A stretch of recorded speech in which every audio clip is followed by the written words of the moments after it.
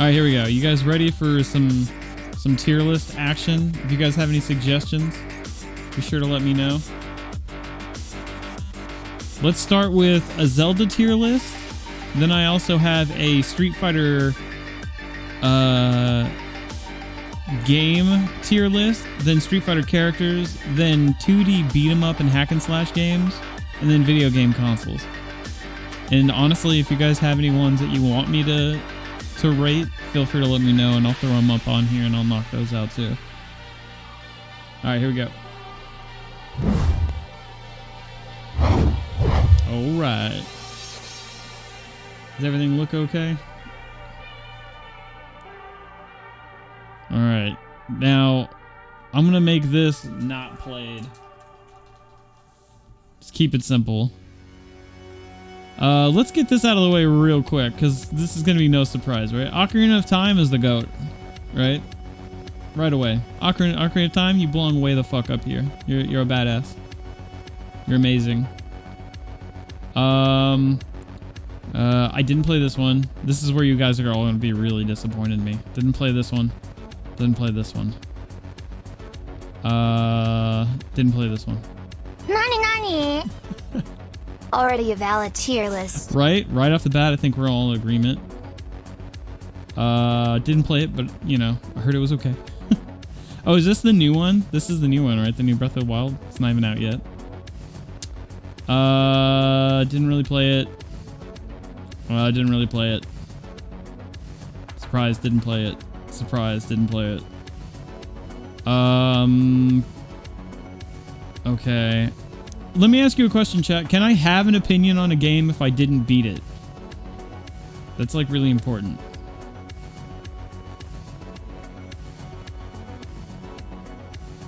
I wish this, does this website have a fucking dark mode?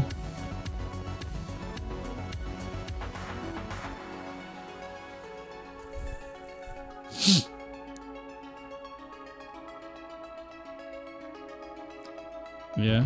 Okay, so I can give an opinion even if I didn't finish it. How long did I play it for? I don't know. I guess I'll have to make judgment calls. Yeah, let me know if there's a way to put this in dark mode. Okay. Alright. Well, I have not beaten A Link to the Past, but I have played it a decent amount, right? Like, I don't know. I spent most of my time wandering around. Does this count? Can I rate A Link to the Past? I've been playing it ever since I was in daycare, ever since I was a child, but I never really... I can rate it? Alright, so this is A Link to the Past. I'm going to put it in A. I think it belongs in A. I almost want to put it in S, and it probably does belong in S, if I'm being completely honest, but from the small amount that I did play, I was like, this is really good. Right? You think it belongs in B? Damn, y'all are fucked up. Is it because he has pink hair? You guys all fucked up because he has pink hair? You fucking bigots. That's fair. Okay. Alright, Breath of the Wild.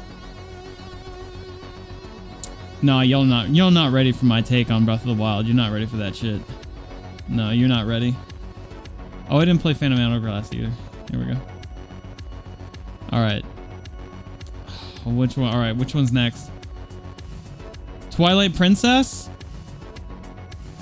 is really good, dude. I wouldn't say it's as good as Ocarina of Time, but dude, it's close. I really like Twilight Princess a lot. No, it has nothing to do with Midna or being a wolf or any of that shit. Honestly, I'm not even a big fan of the wolf sections. They feel kind of forced in my opinion. I just really like the tone of the game. It's like super serious. It's definitely one of my top. Like it's just below Ocarina of Time in my opinion.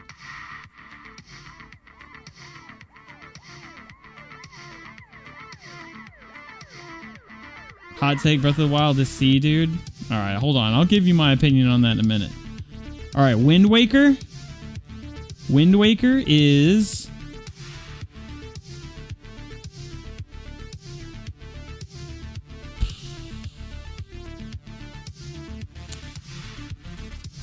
Wind Waker's A tier, man. I almost put it in B, right?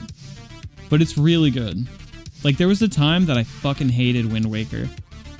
Because Wind Waker came out after Ocarina of Time and then went to this cartoony cel-shaded thing, and it was too much of a jarring transition for my fucking high school brain to handle, I guess. Or whatever the fuck. So I kind of was like, really turned away from it. But then I finally played it. Like, I played the Wind Waker HD on Wii U. And, like, exploring a giant open ocean on a boat and going from island to island. And, like, I don't know. It's a very unique experience with a very unique style. And I kind of appreciate what it was going for and how it did something different. And just exploring the giant open ocean from your boat was kind of an awesome experience that I kind of really appreciated. I don't know if that's fair or not to judge it based on me playing it on the HD remake, but I'm going to do it anyway. I don't give a fuck. S tier. Wow. You think Wind Waker's S tier? Okay. I definitely can't make too much of an argument of it not being an S tier. See, that's the thing about Wind Waker. It either fucking hits for you or it completely misses, I think. It's very few people that are in the middle. And it usually comes down to, like, aesthetic and stuff. And also not minding, like, exploring, like, the ocean. Which, admittedly, can be very barren with not a lot going on. But I kind of appreciate the isolation and how there's nothing going on. You're just in the middle of the ocean. Just, like, alone and isolated. You know, it's kind of cool.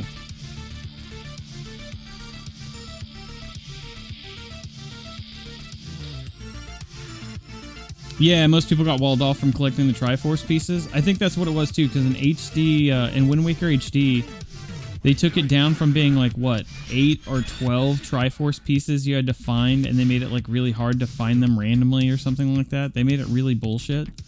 And then in Wind Waker HD, they literally made it like 3 or 5 pieces you had to find of the Triforce, and they kind of let you know the general area where they were. So it wasn't as much of a grind shit show. So it really improved my experience when I played it.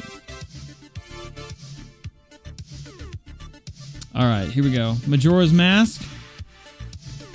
I'm doing Majora's Mask. You guys ready?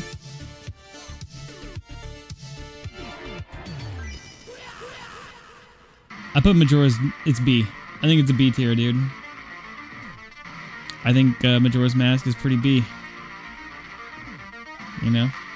I totally get why people love Majora's Mask, right? This impending doom is constantly going on, and you're almost expected to fail like multiple times. It's almost like a roguelike, right?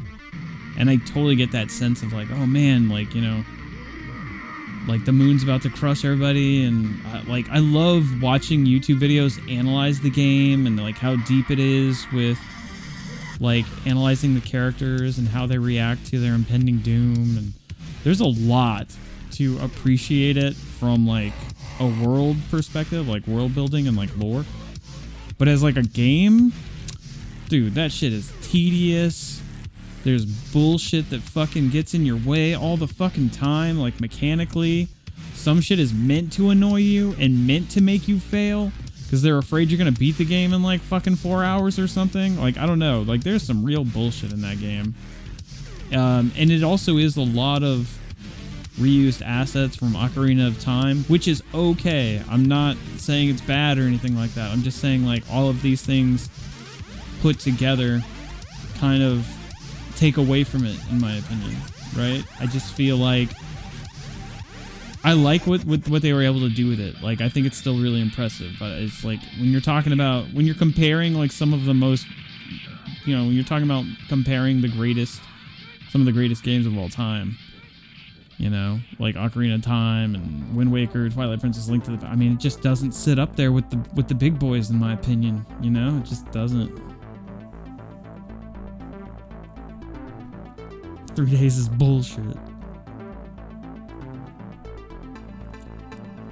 Yo, whoa, dang. Well, dang it. You think Majora's Mask is a tier D game? A D tier?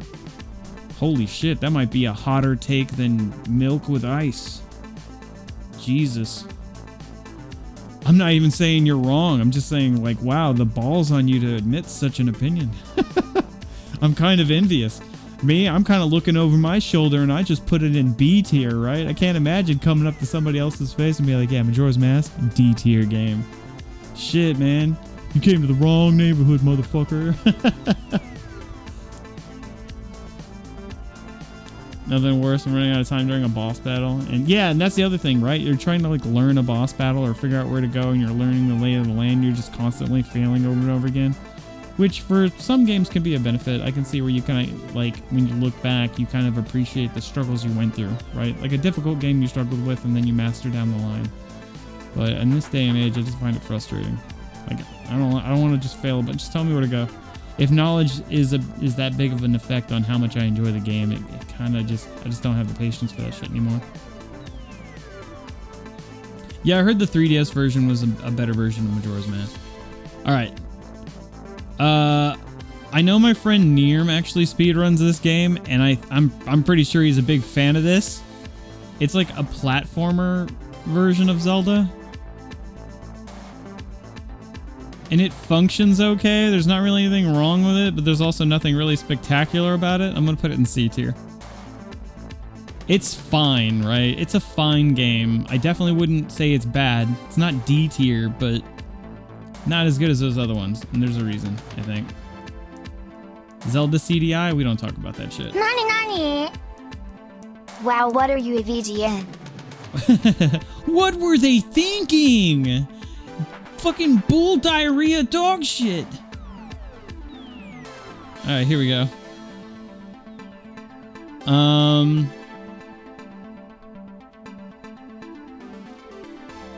Dude, you want to give more credit to it for being the first, and especially from the time period. Do you have any idea how amazing the first Zelda was on, like, NES? Dude, that shit was crazy.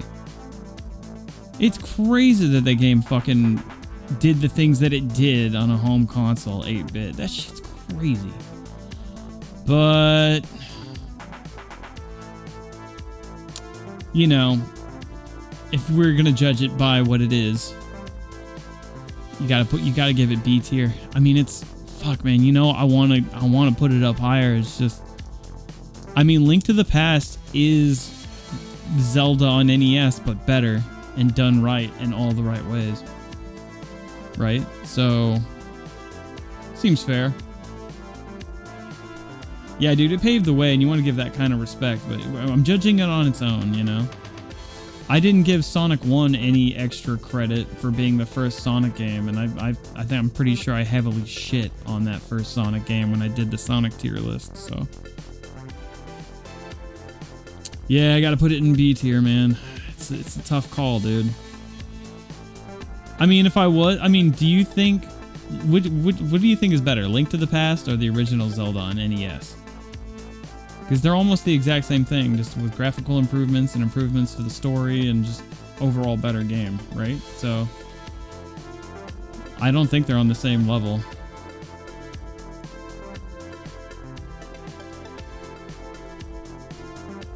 Yo, what's up, Marble90? You enjoyed Zelda 2? Yeah, I don't think it's a bad game. I just don't think it's as good as the other ones, right? We're comparing the cream of the crop here. It would be very easy to take almost all these Zelda games and slap them up in S and A tier, but we're essentially splitting up S and A tier games across S through D. Gotta make the tough calls, yeah? Yeah, A Link to the Past, exactly. That's what I'm saying. All right, check this out. Skyward Sword. Skyward Sword is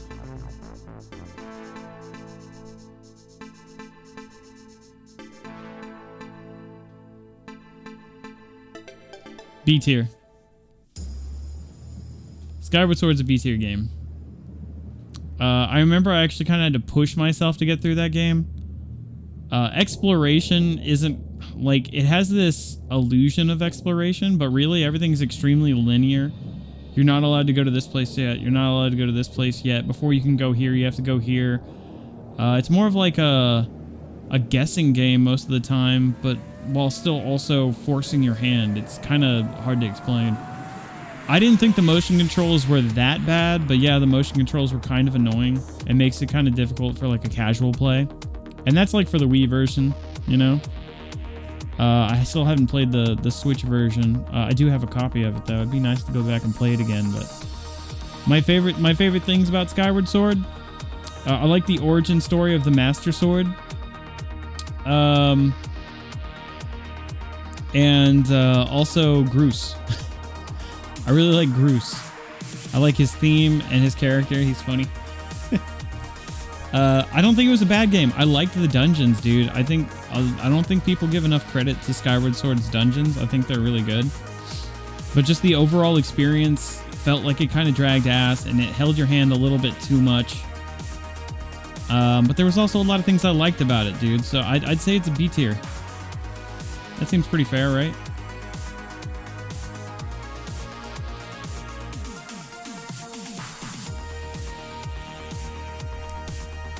Do you think Majora's Mask is better than Skyward Sword? Yeah, I would, but I still think they're in that same tier, right? Like if I was to rank these in B tier, you know, it's like, oh, this is the best of B tier, this is second best, this is third best of B tier. But yeah, I think they're all in the same. All right, here we go. Here's the big one. Breath of the Wild. I am so fucking tired of people sucking this game's dick, and it's not that good. All right. Dude, Breath of the Wild is fucking D tier, dude. Breath of the Wild's D tier. It's fucking garbage. That game sucks. No, I'm just kidding. I probably put it in B's. I'm just kidding. Nah, man. Probably one of these two. Zoomers are in shambles. Yeah, dude. Zoomers that all these people coming out to work. Oh, I fucking love Breath of the Wild. Oh, did you play any of the other ones? No? Oh, okay. I don't know, man. It's really between these two for me. I didn't fucking hate it, but damn, dude. I can't decide between C tier and B. I feel like C tier is me being reactionary to all the things I disliked about it, but it's not a bad game. Would I play Skyward Sword again before I played Breath of the Wild? Probably not. Probably I think probably B tier.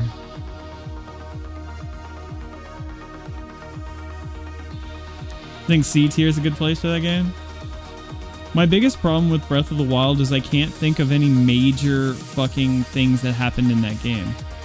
Right? When I think back to Ocarina of Time, I'm like, oh, dude, when you go to Goron Mountain and then you did that, you know, this side mission, and you go to the Garuda Desert and you get lost in the desert, and you know, there's like that, you know, traveling through time, and when you go to fight Ganon, and there's that side mission where you go to get this giant sword, and you think it might actually be better than the Master Sword, but it's not. It's a piece of shit, and it breaks or something, and then leads into another side mission. And oh, the creepy forest dungeon gave me an anxiety attack when I was in high school. You know, like there's so many memories, right? You know, same thing with Twilight Princess. Like, oh man, you're sliding down the snowy mountain on your way to the like ice temple dungeon or whatever, and you know, there's the Midna and like the fucking wolf sections, and you're on horseback and like shooting arrows, and there's just all these memorable set pieces that you remember, right? Same thing with Wind Waker. Like I remember like having a lot of fun like exploring the open world. The characters, like what was her name? Tetris, who spoilers ended up being, you know, and I just love. There's so many things I remember about those games, right? And even for like Skyward Sword, like I remember set pieces that make it worth playing. Breath of the Wild, I don't have any of that. Almost all of my memories of Breath of the Wild, they're just like, I'm riding on my horse. Okay, I'm gonna try to climb this mountain. Oh, it started to rain. Oh, I can't climb anymore. I have to wait for it to stop raining. Oh, I'm out of stamina. I fell. Oh, my horse died. Oh, I'm just running through this fucking open field. I don't know where to go. Oh, you can't go to this area. It's too fucking cold. You need to eat some spicy food. Do you have any spicy food? Oh, your fucking weapon broke. Oh, your weapon broke again. Oh, hey, look at that. You broke 8 other weapons. Neat. And then you're finally like, oh my god, I got the Master Sword. Cool. And then you find out the Master Sword Evil's Bane it needs to be fucking charged like it's an iPhone. That the fucking Master Sword breaks? Get the fuck out of my face with that shit. What a giant middle finger to the Master Sword. And then they got rid of the classic tunic. Like he's wearing some like blue new uniform. Like that's not that big of a deal, but it's almost like they did so much different. And then the stuff people praise it for is like open world busy work that Ubisoft games are known for. Like what the fuck? Oh, like okay, there's like 250 fucking shrines, and like you go into and like all of them are a waste of time. Nearly all of these shrines that are supposed to be quote unquote puzzles are brain dead shit. You go to you travel for like 10 to 15 minutes to get to a shrine. You go inside of it, and then it's like some Fisher-Price puzzle bullshit. Like, hey, the circle goes into the circle hole. Wow, you're so smart. Here's a fucking, MacGuffin. Go fuck yourself. Like, cool, dude. Now just do that 250 more times. Like, what the fuck? I will give credit to, like, the mechanics where you can, like, freeze shit and, like, use different mechanics to, like, move stuff around. And, there is cool mechanics in it, right? It's not like it's shitty. Like, I don't think it's bad. But if we're talking, like, Zelda game status... Dude, I don't remember nothing. I don't remember any fucking real big set pieces outside of, like, the ending when you're fighting Ganon. And, like, there was cutscenes with Zelda, and, there was Zelda booty here and there, but, like, I don't remember much else from it. It just didn't leave an impression on me, dude. For whatever reason, it just didn't. I did like Zelda in this game. I will admit that I think Breath of the Wild probably has the best Zelda. Out of all of them, obviously Zelda, I mean, like, the princess, I think, I thought she was great in that game. She actually had she actually had more personality than I think she's ever had. The gameplay, like, the actual mechanics and, like, the combat and stuff was pretty cool, but, dude, what the fuck, like, story-wise, and, like, as far as, like, respecting your time, like, there's just... It being open world, you lose a lot of set pieces and memorable moments, and it's just, like, a lot of running around and busy work. And cooking and weapons breaking and shit like that. And I'm just like, this feels like a Nintendo Ubisoft game, and everybody fucking was on this game's dick. So, like, I can't help it. I borderline would have put it in C, but I think that's just me overreacting. I really think it's like B tier, because I did enjoy my time playing it, but if we're talking about the cream of the crop Zelda games, that's where it lands for me,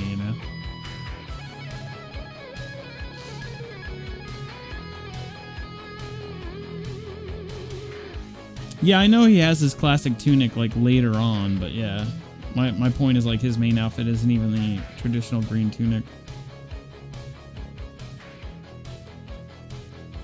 And play some, get some gear, they would play while I was away, I'd come back, get my gear is gone, I would call it, Link wouldn't be on a bender while I was away. Yeah. I mean, again, this isn't saying which Zelda games are bad or which ones are good. Like, it's comparing all of these great games, right? Where they stand. And this is where they stand for me, And I didn't play these, so. But yeah, this is my Zelda list. I feel pretty good about this, And I don't hate The Adventures of Link, right? The second Zelda game on NES. I don't hate it. I just think, we're comparing Zelda games. It's some of the greatest games ever made. So.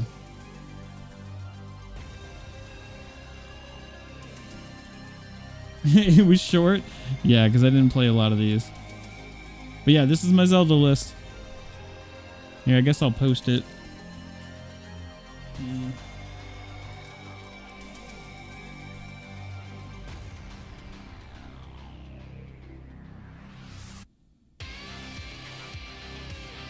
gonna post it in the Discord in the sub chat. There you go. Alright, on to the next one. Unless you guys... Was there another tier list you guys wanted me to do, or do you just want me to do this one? I'm totally down for taking requests, if there's any other ones you guys want me to do. In particular. You want to do Street Fighter games next? Okay, this is what I got up right now. Street Fighter games? Okay. No, not at the moment. All right, cool. No problem. Just asking. I just want to remind people, let people know that I'm open to it. Yeah. Hey, Bobby the Fourth, thanks for the follow. All right, Street Fighter time. Here we go. There's gonna be like 20 versions of Street Fighter 2. All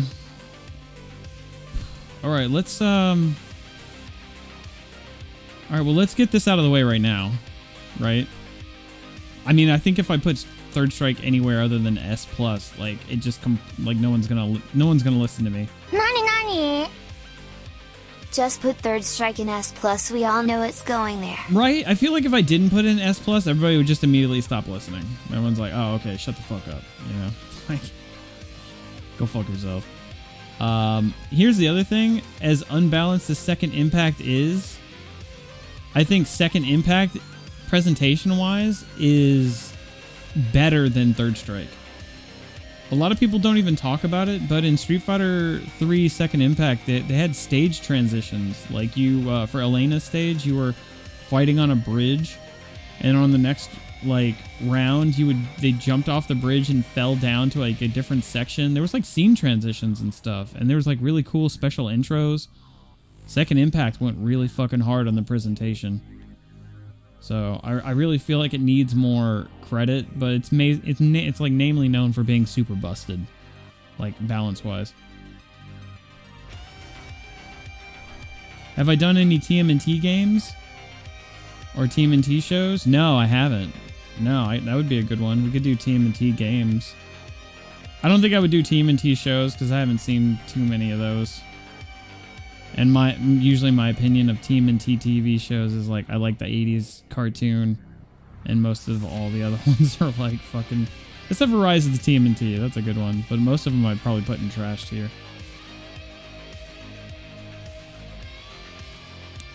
Game company tier list? Oh, I don't know, that's an interesting one. I don't know about that. Oh, what is this, Street Fighter 1? Is this Street Fighter 1? Yeah, let's get that one out of the way. Big surprise, it's garbage, it's not playable. Absolute trash. Oh, dude, you want to talk about goats? Alpha 2, fucking S+, baby. Alpha 2 belongs up there. Oh, yeah. Yeah, that's... Oh, Alpha 2 Gold? Well, like, whatever. These are, like, the same to me. There's, like, all the different versions of the same game in here. Street Fighter 3, the first one, wasn't that great. Probably... I mean, it still looked good. It does not play well. Probably B. 3 new generations, not good, I think. It's pretty rough. Alright, what else we got here? Street Fighter Alpha 3? Ooh, yeah. Yeah. We're talking about the best of the best up here, right? I love Alpha 3 and Alpha 2. Like, I go back and forth on which one I love more, and as much as I'd like to kind of put Alpha 2 a little bit higher than 3, I think they're neck and neck, if I'm being 100% honest.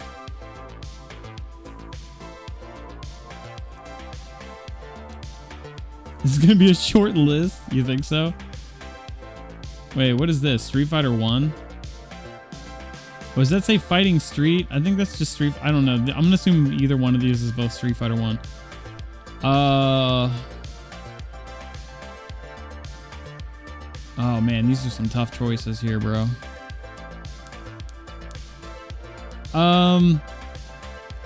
Yeah, this is tough. This is gonna be tough. Alright, Street Fighter Alpha. Alpha's A tier. You know? It's kind of lacking a lot of characters, and it feels a little bit more stiff than Alpha 2 and Alpha 3, but it's still fun to go back to and mess around with, and you know, it's still a good time. It still plays okay. So I'd say Alpha is like A tier.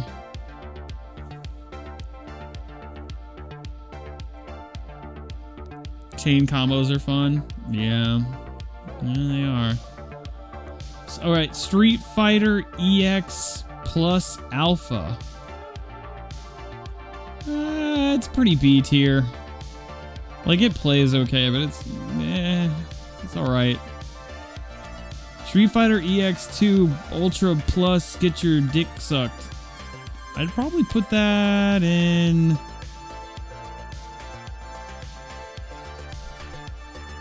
Ooh. Oh, shit. Damn, that's a tough one. Put it there. Yeah. Put it in A tier. I think that's a respectable place. Yeah, solid A tier. Yeah. Now, Street Fighter EX3, S tier. A lot of people are gonna fucking say that's a hot take. I don't think it is. I think EX3 is better than EX2. I strongly believe that.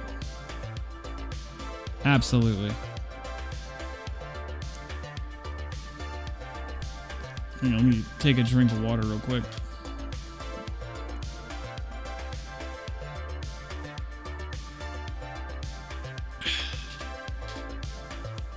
Yeah, Street Fighter EX3 had like so many great modes. You even had co-op. Like you could like it was like a tag team game, so you could play through arcade mode and the last enemy that you beat would join you. And then you could tag them in and second player could be like your teammate and then you could tag them in. There was also like 4-player dynamic battles, so you could do 4-player 2-on-2. Which was fucking sick, and it had like sweet crossover dynamic supers and like really sweet combos. Some of the graphics are pretty dated, but I mean, not any worse than probably like EX2. As nostalgic and nice as PS1 low poly graphics are, you know, there's something nostalgic about those like ugly PS2 models for EX3 too. They added like all kinds of really cool ideas in EX3 that I think a lot of people are really quick to forget. So I think EX3 belongs in S tier. What do we got here? Oh, is this Pocket Fighter? I think this is Pocket Fighter. Pocket Fighter is...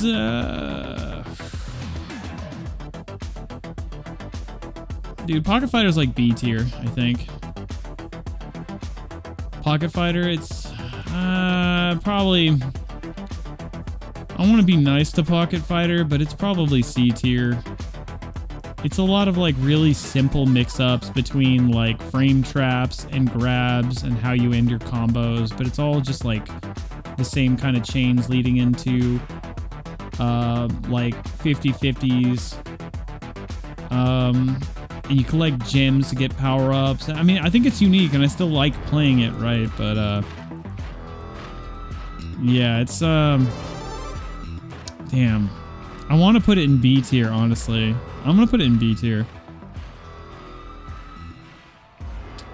Yeah. No, you know, I think this goes down here. Yeah, I feel better about this. I think this is better. I moved Street Fighter 3 New Generation down to C tier.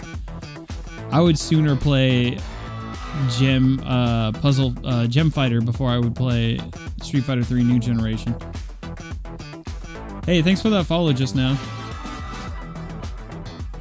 Alright, what else? Oh, there's all these different versions of Street Fighter 2. Let's get through Street Fighter 4 first. I think Street Fighter 4 Vanilla. Street Fighter 4 Vanilla is like, I'm gonna say it's B. It's not bad. Like it's still worth playing, but man, there was a lot of bullshit and like balancing issues and a little bit more lack of content here and there, but like it was still solid. It's like a solid game, right? I think anything that's B tier is solid, and anything below that is where you're starting to fucking lose, you know, your quality. And you start trudging into the bad territory. All right, then there was Super Street Fighter 4. Fucking A, dude. Street Fighter 4. Fuck. Super Street Fighter 4 was fucking so good. Oh, man. All right, I'm going to put it... Super Street Fighter 4 is S tier. Super Street Fighter 4 was so fucking hype. That shit was really good. The only thing that was better than that was fucking Super Street Fighter 4 Arcade Edition. But I don't know if I'd put that up here with the gods or not. Fuck, I put it right there. Yeah. I don't know, man. These Street Fighter 4s are all kind of... They're so close. Yeah, dude, 4 had solid content. Vanilla was really unbalanced and kind of lacking a lot of characters, but man. Super Street Fighter 4 brought back Elena? No, Super Street Fighter 4 didn't bring back Elena. Elena wasn't a thing until Ultra Street Fighter 4. Elena wasn't even in Super Street Fighter 4 Arcade Edition. She wasn't until the last version of the game. And the only reason that Hugo and like Rolento and all those motherfuckers made it in was because Street Fighter X Tekken did not do well, and they made those assets for Street Fighter X Tekken. And then they just went ahead and took those assets and then implemented them into Street Fighter 4 to make more content for the successful game.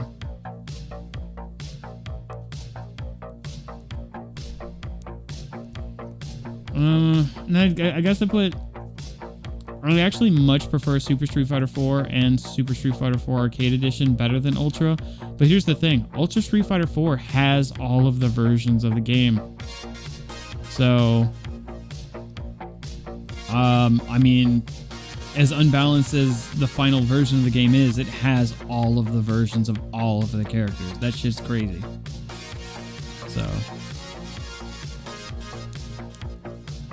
You think there's a lot of versions of Street Fighter 4? We haven't even gotten to Street Fighter 2 yet, bro.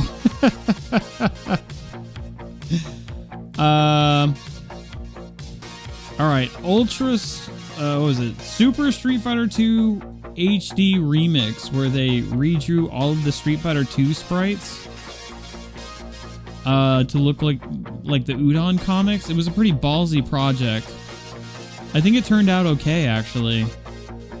I know David fucking hates the art, and he really fucking hates HD Remix like a lot, but personally I really liked the remix soundtrack, and I thought the drawings actually looked pretty good. I mean, they had some errors here and there, but ultimately I just like appreciated the project and how crisp it was. Probably put it A tier. And then I'd take Ultra Street Fighter 2 The New Challengers, which is actually Super Street Fighter 2 HD Remix, but with Violent Ken and Evil Ryu. Probably put it up there. Because you also have the ability to switch the characters to being the original sprites as well. You just get all the Street Fighter 2 options. And Violent Ken being playable is fucking rad. So it's just like a better version of Street Fighter HD Remix, I think.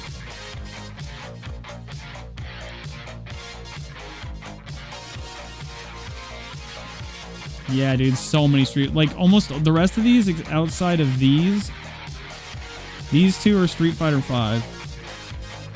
And then the rest of these are Street Fighter 2. That's a lot of Street Fighter 2.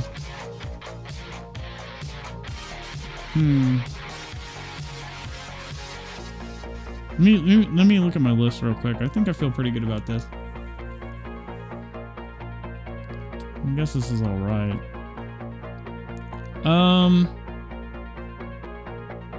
Okay, here's gonna be a hot take. You ready for this hot take?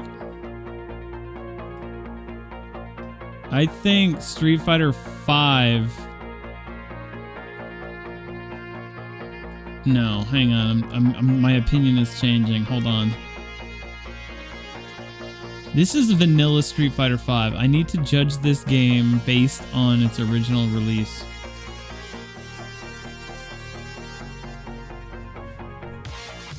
That's a fucking D tier, bro. I mean, I had fun playing it, like, when it first came out, and I was learning, like, Rainbow Mika and Irish Whip corner combos and setups and little mix-ups and shit. But, oh my god, what a fucking disaster, dude. Like, really think about it. I'm not gonna say it's trash, because it's better than Street Fighter 1, but holy shit, that game was garbage on release, wasn't it? That shit was bad. Yeah, D tier, bro. Dude, the online matchmaking did not work. If you actually did get a match, it would, like... It just was terrible online. There was, like, no arcade mode. They lied about unlocking stuff. I mean, they were like, yeah, you can unlock all the characters and costumes in game. You won't have to buy anything. Just buy the original version of the game, which they've said about Street Fighter 4. They say that every Street Fighter. They're like, this is the only version you have to buy. And that's like just straight up never true. And they're like, yeah, you can earn currency in game through playing ranked matches and buy all the content. And at first that was kind of true, but it was like, hey, a new character is 100,000 in-game points, and every time you win a ranked match, you get 15 points. It wasn't really 15, I think it was like 50 or something, but it's like, bro, you're gonna get... How many ranked matches do you have to win to get one DLC character? That's fucking crazy, and that's for like winning, you know? Like, it's not realistic. But even then, down the line, they just straight up stopped doing that. They made a lot of DLC characters and costumes and stuff. Just you were unable to use your fight money that you earned playing the game to get costumes. You had to fucking buy it. So it was like, that was just straight up untrue. And it didn't have any single player content, and the online was broken. So it was basically a coaster for a lot of people. You know, as much as I enjoyed that first month or two of playing Rainbow Mika, just, yeah, it belongs in D tier. Then Street Fighter V Arcade Edition, not much better, but at least it had some content. By the time Arcade Edition came out, they had some more costumes, a few new characters, they had a story mode, but the online's still pretty bad. I think they added like V-Trigger by this point, so I mean, they really added some stuff, but man, it's yeah, I think the matchmaking is still broken, and the rollback didn't work very well, so yeah. Yeah, Street Fighter V is pretty depressing. Yeah, it's more like Street Fighter V, the beta. No, solid D. Alright, so, let's put these in order so I can remember what's what. Super Street Fighter 2. Master. Oh, so this is Turbo. Super. Yeah, I think this is the original Street Fighter 2. It's kind of floaty.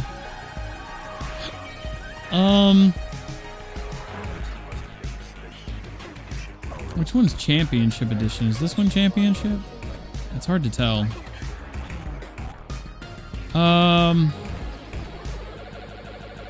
Say that's A tier. I kind of put these all about right here. Probably put these right here. Yeah. Yeah.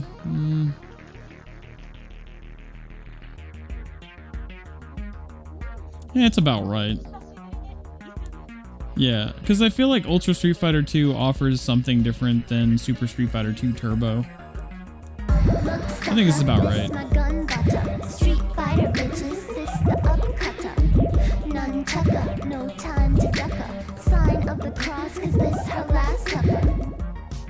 Nine years the Street Fighter 1 tournaments were always so hype.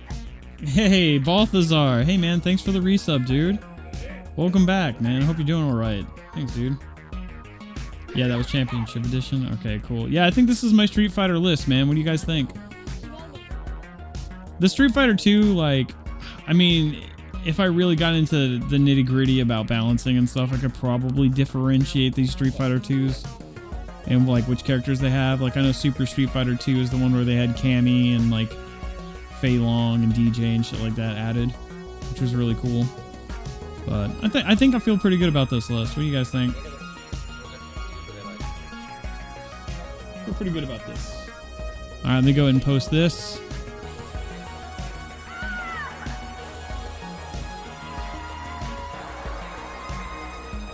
There you go. Another list down. Okay. Moving on.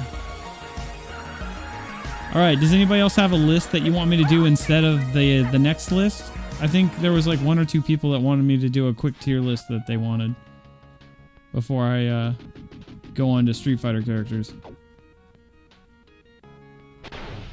Where was Super Gem Fighter on this list? Right here. It's in B tier.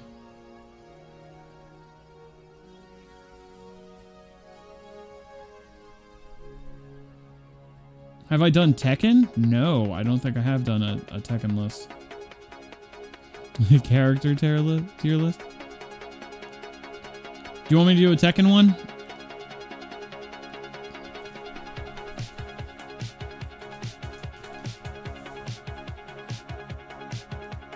All Tekken characters. All Tekken.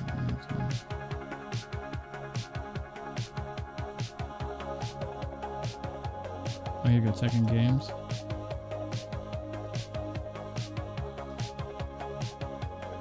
Oh yeah, here we go. That's good. Alright, I got Tekken.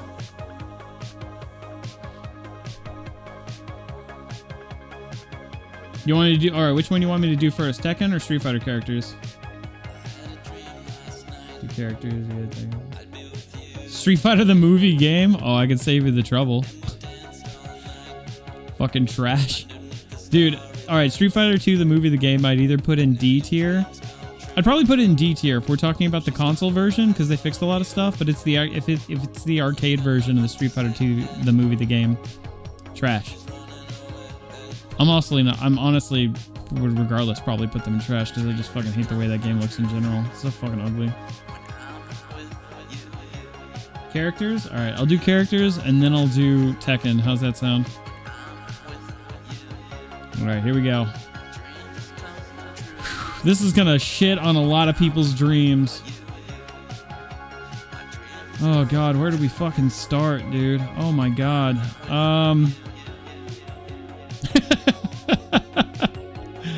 Alright, off to a good start. Rainbow Mika, S tier. Right?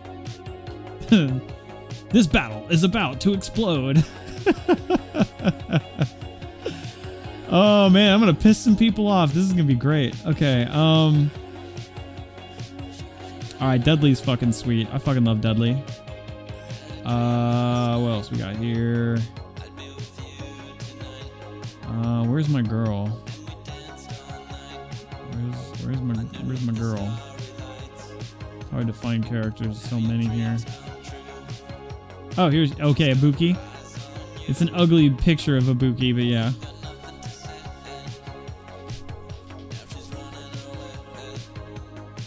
Abel is a D tier.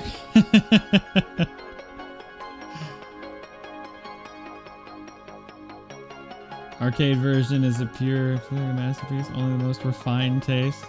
That's like saying refined taste for like beer. All taste like piss. You're just deciding which one tastes less like piss.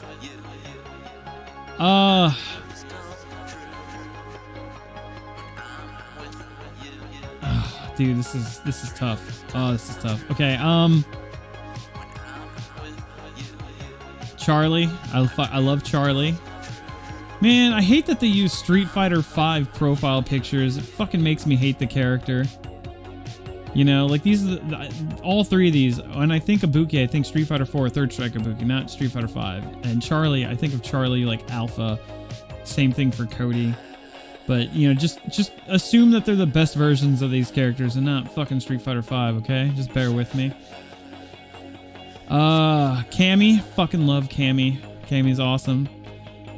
This is an ugly version of Alex, but yeah, put Alex up there. Fucking love Alex. These are my mains.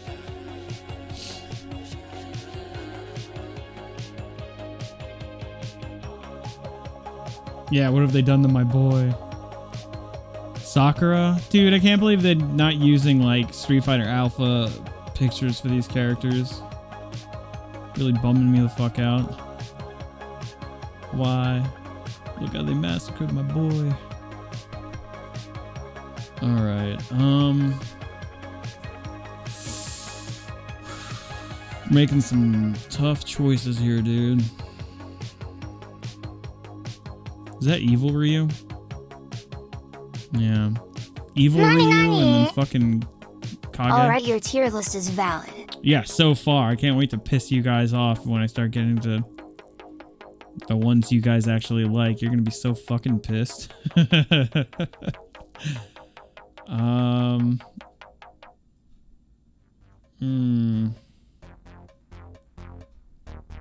Oh boy. You know what? Oni is fucking sick. You know? Oni's fucking cool, dude. I don't give a fuck what anybody says, dude. Oni is a bad motherfucker. I can't believe he's only in Street Fighter 4. That dude is cool as shit. I don't even fucking play him. I mean, he's a Shoto style character, but he had like an air dash. That dude was fucking wild as shit. He had such fucking swagger. Crazy swag combos.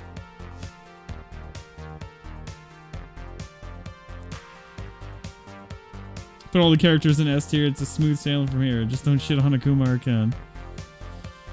This is like the ugliest version of Ken. Ken belongs up here, obviously. Let's just do this with Ryu real quick too, because you know Ryu's going up here as well. Come on, Ryu, Ken, they're awesome. I really like Sean as a character, but I don't know if I put him in S tier. I like him a lot. I'll put him in A. I also really like Junie. She's really hard to play, but she's cool as fuck. Evil Ryu's pretty fucking cool. I mean, it's Akuma. Akuma's gotta go up here, right? Akuma's cool as fuck. Kage is fucking stupid, dude. He's a fucking C tier. The fucking Ryu with little weird energy horns. Dude's trash. Shunners has to be reserved for S tier. I'm thinking about it still, alright? I might piss on your dreams. Hold on. Dude, Kage is stupid as fuck.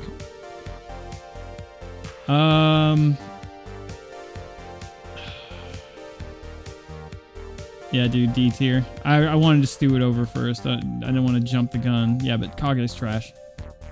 Doesn't even do anything cool.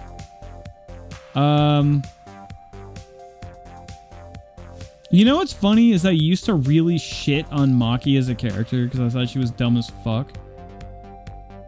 But now that I think she's pretty alright. She's like a B tier.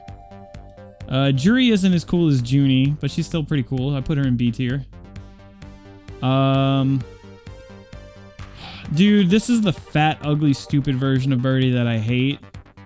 I'm gonna assume it's the ripped version of Birdie. I'm gonna put him in C tier, I guess. Birdie's okay. Birdie's alright. Eagle? Eagle's kind of boring. I put Eagle in C tier. Not a fan of Eagle. Kage's trash. Kage is poo-poo. This guy? Fucking Remy? Remy is like a fucking emo super guile that listens to Blink 182. Fucking listening to AFI on his CD player with anti-skip. Shut up, Dad! Turns up the used.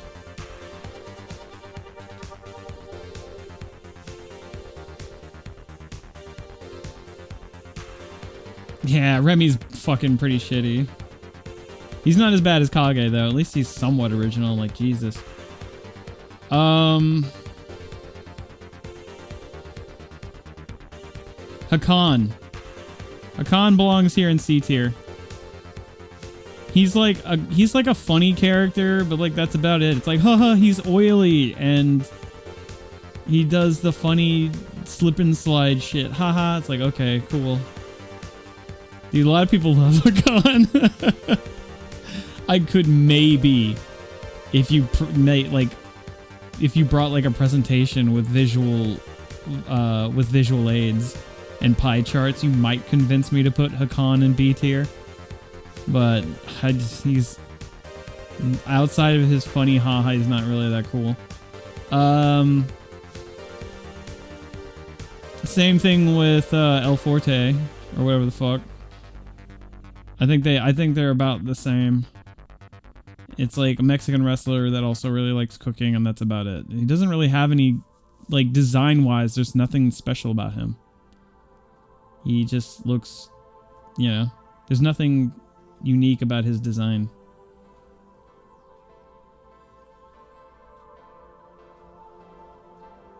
Ryu has finally mastered the inner Hado. We don't need evil Ryu anymore. But no, how will Tokido and Daigo use Ryu now in tournaments? Okay, never mind. Let's just make another version of evil Ryu. Yeah, basically. They almost went the route of Dragon Ball FighterZ, where it's like 8 different Gokus. We got 8 different Ryus. So it's like, alright, you got Ryu, Kage, Evil Ryu. Then you got Ryu who stubbed his toe, so he's kind of pissed about it a little bit. Ryu.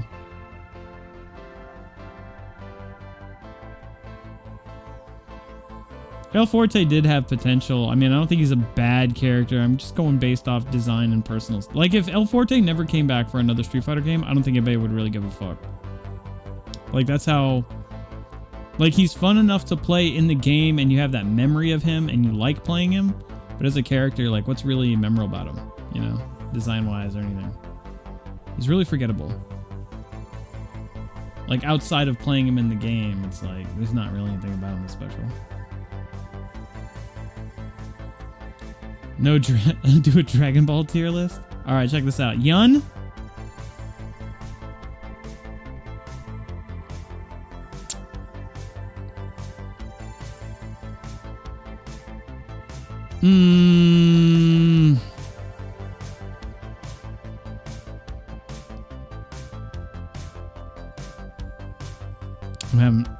This is a tough one. Oh, this is a tough one. I don't even fucking play him, but I think he's an S tier character. For his playstyle, the way he's like a skateboarder, but also like a kung fu master. He's just I always thought he was a really cool character. I don't play him because he just doesn't mesh well with my playstyles. And my execution, I feel like, isn't good enough to play him. But I always thought he was a really fucking cool character, dude. I'm half tempted to... Maybe I'll put him right here. Yeah, he's a cool character, dude. I think he belongs in an A. I think that's fair. Right next to his brother. I actually really like Yang. In a lot of ways, I almost like Yang more than Yun. And I tried to actually play Yang in Street Fighter 4, but it was such an uphill battle for me. Yeah, I really tried to play Yang, but man, that shit was rough.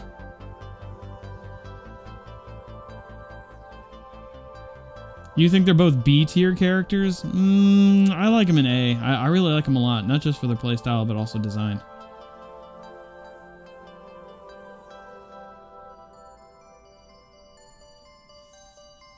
We have regular Ryu, blonde Ryu, super ultra, whatever. No, dude, here's an Akali.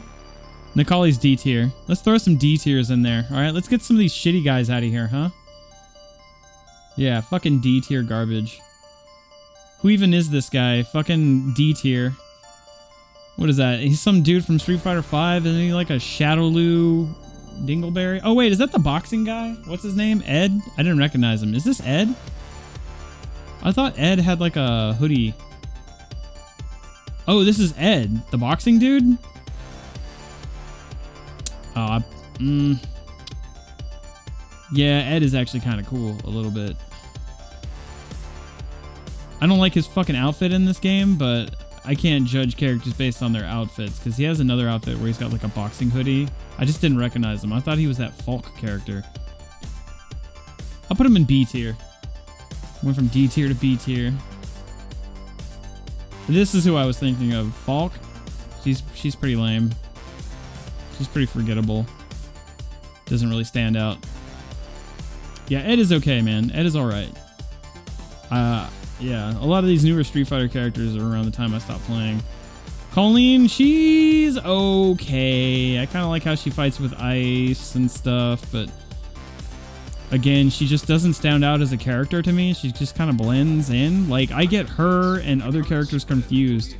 Like, here's the thing. When I see people playing Street Fighter 5 and they have, like, different outfits on, half the time I get Falk and, Colleen or whatever her fucking name is and Karen like all fucking confused, and sometimes Cammy too. There's like 4 blonde-haired girl characters in Street Fighter 5, and when they put on different outfits, I have to look at the name. I don't know who the fuck's playing. Or this one too. They all just kind of look the same. What's her name from like Final Fight 2 or 3 or whatever? Speaking of her, I'd probably put her in B tier too. Not bad. Kind of cool. You know, from being from Final Fight. She also has that cool little thing where she kicks up a little fireball and it has an arch and stuff. It's kind of unique. I put her right next to Ed. There's like potential there. it's almost like it's not their fault that they're in like a shitty Street Fighter game, you know? Like, I feel like they deserve better as characters. Like, I feel there's more potential there, design-wise and mechanic-wise.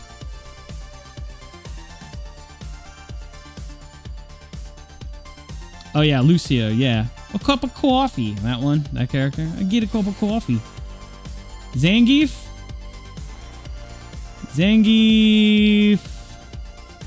A tier. Zangief. He wrestles fucking bears and shit, and he's fucking manly as shit. He's so manly, he has hair on his shins and knees. He's hairy like animal.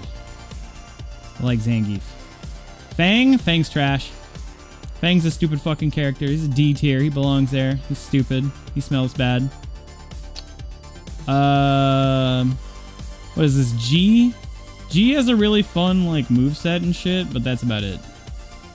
Like, he's not that great. He's not trash, but, you know. G's up, like, down there. Not doing so hot. He's kind of boo-boo. Kind of poo-poo. Guile. Guile is A tier. I like Guile a lot. I play him a lot in Street Fighter 2. I don't like him as much as I like Charlie, but, you know, whatever. You know, he's pretty cool. I like Guile. I don't even remember this dude. My friend mains him. What's his name from Street Fighter 5? Yeah, he's C tier. Forgot that dude's name. Fang won a tournament? Yeah. It's an uphill battle for Fang players, man. They really bust their head. Yeah, Rashid. Yeah, Rashid's like a C tier character.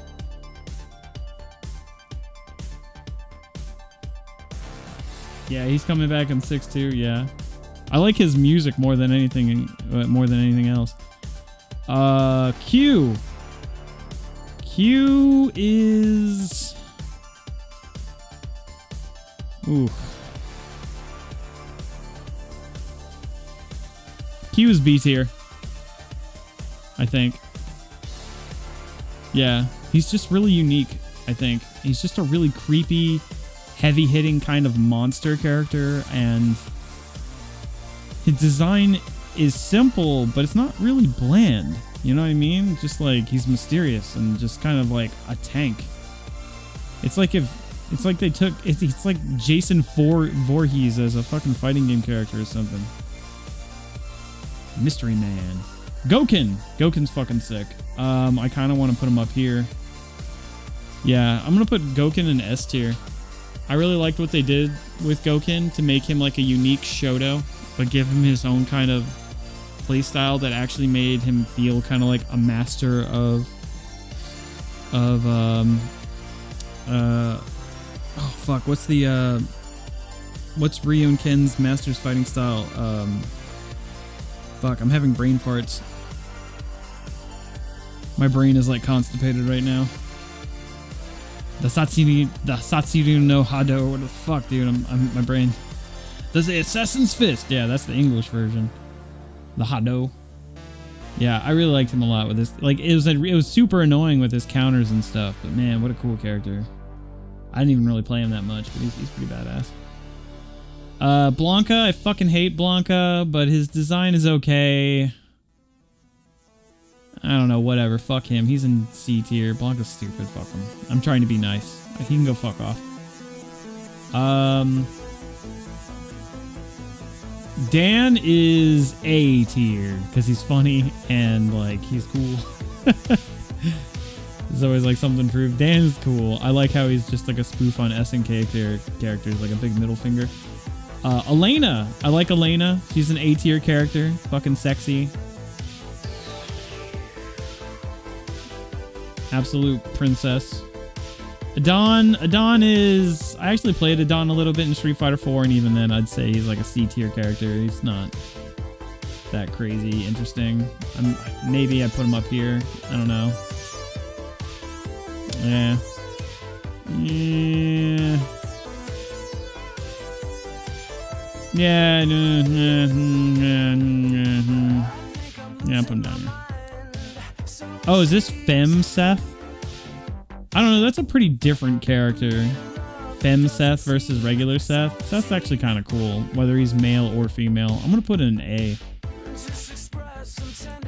Street Fighter 4 and Street Fighter 5 Seth are pretty different characters, I think, but still pretty cool the way it meshes all these different like elements from other characters and making a unique character. It's pretty cool. I think that's pretty fair. Maybe B tier if I was being a dick. Yeah, maybe B tier. I'll be a dick. Oh, you wanna know where I put Rufus? Where's Rufus on the list? Trash. No, I'm just kidding. He's S tier. Fucking I love Rufus, dude. He's so fucking great, man. No, I'm just kidding. I fucking hate Rufus. Nah, dude. He's fucking D tier. He's trash. Like, he's actually just a bit... I don't know what it was around that time period where fighting games were like, we need fat characters. Tekken put out Bob. Street Fighter put out Rufus. I mean, I know Justin Wong really likes Rufus for his playstyle and stuff, but nobody likes him for his character. He's just a fat, obnoxious, loudmouth, fat American character. I fuck Rufus. He sucks. He's so stupid. Just make a cool character and give whatever his Rufus's fighting style, because Rufus's design is trash.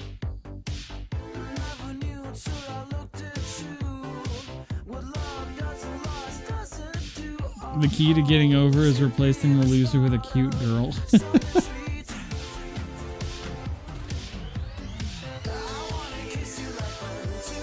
Look what they did to Abel, replaced him with that supermodel. Oh, you talking about that character with the pink hair?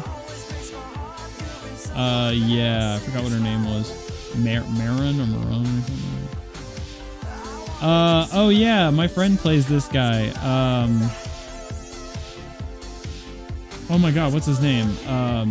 From fucking Alpha. Saddam? Saddam's pretty stupid. I don't know if he's as bad as these guys. I guess he is. Saddam's pretty lame.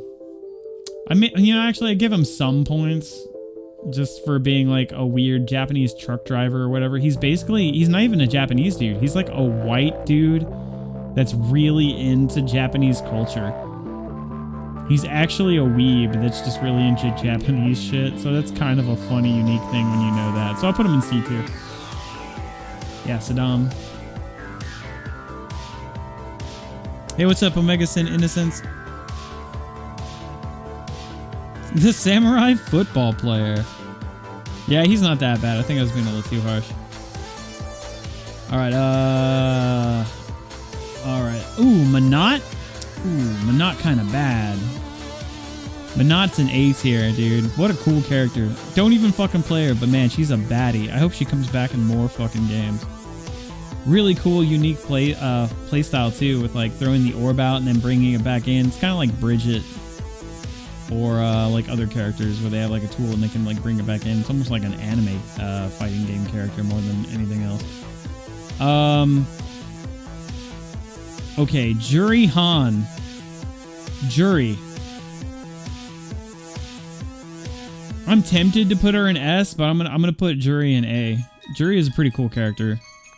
I really like Juri. The Taekwondo, the like, when she was in an accident when she was younger, and then they put that like Shadowloo eye with the Feng Shui engine or whatever. I mean, it's pretty cool, man. She's got some sweet moves. Considering her fan base is riddled with people that are just fans of feet, makes me want to put her in B tier, but I'll keep her in A tier. You feet people are weird. And they went all in on the feet stuff on Street Fighter 6. It's kind of disgusting. I wanna mod my copy of Street Fighter 6 so it censors her feet. You guys are fucking weird. I'm gonna put her in socks. Make her put on shoes.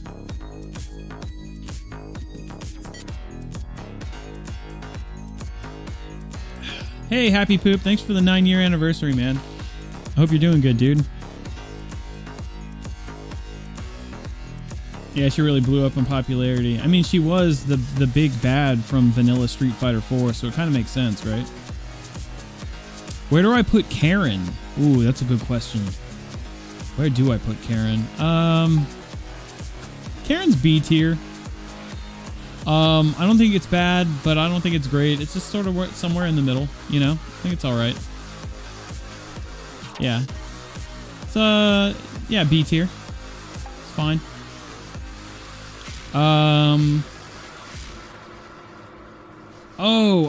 What's this chick's name? She was the last DLC character for Street Fighter 4. Oh, man, what was her fucking name? She was basically Cammy. DeCapre. Yeah, she sucks. Okay, she doesn't belong in D tier. Belongs in C tier, but man, she's pretty whack. That is a pretty whack character.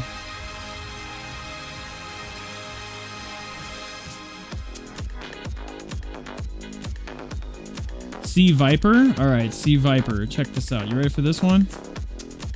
Garbage. What a terrible fucking character. I'm glad she's never coming back. I hope no, I'm just kidding. I'm just fucking with you. Nah, dude, I put her in like, maybe A? It's a pretty good design. I'd probably put her in A tier, if I'm being honest. I might put her in B tier, but like, it's a really cool design. Like the way her hair kind of looks like a viper, her yellow visor, sunglasses, the electric like knuckles and fists. I like her playstyle with the little flaming kicks. I even like how her button-up shirt kind of opens up to reveal the top part of her, like top part of her chest, but the tie still goes through it. So it's almost like it still looks like it almost looks like a low-cut shirt, but it still looks like it's business orientated, like with the buttons coming undone. It's actually fucking sick. It's a really good design. Unique playstyle, unique design. I gotta give it up. I never really played her myself, but shit, man. You know, you gotta give it up, man. It's a cool character.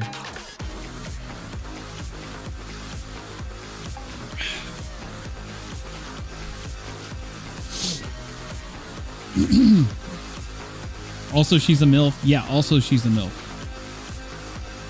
I would hit it from the back, yeah. Yeah, she wasn't... Oh, wait, was Sea Viper in... Sea Viper was in Marvel 3, I think. But she was not in Tatsunoko vs. Capcom. I think I might be getting those confused. Yeah, dude. Sea Viper was in Street Fighter 4 and I think MVC 3. But I don't think she was in Tatsunoko.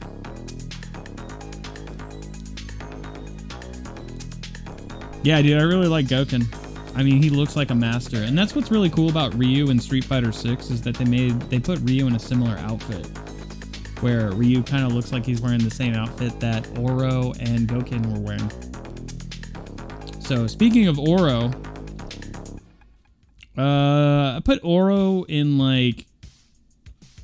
Man, I want to put him in A tier, but I'll probably put him in B tier. Yeah, there's things that I don't like about Oro's design and character, and then there's things I do like about him. Like, I like how he's like an extremely powerful master hermit. But his design is a little too simple, I think. I don't know. Yeah, I'm kind of indifferent. I feel like B is where I'd put him. Yeah.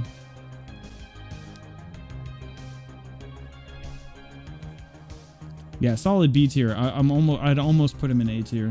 I could probably be convinced to put him in A, but I think I like B.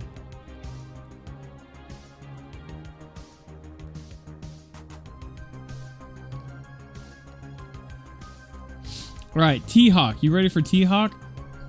Fucking T-Hawk sucks.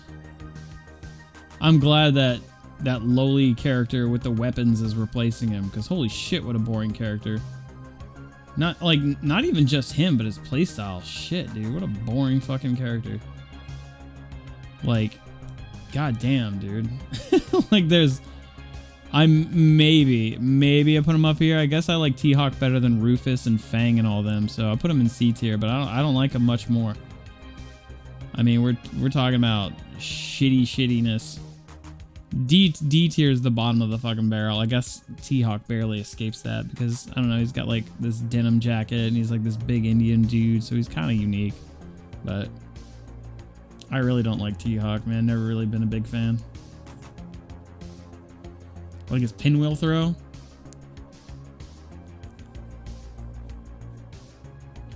He was part of the let's put American Indians in our games trend. Was that a trend? Okay, now we're getting into some tough ones. Guy. Oh man.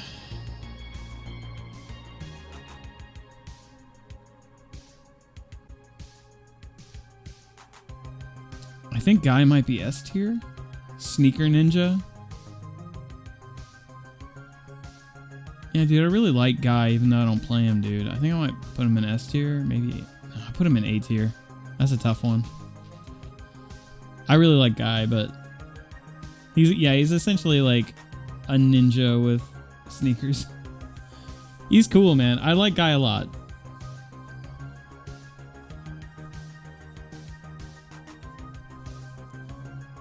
That guy. It's that man. Hey, look, it's E Honda, the guy that nobody fucking ever plays because he's dumb. I'm just kidding. Mike Ross somewhere. Mike Ross is like, what the fuck? Who the fuck's talking shit? Nah, I mean, he's a classic character. I'd probably put him up next to T-Hawk. They're just, I don't know, they're whatever. Yeah, I'll put him in C tier, not next to Rufus. Anytime I put a character in D tier and they sit next to fucking like Rufus and Necalli, I feel like, nah, that ain't right.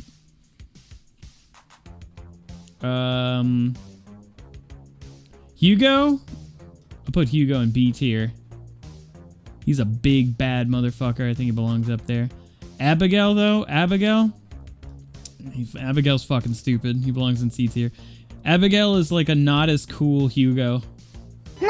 Like a stupider Hugo. Rufus like, please stay here with me, lol. Yeah, Rufus is like, keep me company. I'm so lonely down here in D tier. What about Laura? Oof, man, you guys are asking the tough questions. Hugo is S tier. I don't know. I'm half tempted to put him in A, but...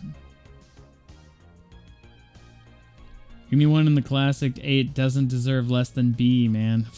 I know, you're probably right, but also fuck you. Nah, man, T-Hawk and E-Honda are gonna sit in C tier, and you're gonna like it.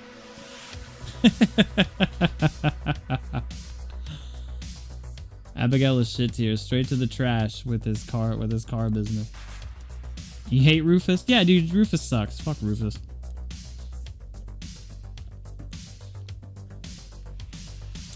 Alex versus Hugo is the best, like, special intro of all time in Street Fighter. I love it. It's your list. Yeah, I'm just fucking around, man. I'm just joking. I think there is some truth to that, though, right? Like, the original 8, you want to give them that legacy treatment where they deserve at least mid-tier, but I'm just being honest. I think it's important.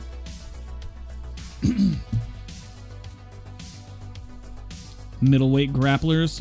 All right, here comes Fei Long with the magical fucking B tier. He's like, hey, check me out. I'm fucking Bruce Lee, but not exactly Bruce Lee. I'm wearing his pants because I found them, and I'm Bruce Lee. I don't exactly have the same haircut, but you know.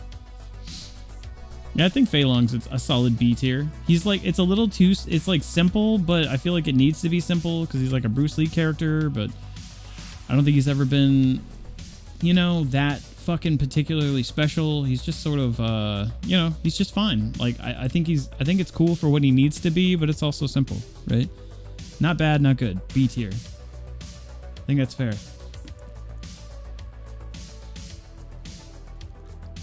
Bryan Cranston, the voice of Fei Long from Street Fighter 2, the anime movie. That's all I can hear is all like, not bad, or was it just luck?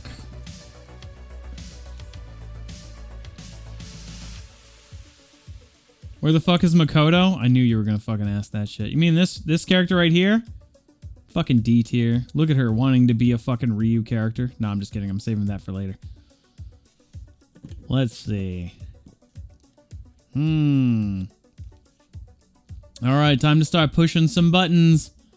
Here comes DJ. Motherfucking DJ. Who is... I think he's fine. Borderline put him in C. But I don't know. I think he's okay. He's alright. B. Maybe fucking C.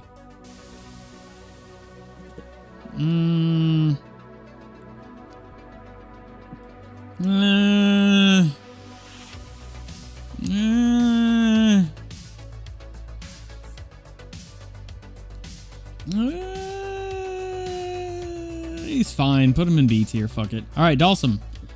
Dalsum is also fine. He's a B tier, I think.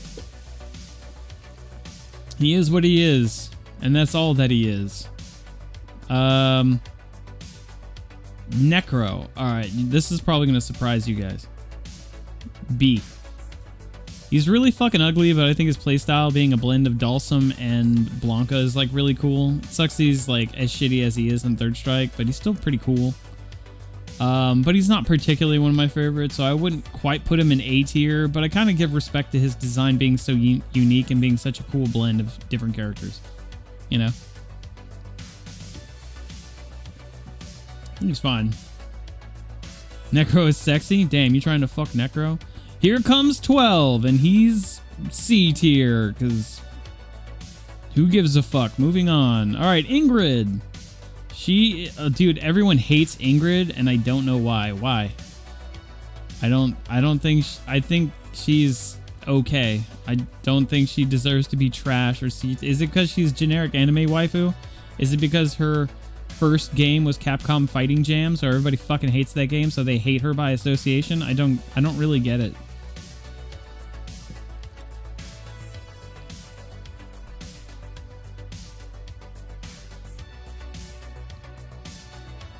Ingrid is canon?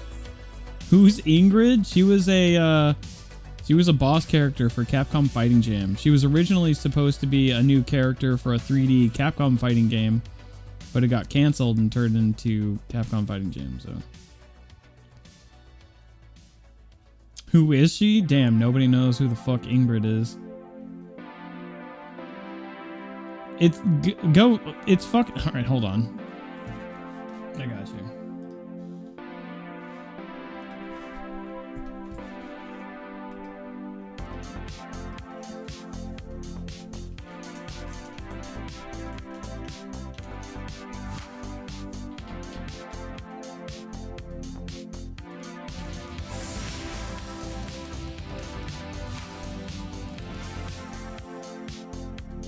All right, check it out. This is Ingrid.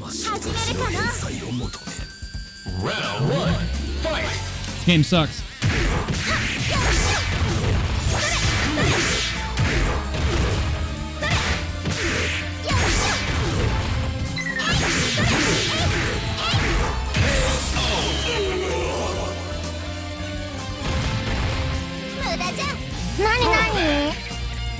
Ingrid more like Ingrid. More like Ing mid. Fight!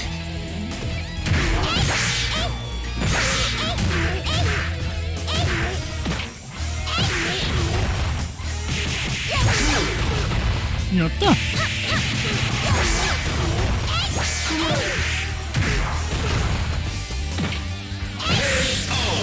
And that's Ingrid.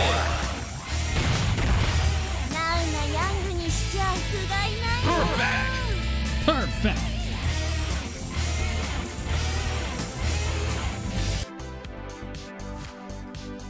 Yeah, so that's Ingrid. Like, I think her design is fine and her moveset's whatever, but I think mostly people associate her with like generic anime waifu trash from like a really shitty game.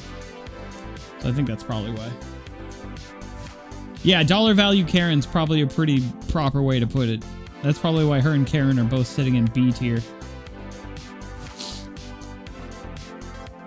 Perfect.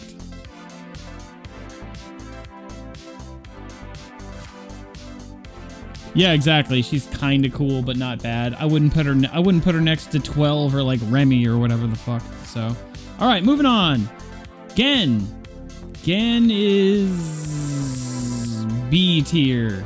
I think he's kind of cool as far as like an old kung fu master goes, and I like his lore about being one of the only people that survived the the fucking Murdeath kill from Akuma. So he's kind of cool. He's got like his lore and his moves are kind of all right. Like the long beard. There's like things to like about him, but he's not particularly one of my favorites. I almost would put him in C tier. He's not really that interesting. All right, let's get to fucking Urien. Urien is fucking. Urien's fucking C tier, bro. He's just a fucking naked dude wearing Speedos. Like, that's it. He's just a dude in fucking Speedos. I don't fucking like it. Like, I get his playstyle with the Aegis Reflector, and, you know, I get that. Like, but just, like, I don't fucking get it. I just don't, man. Fucking just run around your fucking... Run around. He looks like, he looks like he's not fighting. His name is an anagram for urine. Fuck, yeah, urine, because he's piss. No, man, it's like, he doesn't look like he's fighting in a street fight tournament. He looks like he's applying to be Mr. Universe or something. Rufus should be higher on the list. Rufus more than Ingrid. Man, that's like the most wrong thing you've ever said, Tad Bob. I'm very surprised at you, man. All right, Vega. Vega's actually kind of cool, but he's not one of my personal favorites. I put him in B tier. I like the claw and the mask and stuff. I almost want to put him in A tier because he's kind of cool, even though he's not my playstyle. Might put him up here. Nah, put him in B tier. Vega belongs in B tier. Okay, this dude, he was introduced in Street Fighter V. Never really played him, but he's pretty fucking sick. The fact that he can like transform into a younger version of himself, and then he's a Strider. So he's like has that same like ninja outfit like Strider Hiryu does, because he's from that like same clan or something like that. He's pretty fucking cool. Like that's a pretty sweet ninja character. I'd put him in A tier. You know, he's a pretty cool fucking character, being able to transform back and forth, and being like a playable Strider character. I mean, I don't think anybody would argue with me on that, right?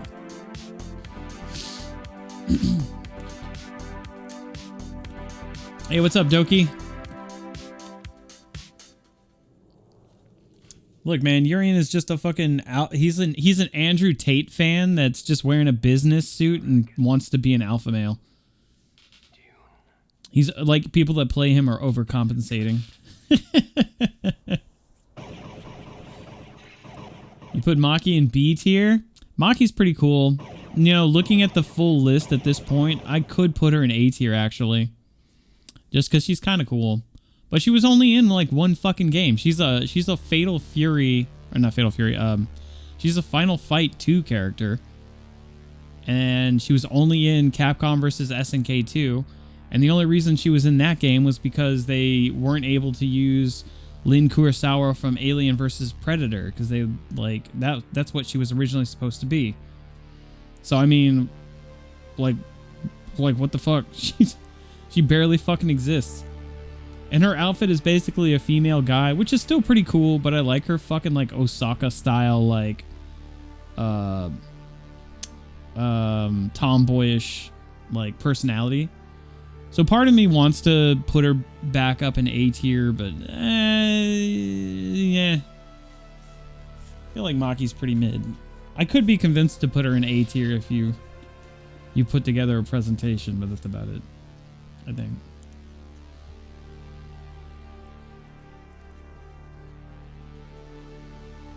You gonna agree with a good chunk of this list? Good, good. I'm glad we're on this on the same terms here.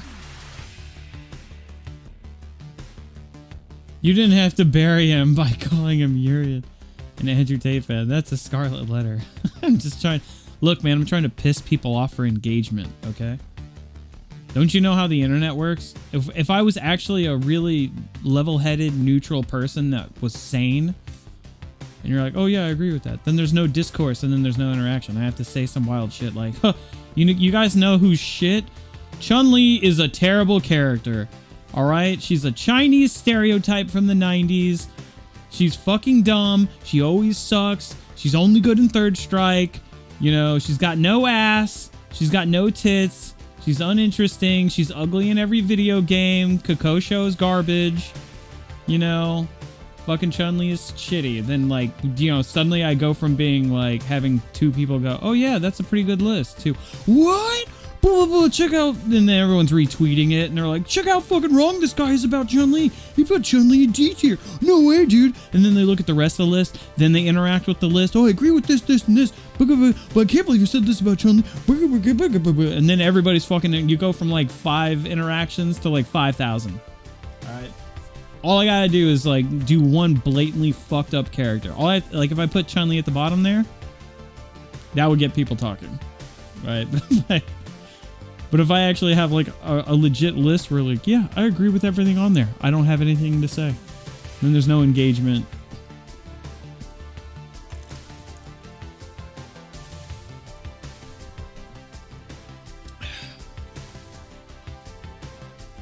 All right there, partner. The bait tier list. Chun-Li was great until Makoto showed up. What does that even mean? That's top tier bait right there. Yeah, dude, Ryu was cool and all, and then Makoto showed up. I mean, she basically replaces Ryu. They both have white gis. They're basically the same character. What? No, dude, Ryu's got a projectile and Makoto's more command grab based, and she has a really fast dash. You just have to say some really dumb, slightly believable, dumb, corny shit, and someone just bites. Makoto's basically Ryu. Like, look at her. She has a white gi.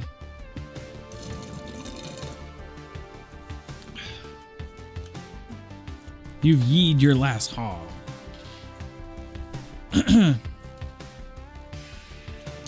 Hang on, let me drink some water. Hold on.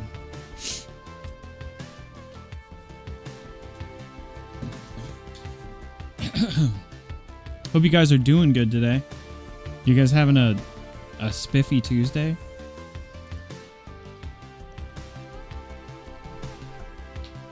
You're happy I put Guy in A? I was really close to putting Guy in S tier because he's a sweet-ass sneaker ninja, but I just couldn't bring myself to do it for some reason. Ryu's a bum. No, he literally is a vagabond. He just kind of wanders around. He's mooching off the government. Ryu's just wandering America, living off of food stamps. He's living off my tax dollars. All right, here we go. Gil. Gil's pretty mid. I like the whole fucking half blue, half red. One side controls fire, one controls ice. He's the final boss of Third Strike. He's sort of got that legacy. He's got some... He has some cool things about him. I'm really tempted to put him down there with Urien, but Urien is literally just a dude wearing Speedos with Aegis Reflector. But like Gil is actually like the final boss. He's like the leader of the Illuminati. He's kind of interesting. You know, he's got lore going on. He's got a unique design that represents his moveset. I mean, there's stuff there that kind of justifies his existence. So I think Gil's like a B tier, and then Urien's just like C tier. You know, even though they're like Urien and Gil share almost the exact same assets as far as like body goes. They have like the same. Yeah, they have the exact same body. Just Gil's more interesting.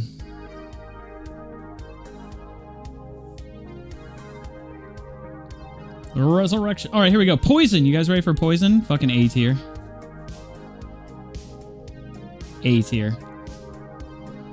I almost want to put her in B tier, but I think there's more deserving going on there with all the history. One, it's a Final Fight thug character that you used to beat up.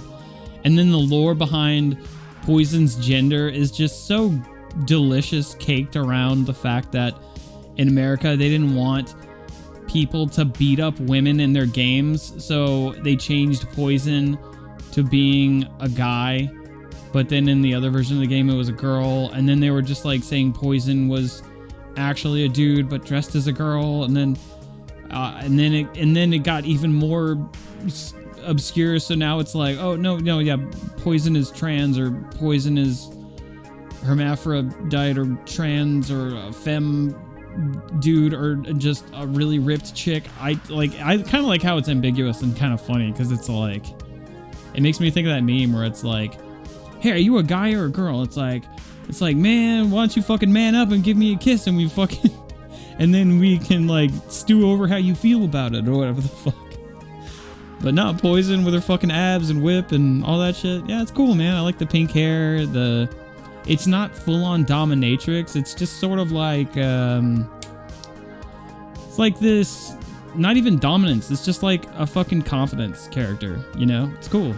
It's a good character. I think Poison's a pretty legit character. Almost want to put her in B tier, but I think she's kind of a cut above the rest. I think she belongs in A tier. Ambiguously evil.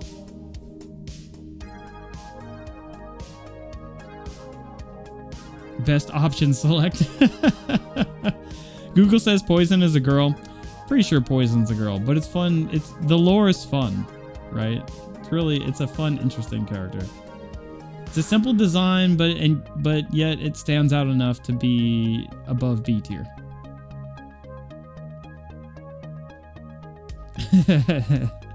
Okay, here we go. Relinto's okay. I think Relinto's a B tier. You know? He's got that final fight history, the beret, throwing grenades, and the little wiry thing. Just design-wise, it's a little too simple for me, I guess.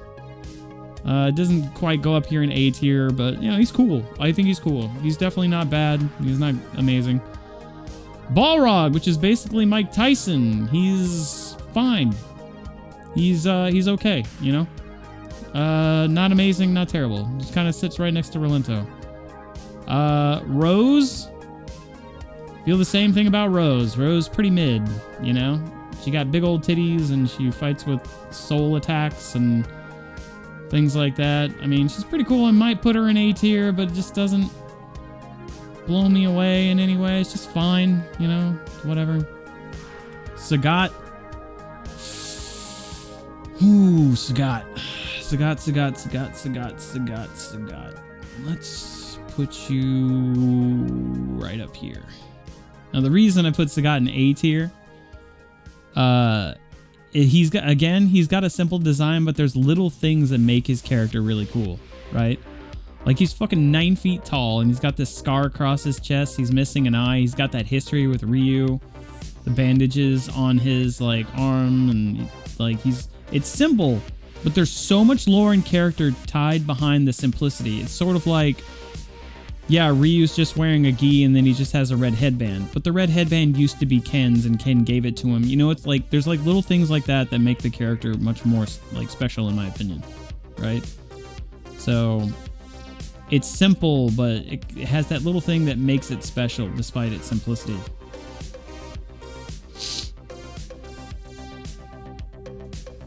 Tiger. You're tempted to put him in S? I don't know. I probably could. I don't think he belongs next to Goken and my other favorites, but you know, he's up there. All right, Abel. Abel's fucking bland as shit, dude. Like, his playstyle is pretty cool, but like he's maybe mid at best. He is so fucking bland. I remember when he was first announced, a lot of people were saying that Abel was actually Charlie with amnesia. And I really felt like that's what they were hinting towards too as well. Because like the way his hair is set up, it looks like Charlie if he lost his giant hair bang. And he's got the scars all over his body like he was in a big accident or something. But then ended up not being the case. He was just like a jujitsu dude with like a gi and amnesia or something. He's pretty boring, man. A lot of those new Street Fighter 4 characters and Street Fighter 5 characters are just kind of lacking that legacy of heel, you know? Super boring. You think he was broken? You think Abel was broken in vanilla Street Fighter 4? He was pretty good, but I don't think he was... I don't know. It's kind of hard to remember. I know Sagat in vanilla Street Fighter 4 was bullshit. I think Guile was also fucking crazy too. Oh no, not Guile. Ryu. Ryu was extra crazy in vanilla. Sagat versus SNK 2. Yeah, dude. Sagat versus Blanca 2, the video game. Featuring the occasional SNK character. Yeah, Abel's just boring as fuck. Nani? Abel more like broken table. Cause I can stand that motherfucker. Okay, Bison. Bison's kind of an interesting one because, like, depending on which version of Bison kind of affects how I feel about him. I think I put him in B. It's weird because people are pretty torn on which version of Bison they like. They either like the really ripped bodybuilder Bison from like Alpha, or they like skinny Bison from like Street Fighter 2 or like SV or like CVS 2 or something like that, you know, where he's like skinny. I've always been partial to like the Alpha version of Bison because he looked more like he did in the Street Fighter 2 anime movie, but I think he's B tier. He's kind of like simple, but I think, you know, it's fine. It's definitely not a bad design. I think it is what it is, but it doesn't really speak to me on a personal level.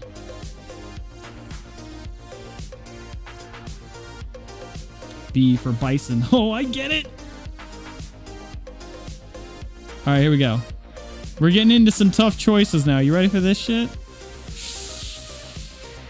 Okay.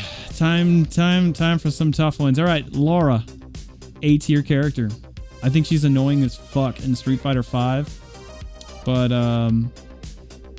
I think there's like a lot of unique things about her, like on a cultural level and fighting style wise. Like the setup with the electricity, like the jujitsu. She's also fucking sexy as hell. Unique play style. It's one of the few Street Fighter 5 characters that was like new, and I'm like, all right, you actually fucking did something cool. Cool play style and unique enough character. It's like Sean's sister. So pretty dope.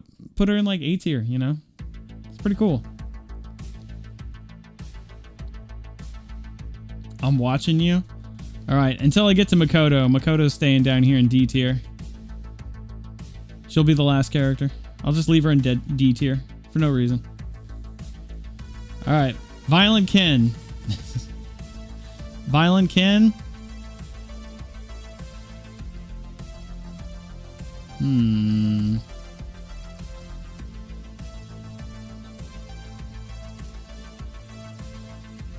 Violent Ken's pretty badass. All right, and I know it's really easy to just be like, oh, Violent Ken. He's just like he's like evil Ryu, but Ken. But the thing is that Violent Ken is more based off of drum roll. Yeah, Violent Ken is more based off of like when Ken was brainwashed by Bison in the Street Fighter 2 the animated movie.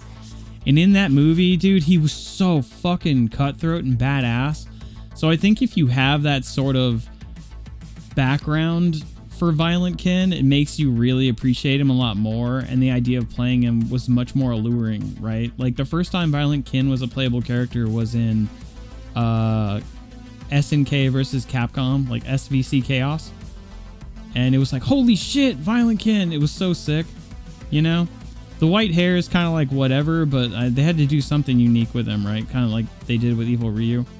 So I feel like people are like probably torn on Violent Ken. They either fucking love him or they fucking hate him. And I always thought he was pretty cool, but you know, like I said, I have that history with the anime movie, so it definitely knocks it up a bunch of notches for me. I just have that history.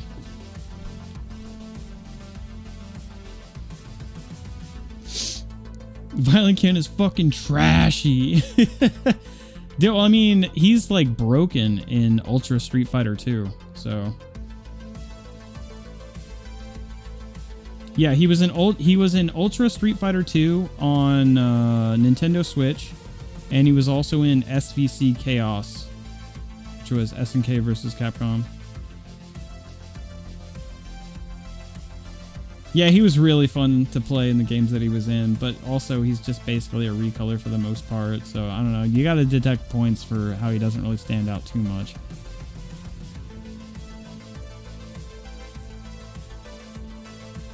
Wins Evil Chun-Li. Shadow Lady. Yeah, Shadow Lady was actually cool. All right, Chun-Li. Where's Chun-Li go? Oh, where does Chun-Li go? Where does she go? I don't know how to tell you this, guys, but she's a fucking C tier. What a racist stereotype. No, I'm just kidding. No, she's pretty cool. Chun-Li's pretty cool. I almost want to put her in A tier. And even though I don't usually play her in most games, you really got to give it up. Like, there's two different versions of Chun-Li to me. There's like the alpha version, which is my favorite. The best version of Chun-Li is the alpha version, where she's got like the skin tight leotard and like those ballerina shoes that are like Adidas, like the yellow and blue. That's my favorite version of Chun-Li. But even like her regular one with like the that skirt going down the side, like Chun-Li is a great character. Amazing like femme fatale, kung fu, shooting projectiles. She's so unique in every game. Like sometimes she's a charge character, sometimes her like fireball is a half circle, sometimes it's a charge, sometimes quarter circles, sometimes, you know, it works this way, sometimes it works that way. She's like so different in like all these different games, but sometimes she's like fucking terrible in the game she's in, like in Marvel vs. Capcom. Another time she's broken top tier, like in Third Strike. Like, part of me wants to put her in A tier, but when I really analyze it, like, and think about it, and I'm like forced to make a choice, I just really feel like she probably belongs up there, you know?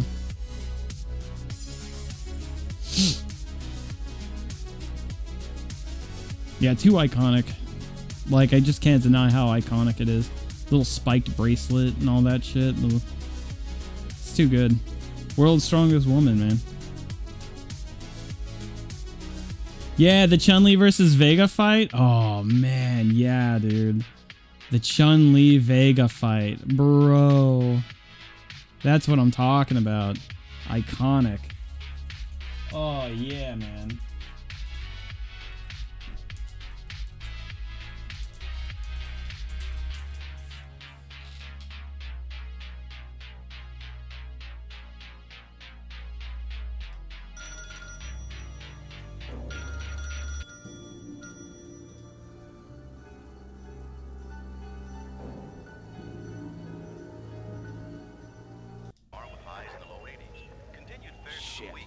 This is just great.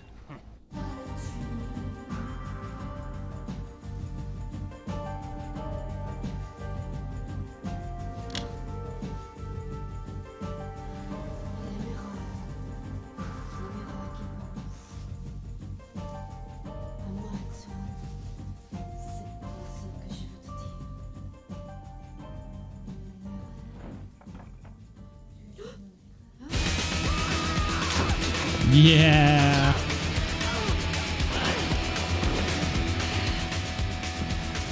Oh God, Vega! Fuck, I love this so much. Look at that car. Pick up the telephone. What's she doing? Dude, this is so perfect.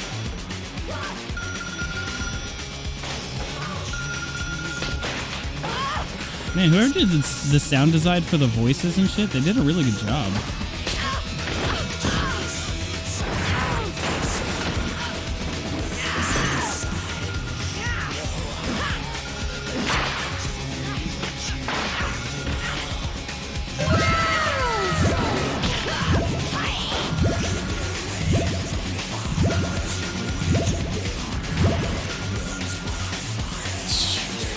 Yo, Doki. Hey, man, thanks for gifting a sub to Feather888, man. Appreciate it, dude. Chun-Li, hang on. That's so sick, dude. I don't even like muscle cars, but anime made me think muscle cars were the coolest fucking shit to like. It's like Gunsmith Cats. Look at that shit.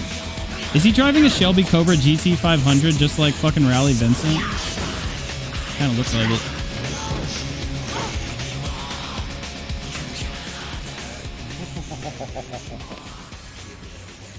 My hobby is to slowly peel the skin off the rabbits I catch, especially cute little bunnies like you. And my friend here is thirsty for blood.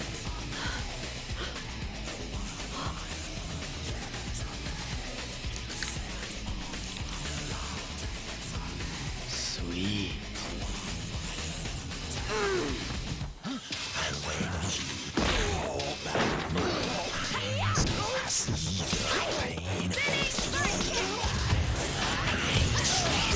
Fucking sick.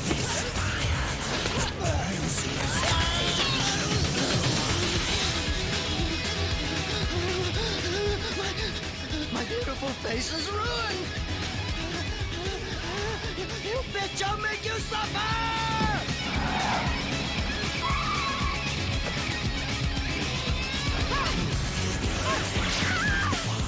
Oh man, she started getting thrashed here, right?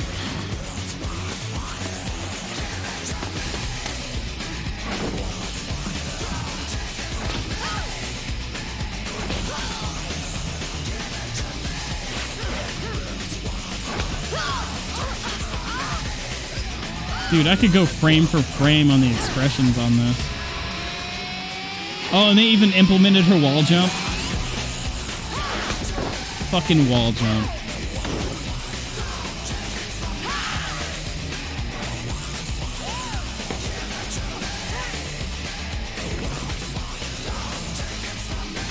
Oh, is this supposed to be her double jump where she changes the trajectory of her jump? I don't think she had a double jump in Street Fighter 2, did she? I know she had a wall jump.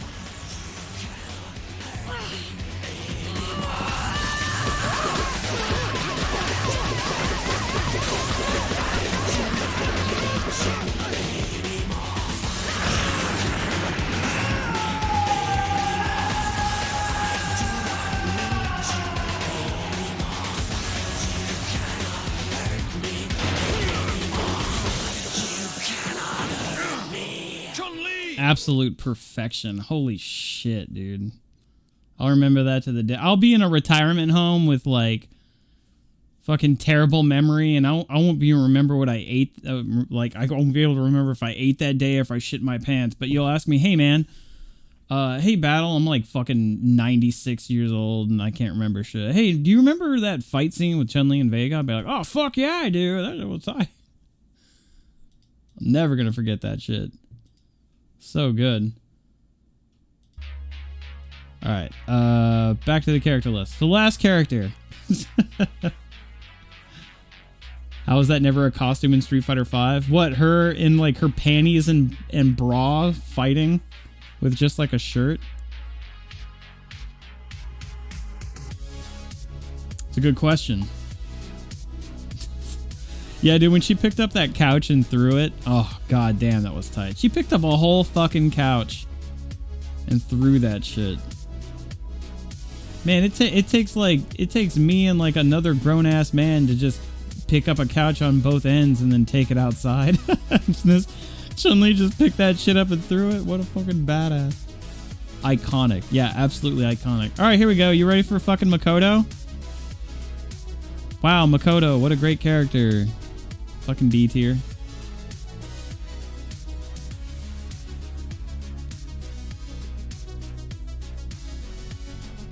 You're too late, Guile. He is dead. Oh, they had much skimpier outfits. Don't even give me that shit.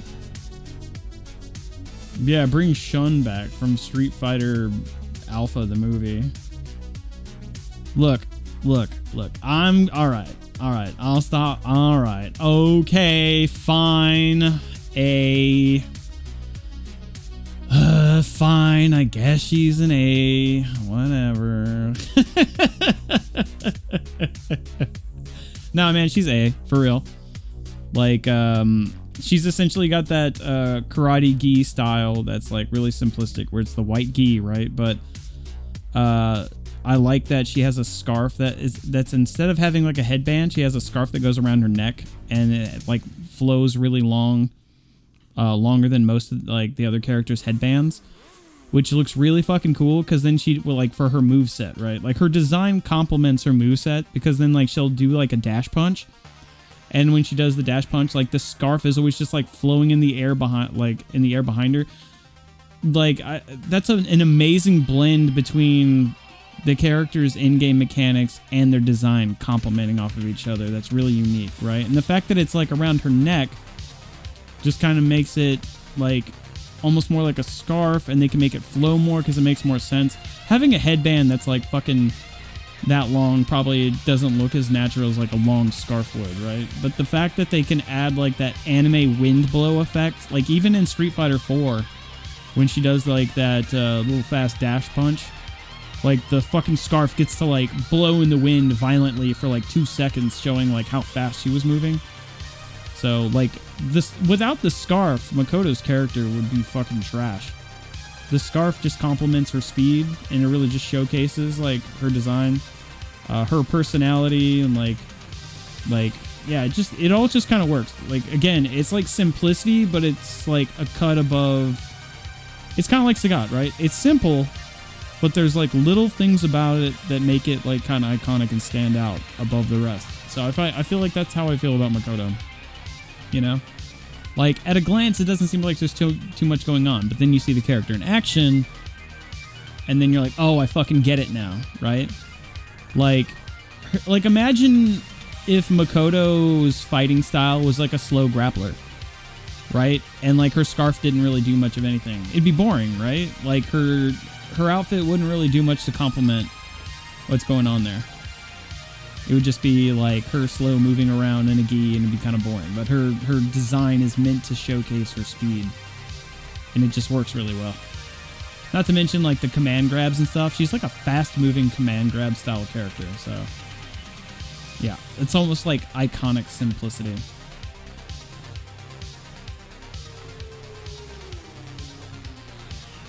She's kind of too hard. She's kind of too high. Doesn't even have a fireball.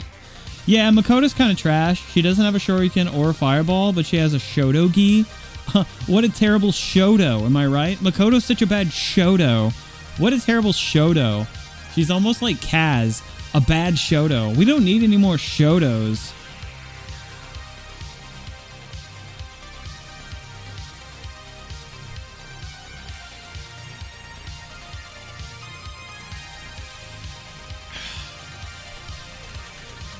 You want there's a Kusoge tier list? I have no idea what the fuck that is.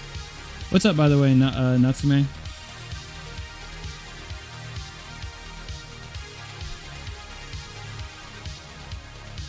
Who do you think should come back in Street Fighter 6 that's not already in the game?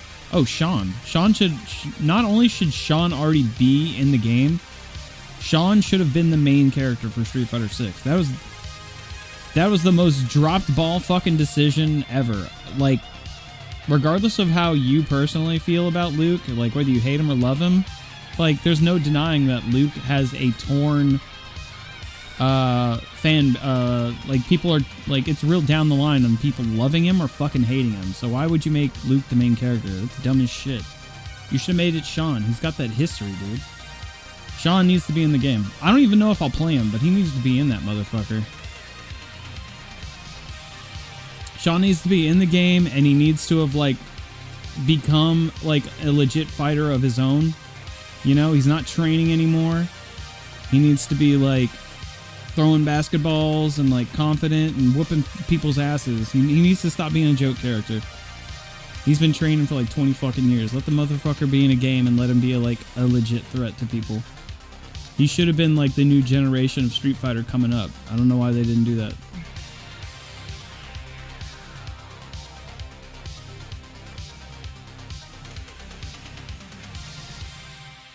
Yeah, or Sakura. Any of the new characters that have been training for like 20 years. Like Sakura, Sean. More than anything, I feel like Sean. Sean would have been the big one. Like, because he has those origins of Third Strike. People love Third Strike. And he's not so different of a character that people wouldn't accept him. He also has the fundamentals of like a Shoto with like the Shoryukens and stuff like that. You could even give him like a fireball or something similar, right? Like Luke. Luke is the main character, and the reason he gets to be the main character is because his fundamentals are close enough to being a Shoto without being a Shoto. Like, he's got a Shoryuken, he's got like a projectile where he punches the air and it essentially, you know, goes full screen, and it's like this little quick air punch thing he does. You could do that same thing, man. Sean could be your off-white Shoto, whatever the fuck you want to call it. Like your off-brand Shoto. Or whatever the fuck.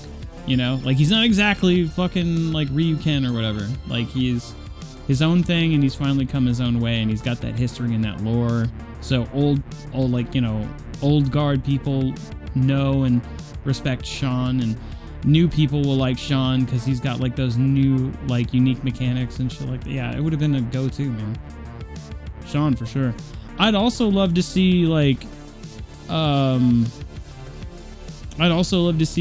characters I actually play come back, right? Like Rainbow Mika and Alex and stuff, but yeah, more than anything, I just feel like Sean needs to be in it, like removing my personal wants, right? Obviously, any of the characters in this list that are in S tier would be characters I'd love to see in Street Fighter 6. Those are characters I love, you know, but we'll see.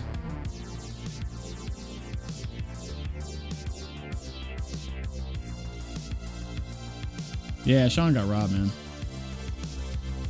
He must still be salty over Double Impact.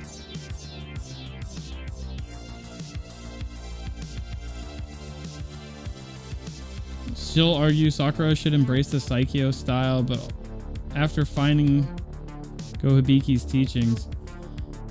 When did she find his teachings? I don't remember that.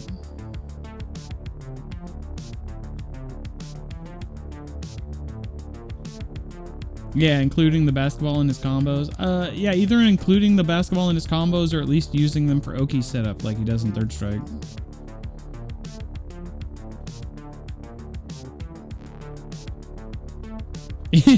Notice how Luke didn't even make the list? People forgot he existed? Holy shit, you're right. He's not even here. Wow. Luke wasn't in the list. Holy shit. Yeah, I didn't even notice. If Luke was in this list, I'd probably put him in fucking B, honestly. I don't really like Luke that much as a character or whatever, but he's not fucking egregious. I'd probably put him in B tier, maybe C tier. One of the two.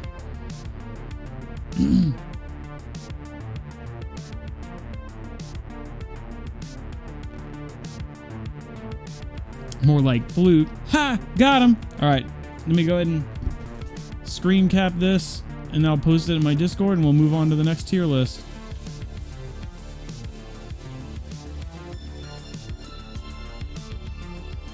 Alright, moving on. So, somebody in the chat asked me to do this tier list.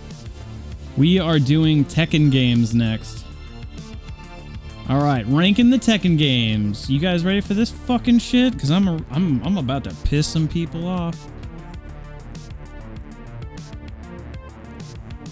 Some of y'all about to be mad as fuck. Alright, first off, I'm gonna fucking jump right in. I'm gonna cannonball right into this fucking pool. You ready, motherfucker? Tekken 4 is S tier. Who wants to fight me? Fight me right now. Go on, fight me. Fight me.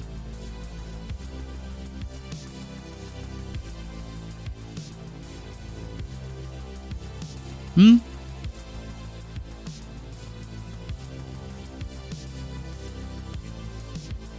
Yeah? Yeah, what do you got to say? Tekken 4 made me quit playing Tekken. Sounds like a skill issue.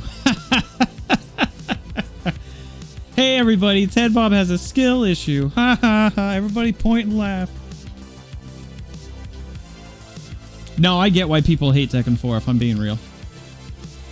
No, I get it, right? Because there was a lot of like balancing things and a lot of broken shit, like because the levels were not always on an even playing field. There was like stairs and like inclines and declines, and that effectively made like infinite juggles, or you could like hit them up against the wall and pin them and they would just get fucked up against the wall and you couldn't do shit. So there was like shit like that would happen in high level play, but I feel like if you're removing balance and like things like that, like high level play balancing with like getting smashed into corners and like carried and stuff, dude, the presentation and the things they did with the characters, I actually really miss how they handled it with 4. And Tekken 4 was the one that got me into Tekken, because it actually looked like some dudes would just run into each other and then just start fighting on the street. And I liked the character designs.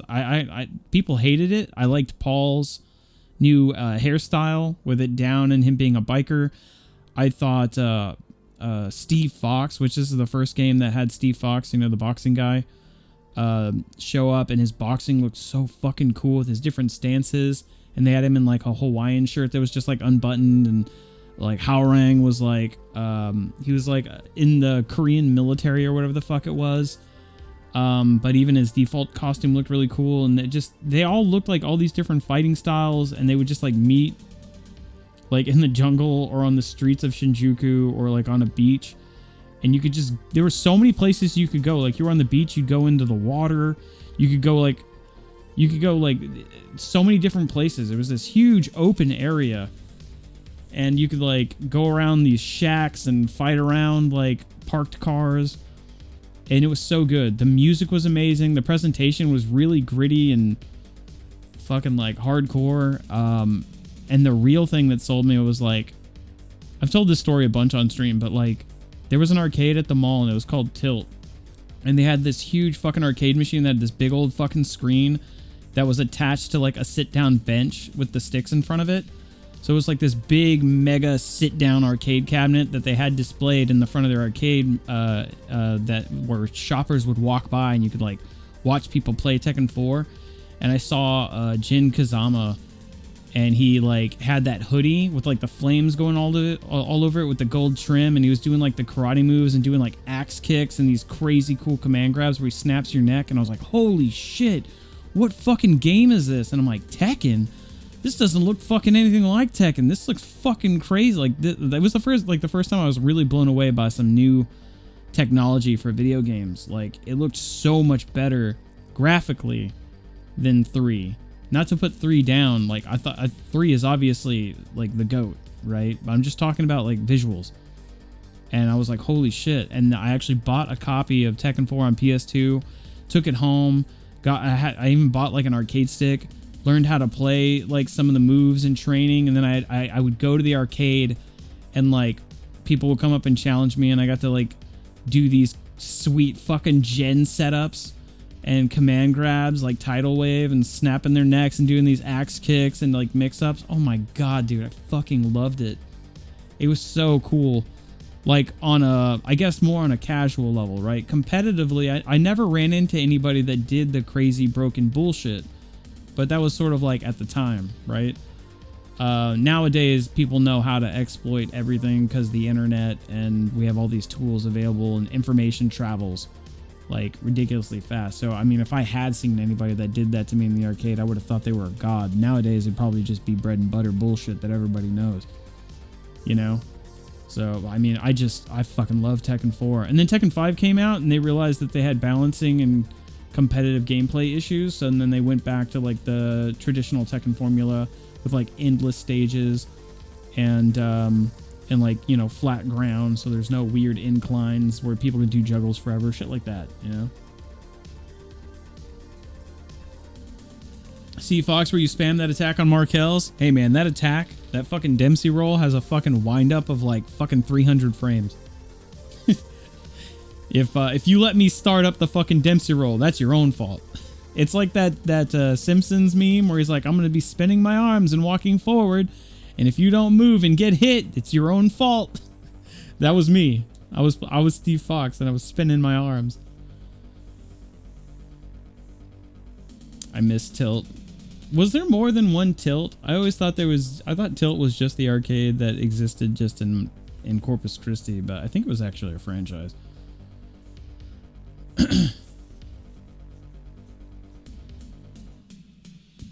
Graphically still holds up. I would argue that Tekken 4 looks better than Tekken 5. Maybe not better than Tekken 6, but damn, it's really good. It's an extremely impressive looking PS2 fucking fighting game. That and Street Fighter EX3 are your fave? Ah, you missed this tier list. I posted the results to the other lists I've already done. I did Zelda Games. I posted these in the Discord, like the results. I got Street Fighter Games. Then we did Street Fighter Characters, and now we're on Tekken. So if you want to go see what I think about that shit. Also the VOD. The VOD would be good. If you want to go back and hear me talk shit. Tekken 4 is peak aesthetic. Is Is Tekken 4 in Fightcade? Nah, it's not, because it's like a 3D fighting game and it's like a PS2 game as well. So it's kind of a different beast to like emulate and get it to work. What you probably could do is emulate it and then use Parsec for like someone to connect to you and you can play it like that. But nothing like on Fightcade. Fightcade's mostly 2D games and the occasional Dreamcast game that has 3D.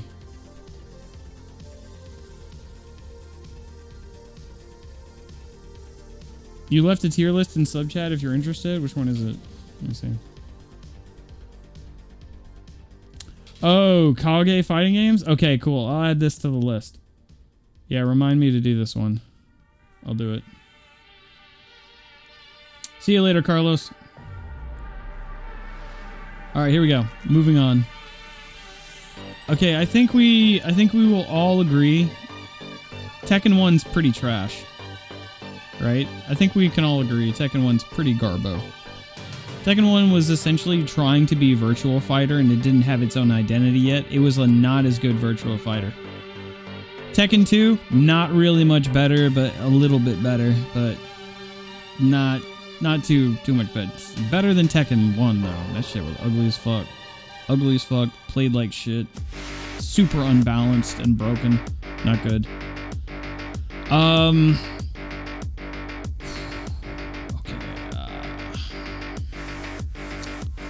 Some tough decisions here.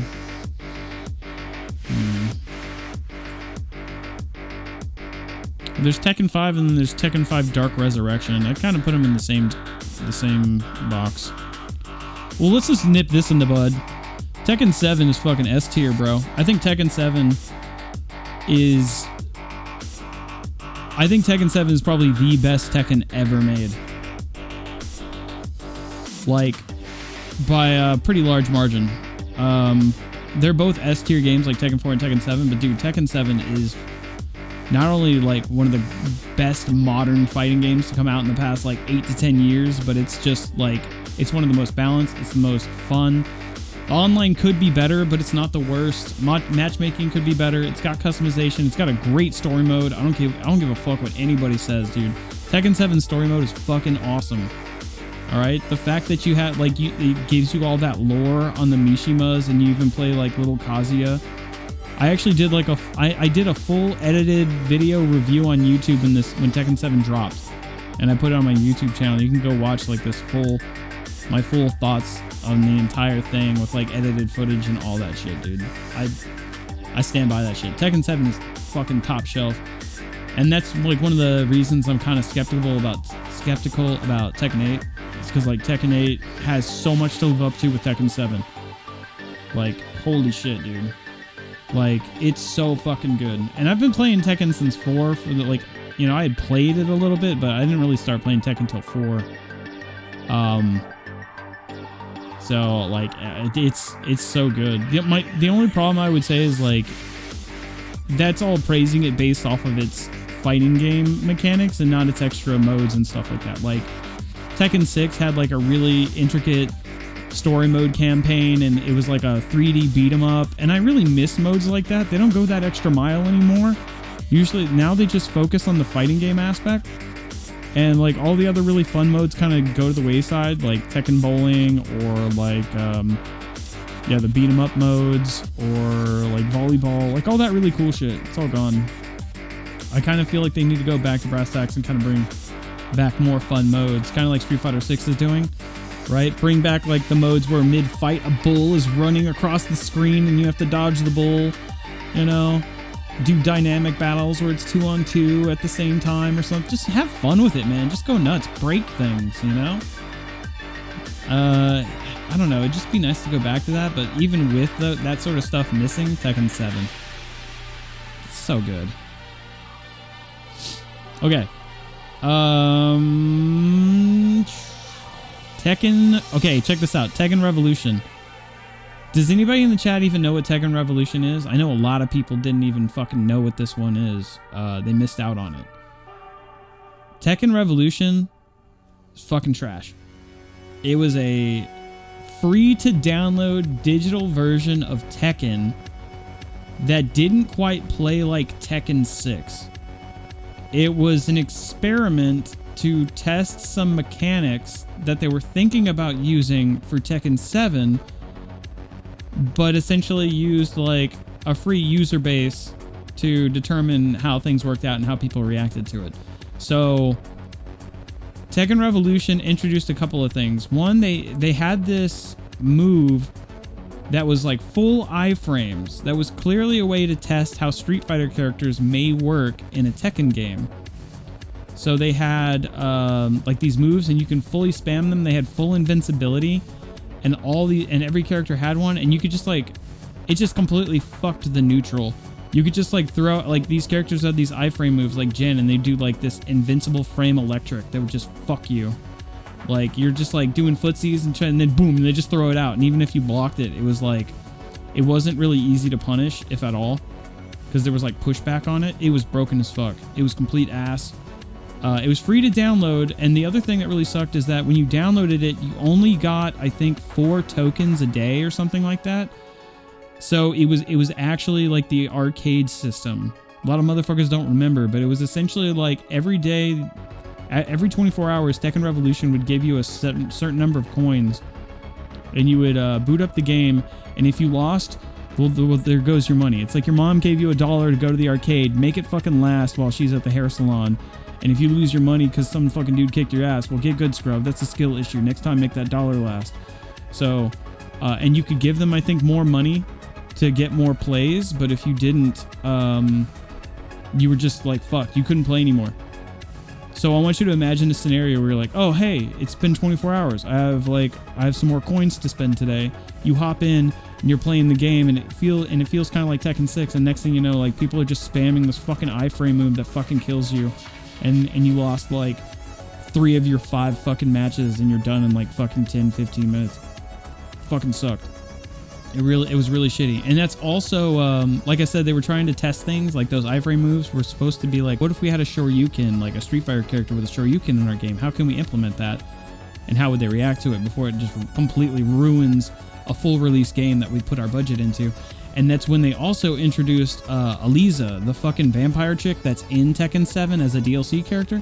She was in Tekken Revolution, and she had like her projectile, her dive kicks, her Shoryuken.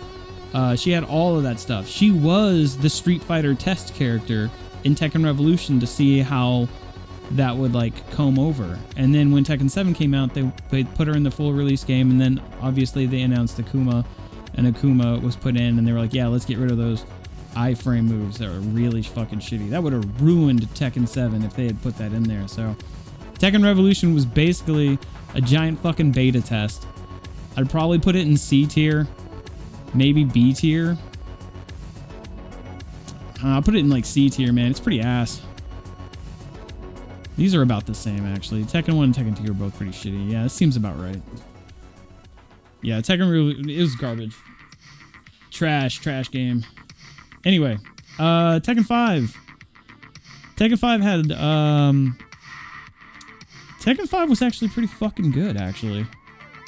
Yeah, Tekken 5 and Tekken 5 Dark Resurrection were both really sick.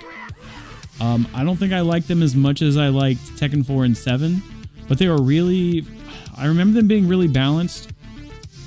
Steve Fox was fucking cool. There was a lot of playable characters, customization.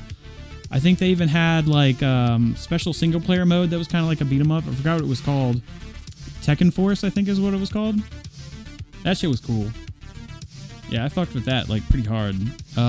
Pretty legit game. And when it came to PS3, like Tekken 5 on PS3 had free online, and you could like, it was like one of the first Tekken games, if not the first, that you could play online. The online was not great, but at the time you were just, you know, happy to get what you could. And yeah, I don't know. It's I think it deserves to be A tier.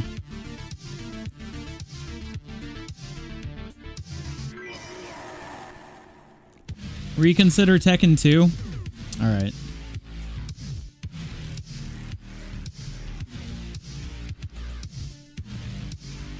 Tekken 5 S tier for me. Yep. Man, I didn't think you guys would give a shit that I took Tekken 2 and put it in D tier. You guys are... It was already in C tier. Like, what does it really fucking matter? No, C tier is where it belongs.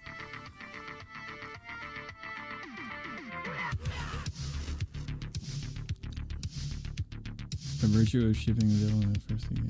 Worth it. Yeah. I remember that.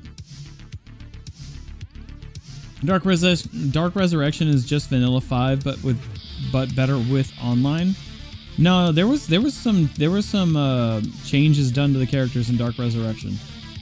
Dark Resurrection wasn't just online. There was balancing done. Yeah.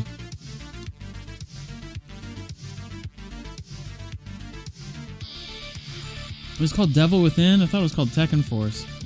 I would trust y'all's memory better than my own.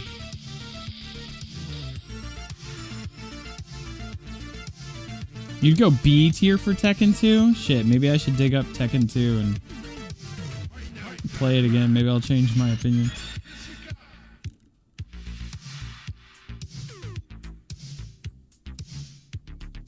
No, it wasn't Tekken 5 where Jin started World War 3. That was Tekken 6.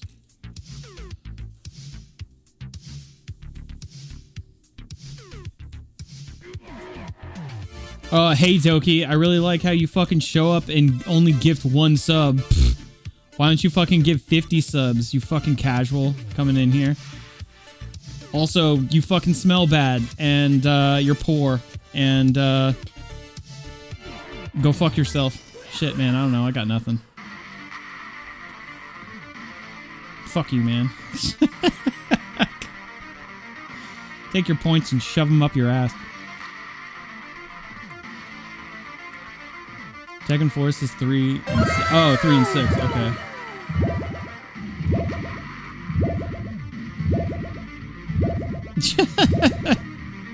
Hey Doki, thanks for gifting a sub to Nirm. I'm sure Russell would appreciate it. Hey man, you didn't have to gift this up, man. I appreciate it. Thanks, dude. Yeah, I don't know. Maybe I'll try replaying Tekken 2. Maybe I'll change my position, but I don't know. We'll see. All right, Tekken 3. Tekken 3 is pretty awesome. A tier? I feel like it's A tier, right? I mean, that was Tekken 3 is when Tekken really found its footing for what it wanted to be, and yeah, that was a pretty big deal. I mean, Tekken's sort of legendary, right? Tekken 3? Yeah, I'm thinking like I'm not even that great at Tekken 3, and even I kind of give it up. Like Tekken 3 is great. All right, moving on. The 3DS version.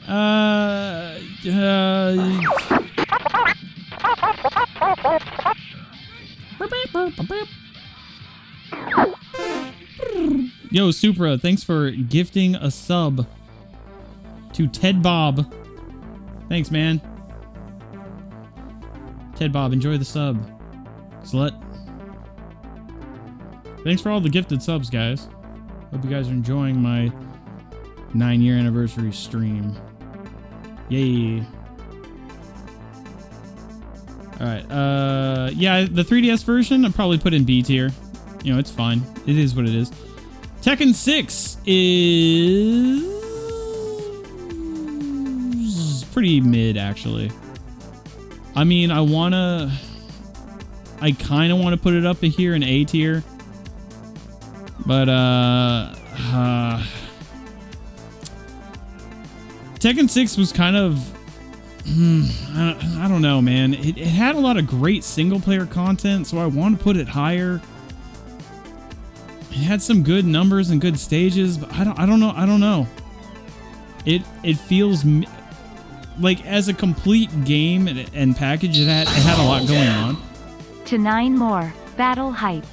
Yo, Kyle. Hey, man. Thanks for the 130 bits, dude. Appreciate it.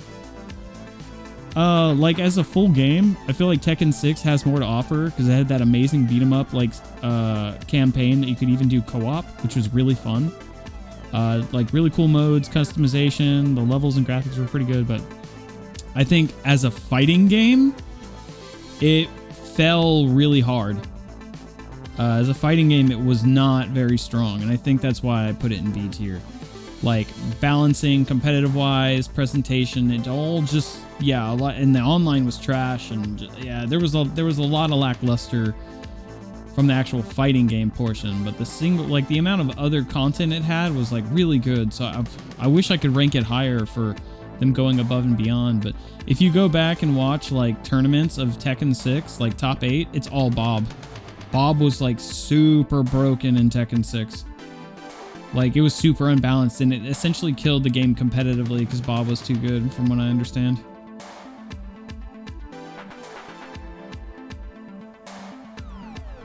Yeah, they could have made that Tekken 3DS game better. I mean, I could possibly put it down here in C tier. I feel like Tekken 6 is probably better than the 3DS game, so yeah, something like this. Yeah, it wasn't great. The more and more I think about it, I guess it was C tier. One thing about Tekken 6. Worst Tekken character select theme of all time. What was their character select thing? Oh, wait. Was it Snoop Dogg? Was that the character? Hold on.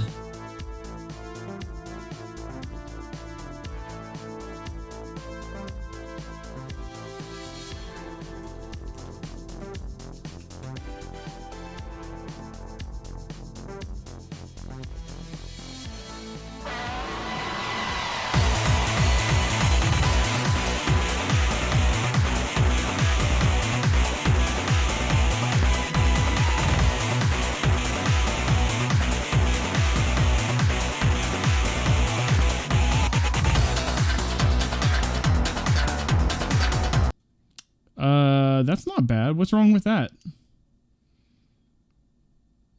What? That sounds fine.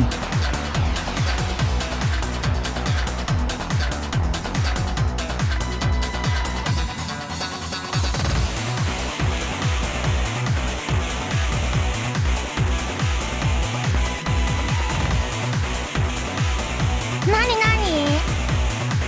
I hate the beginning part. I think you're just a hater.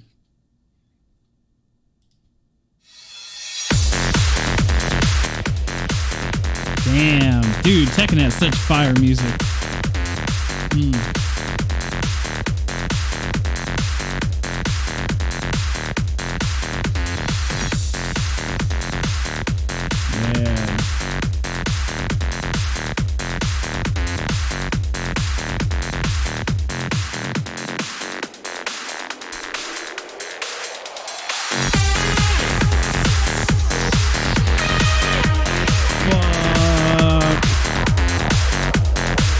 Ooh, shit.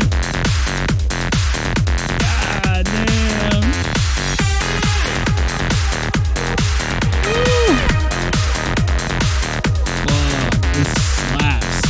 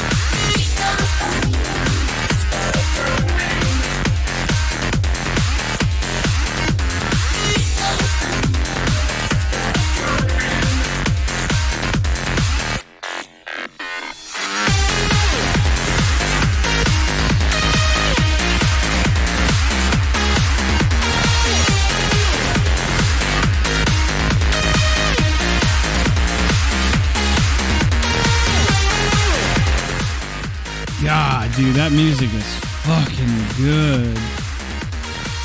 Dude, shoutouts to Superstar. That was probably the most appropriate use of the Chica dance I think I've ever seen. Holy shit. I wish I had thought to use Chica. That was so smart. I was like, oh shit, here comes Chica, bitch. That was cool, man. Damn, dude. Oh, holy shit. Okay, yeah, Tekken Tag Tournament. Tekken Tag Tournament 1 was really good. It had a lot of characters. Fuck, I don't know. I really like Tekken Tag Tournament 2. I think Tekken Tag Tournament 2 goes in A tier and Tekken Tag Tournament 1 goes in B tier. Am I wrong for that? I mean, Tekken Tag Tournament 2's soundtrack, it was really unbalanced and there were some broken teams, but dude, I had so much fun. And the ability to have your friend go online with you, a lot of people forget that shit. Like, me and Janelle used to do co-op because Janelle used to play Asuka and I would play Jin. And we would go online and we'd have our characters with matching outfits because you could customize your characters. So we would put both of our characters in these swagger fucking white jackets and sunglasses. And we'd fucking go on with our fucking co-op team and fuck shit up, dude. Oh my god, dude. That shit was so tight. Oh, dude, I think I actually have a clip. Hold up. I think I got a clip.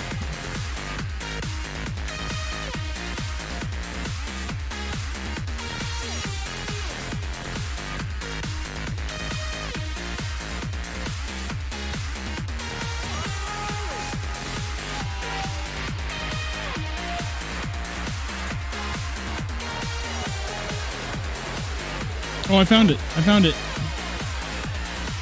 Yo, check this shit out. Look how old this shit is. Oh, I uploaded it twice. Once 8 years ago and once 10 years ago. Oh, so check this out. 10 years ago, I uploaded this, but I think I filmed it like off of my TV and then uploaded it. And then 2 years later, I think I actually figured out how capture cards work, or I got a capture card and I re-uploaded it. Let me try this. Is this the good one? Yeah. So I wish I had recorded. Well, I probably couldn't record it, but little character intros where me and like our characters are standing next to each other and posing. All right, check this out. Final round. Fight. This is from fucking like 10 years ago. So I just got my ass kicked, and I call in Janelle. She gets fucked up. Here she's playing Asuka.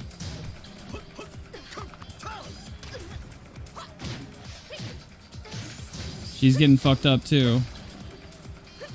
All right, at this point I said, tag me in, tag me in, tag me in. I come in. Look at this. Look at this shit. I'm basically dead, right? It's basically over. Boom.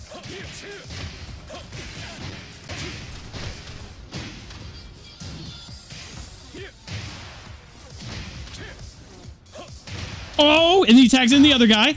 You think I give a fuck? You think I give a fuck? You think I give a fuck? You think I beat both your characters' ass full bar? See if I give a fuck, dude. Holy shit, though. Oh, man. Dude, tell me how. Tell me how. Look at this. Nothing left in the tank, dude. Look at this. That should have been death. Look at this. It should have been over right here. Look at this shit. Oh my god. Look at this. He grabs me. Game. That should have been game. He's like, oh shit. Well, I just got to poke him and it's over. I've got 2 characters with full health bars. What could this piece of shit 9th Q battle athlete shitty Jin player with his girlfriend playing Asuka possibly do to me? I fucked them up. This shit's over. Try again. When Ultra Instinct.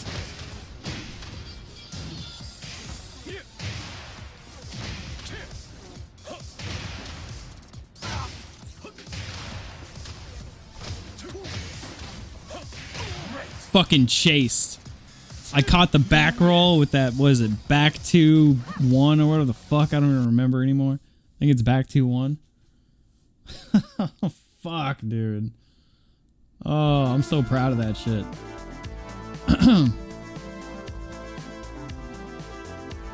But yeah, I think Tekken Tag Tournament 2 is like A tier. I almost want to put it in S tier, like I'm tempted, but it had some balancing issues and kind of lacked certain, I don't know, it actually had the best customization too. The music was top tier as well. I'm half tempted to put Tekken Tag Tournament up there. Because, yeah, you know what? I don't know. How do I feel about that? Damn, I don't know. That feels right. Tekken Tag Tournament 2 in S tier despite the balancing.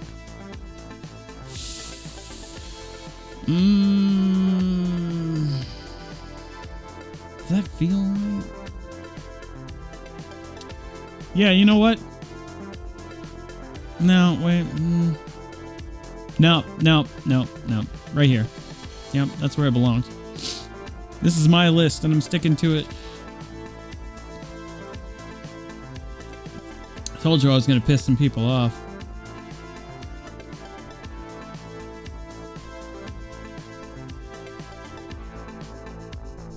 Tekken 1 is A tier at least. Yeah, I think you're right.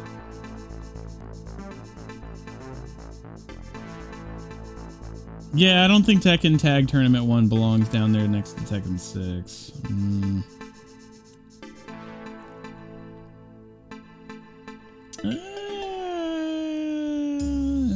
Yeah, that's fine. I'm really, I don't know, maybe this does belong up here.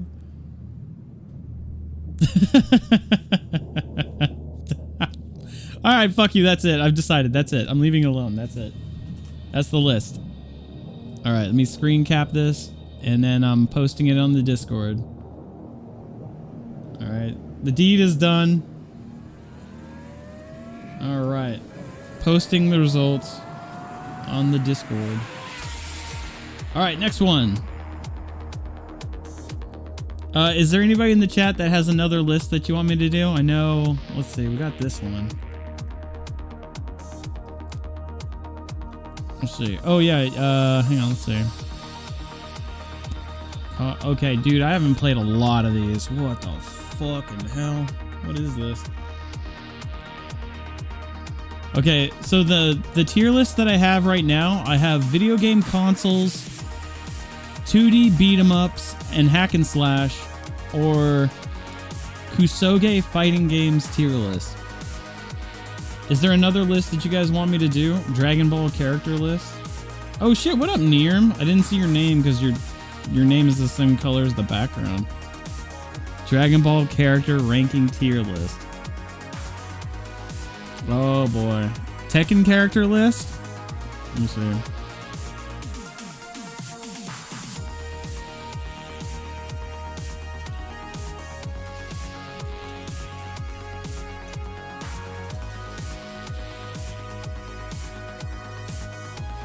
All Tekken characters? T1 to T7, S4? Oh, shit. Here we go. Oh my god, Negan is in this. Oh my god, Gone? Okay, we found a good list. This is good. Alright, I'm gonna do Nirm's tier list. Cause fuck you, I get to make my own decisions, I guess. I don't know.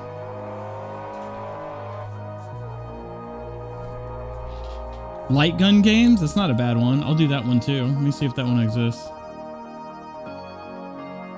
Let's see.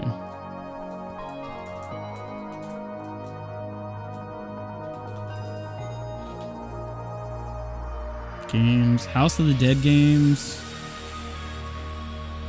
Castlevania. I don't think light guns are on here unless I spelled it wrong or something. I don't see it. No, I'm not seeing it. Alright, Dragon Ball Z characters. Here we go. Piccolo. Fucking... Dude, Piccolo's S tier. I don't give a fuck.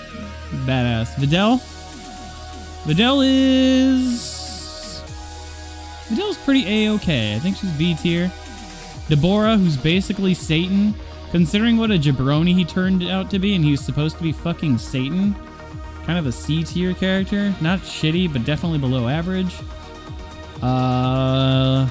Trunks. Dude, Trunks S tier, bro. Easy. That's the easy one. Fucking Nappa. Nappa's fucking A tier. I like Nappa a lot. I wish he was still alive. They should really bring that dude back.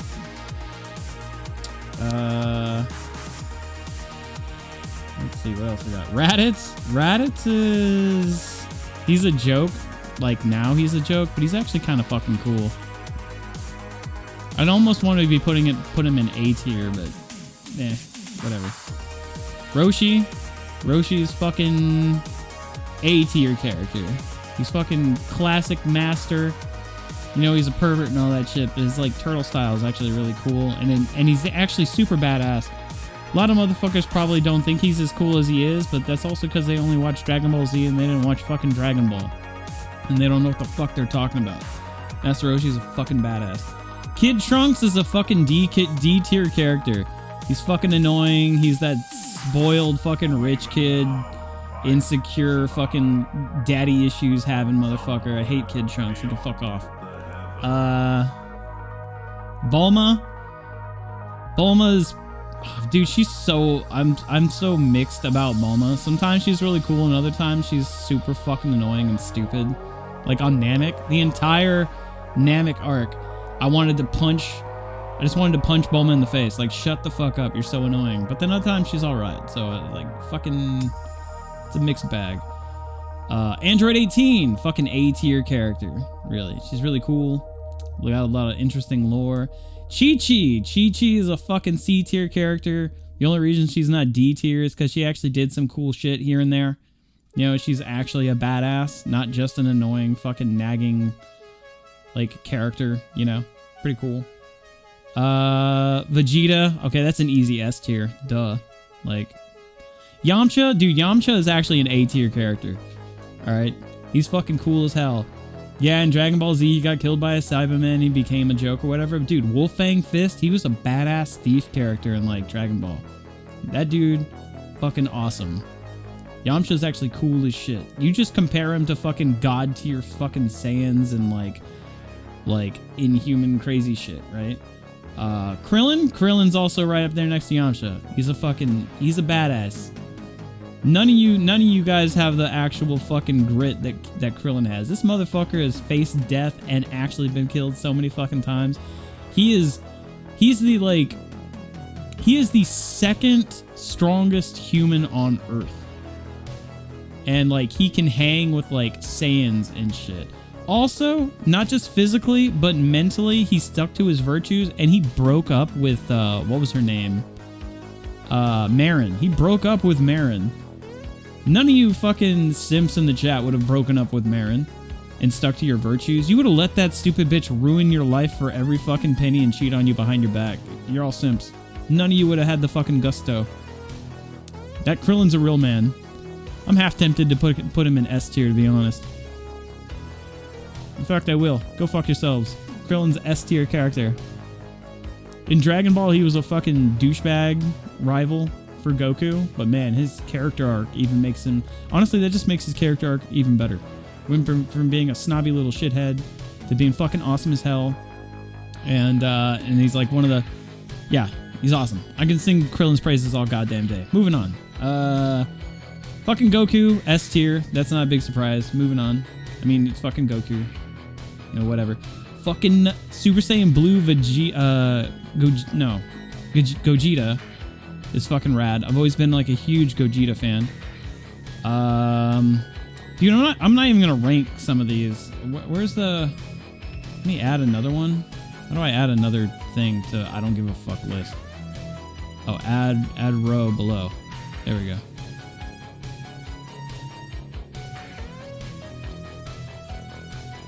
Yeah, I'm gonna say who? Like, who gives a shit? Like, who the fuck are you? Who gives a shit? Get the fuck out of here. Some stupid-ass Dragon Ball Super bullshit I don't give a fuck about. Who the fuck are you? I don't even know who the fuck you are. Get out of here. You're not important. Oh yeah, this is like the female Broly character. I'm not a big fan of these types of characters. I don't like a lot of the new characters in Dragon Ball Super.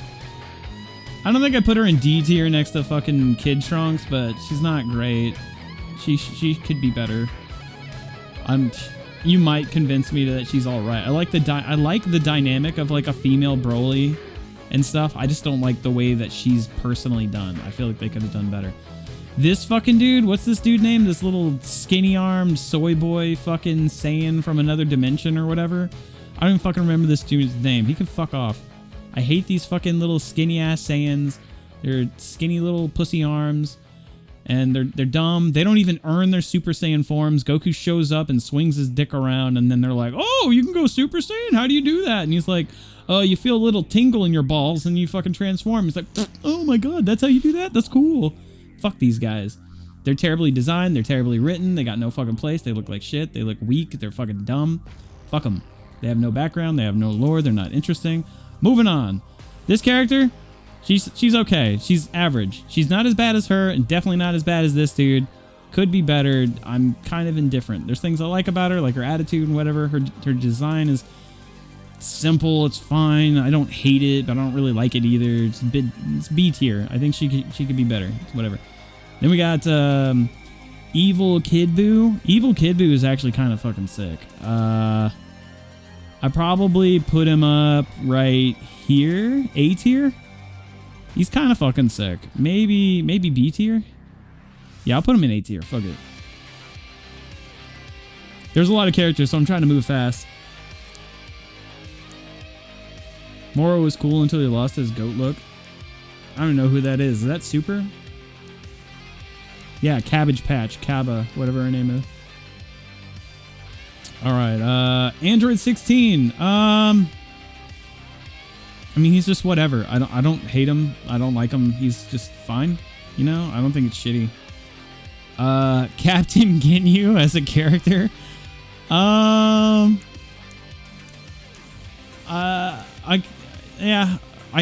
can't decide if I like him or hate him. I put him in B tier. I like his ability to change bodies, and I think he had a really cool arc on Namek. Probably one of the more interesting arcs, to be honest. I like his voice. I think he's funny, but I also think he's badass. But he's also kind of a goofball. I think he's B tier. Vegeto's fucking sick. Obviously, put him S tier. Vegeto's fucking cool. I don't think he's as cool as Gogeta, but they definitely sit next to each other. Whis. Or not Whis, I'm sorry. Beerus. Beerus is great. He's one of the few characters from Dragon Ball Super I actually fucking like. He's fucking awesome. I like the naked Sphinx cat. That's like the god of destruction. And so far, he's been the only character that Goku hasn't used as a form to boost his own power level ego dick, if you know what I mean. Because like Dragon Ball Z's whole thing is they set a new fucking ceiling for power, and then just Goku shatters it and makes them look like a bitch, and then like a new thing comes along, and then they make that guy look like a bitch, and then another guy comes along and they make that guy look like a bitch. And that's just how they escalate. They're like, oh man, you thought Super Saiyan 3 was strong, here comes this guy. You know, and they just constantly have to piss on the last thing that looked strong to like make the new threat look stronger. And Beerus has been the only consistent thing where they're just like, okay, we're not gonna fuck that up. Like Beerus is like the fucking ceiling. If Goku surpasses Beerus, then it's like, okay, what are you gonna do now? You're gonna make like another 8 fucking level universe? Because we have like 12 different levels of God, you know? There was like King Yama. There was King Kai. There was fucking... Oh, my God. Fucking, what's his name? King Piccolo or whatever the fuck. Fuck, I can't remember his name. Kami. There was Kami. Then there was King Yama. Then there's King Kai. And then there's these Supreme Kais. And then there's the Elite whatever the fucking Kais. And then there's this. And then there's this thing above that. And then there's fucking Beerus. And it's like, holy shit, dude. How many fucking levels of deity do we have to get to before Goku can just chill the fuck out and realize he's not a god himself, you know? And Beerus has been a pretty consistent level for that. I actually respect the show for doing that. Yeah, staircase drama. That's what I call it. That's a pretty good description. This guy's fucking stupid. His design's dumb, and he's a big fat jabroni to get his ass kicked. Fuck him. Oh, dude, the blue guy from the Namek Saga, from Ginyu Saga. It wasn't Birder, was it? Maybe it was Birder. Yeah, it was Jason Birder. What? Yeah, Jason Birder. He's actually kind of cool, dude. I liked him and Jace's like whole speed thing. That shit was tight. I don't know. Yeah, I like him better. I'll put him in A tier. Like, he's actually pretty cool. Like, he got fucking washed, right? But he was actually kind of cool. He was pretty menacing, and I liked his whole dynamic being speed. And since we're dealing with him, is Jace here? Where's Jace? Oh, here he is. Fucking Space Australia. Space Australia is A tier. You know, both these guys were jabronis and got fucked up, but they were actually really interesting, and I liked it when they were on screen, right? Like, they actually had presence, and they had, like, chemistry, so I actually fuck with them. So, what else we got? Trying to make some progress. Oh, this guy, he was basically Space Vega. B tier. You know, like, the whole transformation was kind of cool, where he changed into a big, ugly guy. So is whatever. Dude, Raccoon, I don't know if that's going to surprise you guys or not, but I put Raccoon in A tier. Raccoon was fucking awesome. Raccoon literally had the best fight scene in all of Dragon Ball. Like, when him and Vegeta fought, holy shit, dude. That's like in all of Dragon Ball Z, that shit was my favorite. Like, god damn, dude. Let me see.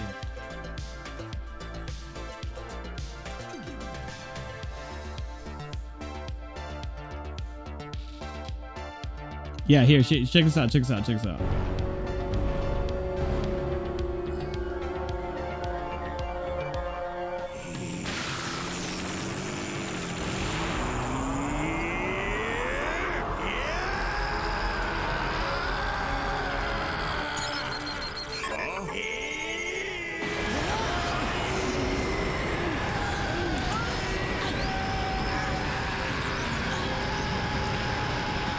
This was the best fight.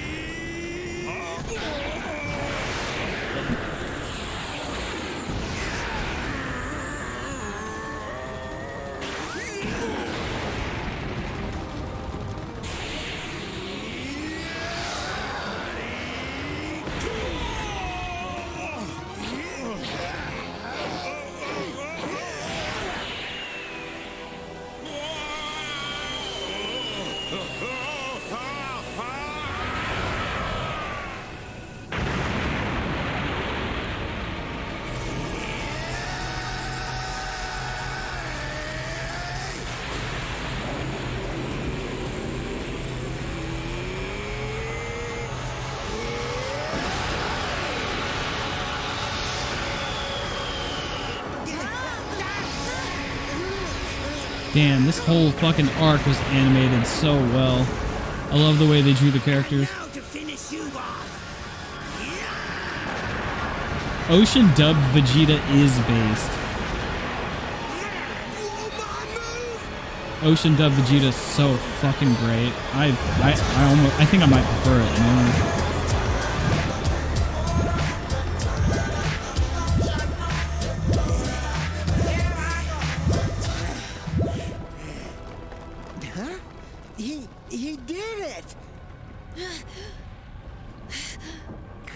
Yo, Bonschon, thanks for the Twitch Prime. If Vegeta knew he was so powerful, how come he almost let us go the way of the dinosaur?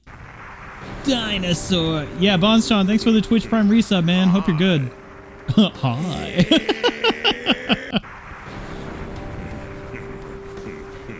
Hi. Fucking love Raccoon. Hi. That guy barely has a scratch on him. This time, we're really done for. And then he proceeded to fuck, like, Vegeta's shit up, but I think they didn't show it. Anyway, whatever. I'm gonna move on.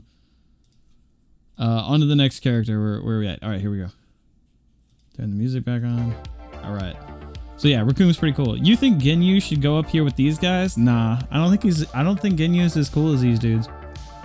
And I don't even like his weird brainy pointy head thing, and I give him B tier just because of like the whole dynamic of him switching bodies, but him as a like actual fighter and character himself is not that interesting, so I kind of balance him out in B tier. Yeah, he was like the bigger bad and he's not really part of the Ginyu Force, but asking me to put Ginyu up here in A tier with these guys just because they're all part of the same Ginyu Force is like asking me to put that time stop fucking Dingleberry. This dude, what was this fucking jabroni's name? This guy is a fucking clown. The ability to freeze time was really cool. Like, he holds his breath and freeze time. Like, that was pretty tight. But, like, him as a character is fucking stupid. He's fucking D tier. Just get the Ginyu Force out of the way real quick, right?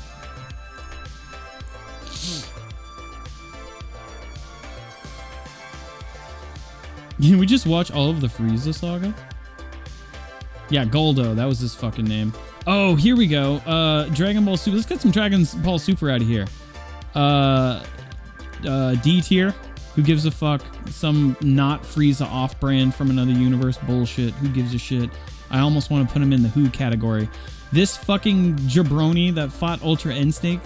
You want to talk about one of the most bland, boring, the most uninteresting characters designed and personality-wise? Holy shit. Jiren, go fuck yourself. What a boring, shitty fucking character. He is the worst Dragon Ball villain ever made. He's garbage. Garbage. I can't think of a single big bad in Dragon Ball that's as boring and uninteresting as fucking Jiren is. I think the doctor, that scientist from World's Strongest is more interesting. Like, holy shit. Like, what the fuck is going on with Dragon Ball Super? Jesus Christ.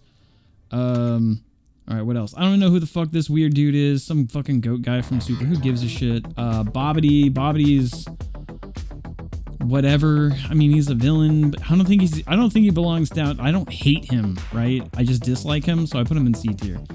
Right? He's like this little wizard guy that resurrects Bobbity or whatever, and he can do the little mind control thing. It's kind of interesting. Put him up here next to this dude. You know, I don't hate him like I hate these guys, so it's whatever. Whis is actually kind of cool.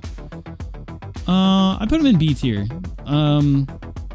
You know, like, he's not one of my personal favorites, but I like him and the dynamic that he represents. Like, I like how he has Whis, or I like how Whis has, like, Beerus under control and like just the dynamic that the character brings to the show. So I like him, but you know, like, I'm not like a huge fan of the design and other stuff. So there's things I like and things I don't like. Android 17. Wait, is Super 17 in this? Dude, there's no Super 17? That kind of fucking sucks. All right, I'm gonna put Android 17's going up here in S tier, I think. I almost want to put Android 18 up in S tier too. I'm really tempted, but I don't know. It's maybe A tier. If it was Super 17, I'd put it up in S tier. No, I'll put 17 in S tier. Yeah. Just yeah, I don't know, pretend it's Super 17 from Dragon Ball GT. That would be nice. Super 17 is fucking sick. Super 17 was absolute garbage? What? What are you talking about? 17 from Hell and 17 from Earth merged to make this fucking super badass Super 17. He was so fucking cool. His design was sick. He fucking murdered everybody. Dude, Super 17 was tight. What are you on about? You guys think he's all stupid? Oh, whatever, dude. You guys are all wrong. You guys are wrong. It's okay. It's alright. It's okay. What? Everyone says he's lame. Bro, someone back me up, please. Come on. Someone in the chat has to take my side on this, right? Anybody? Nobody? Come on, guys. Don't let me... Someone has to have my back. Somebody. He was one of the weakest parts of GT? Bro, you're trolling. Thank you. Jeremy's got my back. It's alright, Cliff. I think Super 17 is badass. Thank you. Fuck. Reaper's got my back. Thanks, bro. He rules. Yeah. Nova's got my back. I agree. I don't even watch the show. Damn. Alright. Okay. Well, all right, whatever. 17 is going to S tier because I think he's pretty great. Is this Super 17? Or I'm sorry, not Super 17. Super Boo? When he fuses with Ultimate Gohan? Or is that this one? This is Super Boo? Okay, Super Boo's fucking awesome. I love Super Boo. I'm gonna put him over here. Just put the Boos next to each other. This one was also pretty cool, but I just didn't like him as much, I guess. For whatever reason. I thought these two guys were just way more fucking, like, primal. This one was just a... Well, it makes sense. He absorbed Gotenk, so he's way more cocky and unlikable, and... I don't know. I know it's really dumb, but I didn't really dig the vest on the character. I don't know. I just don't put him in the same character as these ones. There's just things I don't really care about this one. All right. Kami's okay. He's just all right. You know, he's not bad. He's not great. He's whatever. Fat Boo is fine, actually. All are vastly different. Kid Boo, for example, is pure chaos. Right. Yeah. Yeah. Kid Boo and Super Boo are pretty different characters, but I still like them. Like Super Boo is fucking so cool, man. I don't know, just the way he looked, and I don't know. I don't explain myself to you. Fat Boo is great because he's really childlike and really fat, but he was also like a brutal, unstoppable force that, like, I remember when he fought like Super Saiyan 3 Goku, and I don't know, it was just like a unique take on such like a monstrous kind of villain, you know, like a child with ultimate power, you know what I mean? Like you couldn't really fucking stop him. So it was just, I really like appreciated that kind of like unique take before he evolved in these other forms. But you know, the design is also kind of whatever. So, all right, what to jump into next? Fuck this dude. I know who he is. I just don't give a shit. He like fuses with Goku Rose. Rose Goku.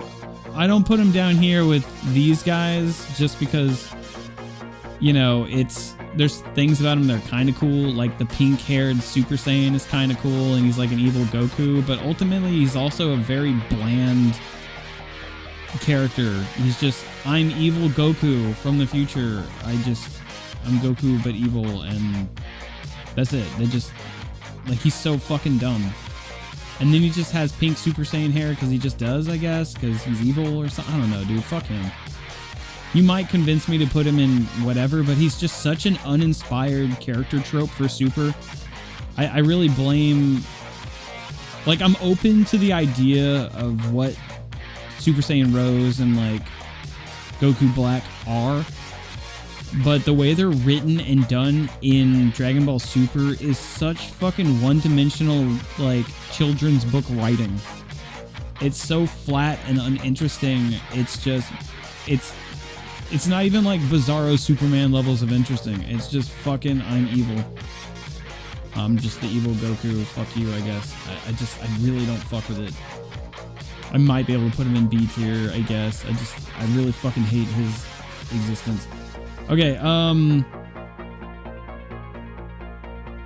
put him in B tier, I guess. Fuck it. There. Just because I like pink Super Saiyan hair and whatever, I guess. Fuck it.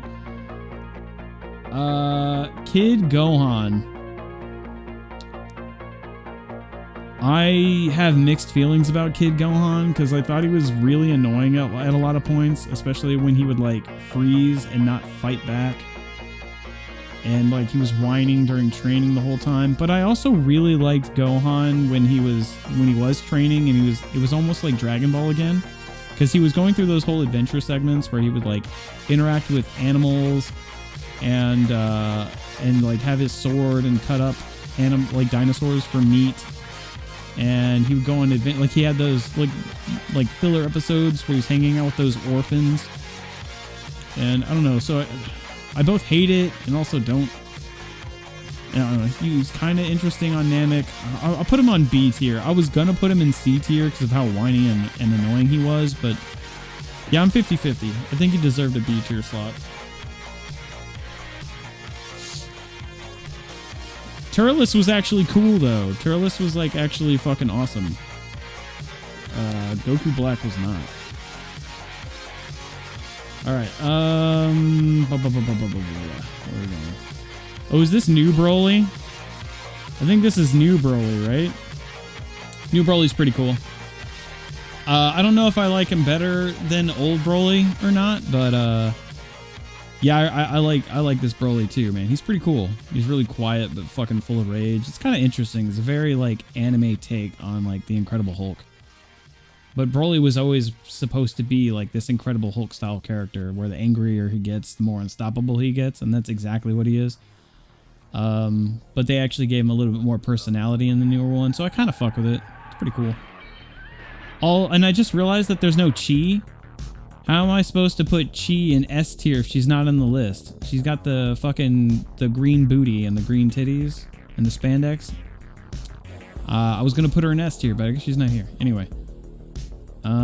King Cold.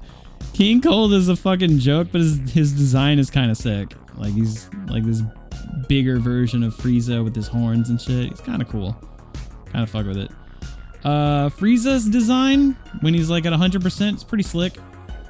I almost want to put it in S tier, but hold on, this is actually bothering me. I want to put Android 18 in S tier. No, she belongs in A tier, I think. Sorry, I'm second guessing shit. So yeah, Frieza belongs in fucking A tier. I like the slick design with like fully powering up. I wasn't a big fan of the horn design, which essentially looks like his dad, but I did like the way that he used the form. Like he killed Krillin and like stabbed his torso with one of his horns. Like he was pretty brutal in that form. It was pretty badass. This one that was basically a xenomorph ripoff of Aliens right here. Yeah, it was kind of, I don't even remember him doing much with it. I think he transformed into that form, fought Piccolo a little bit, and then transformed into this, and then beat Piccolo's ass. It was kind of like whatever, and it's basically like, hey, Aliens was really popular at the time. So, I mean, this is like the dragon you summon, so I mean, what can I say? He's pretty cool as a dragon. Between this one and this one, I think I prefer this dragon, but I mean, they're just like the dragons you summon. It's not like they're crazy characters. I think I probably prefer this one because he takes no shit. If you were going to summon a dragon, between these two showing up, like this one's alright too, but this one showing up, like he actually looks like this ancient dragon you would summon for a wish and it would do some like wild ancient Japanese genie shit. So it's kind of cool. Oh man, what's this guy's name? Mr. Popo. Mr. Popo. Mr. Popo's whatever to me. You know, I don't fucking really hate him, but I mean, I don't know, it's whatever. The first level of Frieza was okay. Put some respect on Popo. You know what? You're right. You're right, man. He was pretty fucking cool in Dragon Ball. You're right. Yeah. Okay, you're right. Yep. Yeah. Right. Okay. Moving on. First form of Frieza, pretty mid. Yeah, I'd probably put it down here, next to the Xenomorph mode. It's whatever. Yeah, it's pretty mid. Okay, oh, is this King Piccolo? King Piccolo was fucking cool as shit, actually. Put him up in A tier. King Piccolo is pretty badass. Yeah, from Dragon Ball, that was a bad motherfucker, actually. Oh, Hit. You know what? I gotta be honest. Hit is actually one of the few cool characters in Dragon Ball Super. Yeah, man. I don't know what else to say, man. Fucking Hit is cool, dude. Super's trash, but Hit's a pretty cool character. Moving on.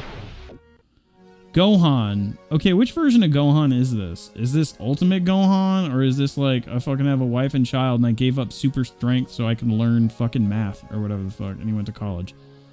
Is this boring fucking like I let myself go dad Gohan, or is this fucking super awesome like Ultimate Gohan, like Mystic Gohan?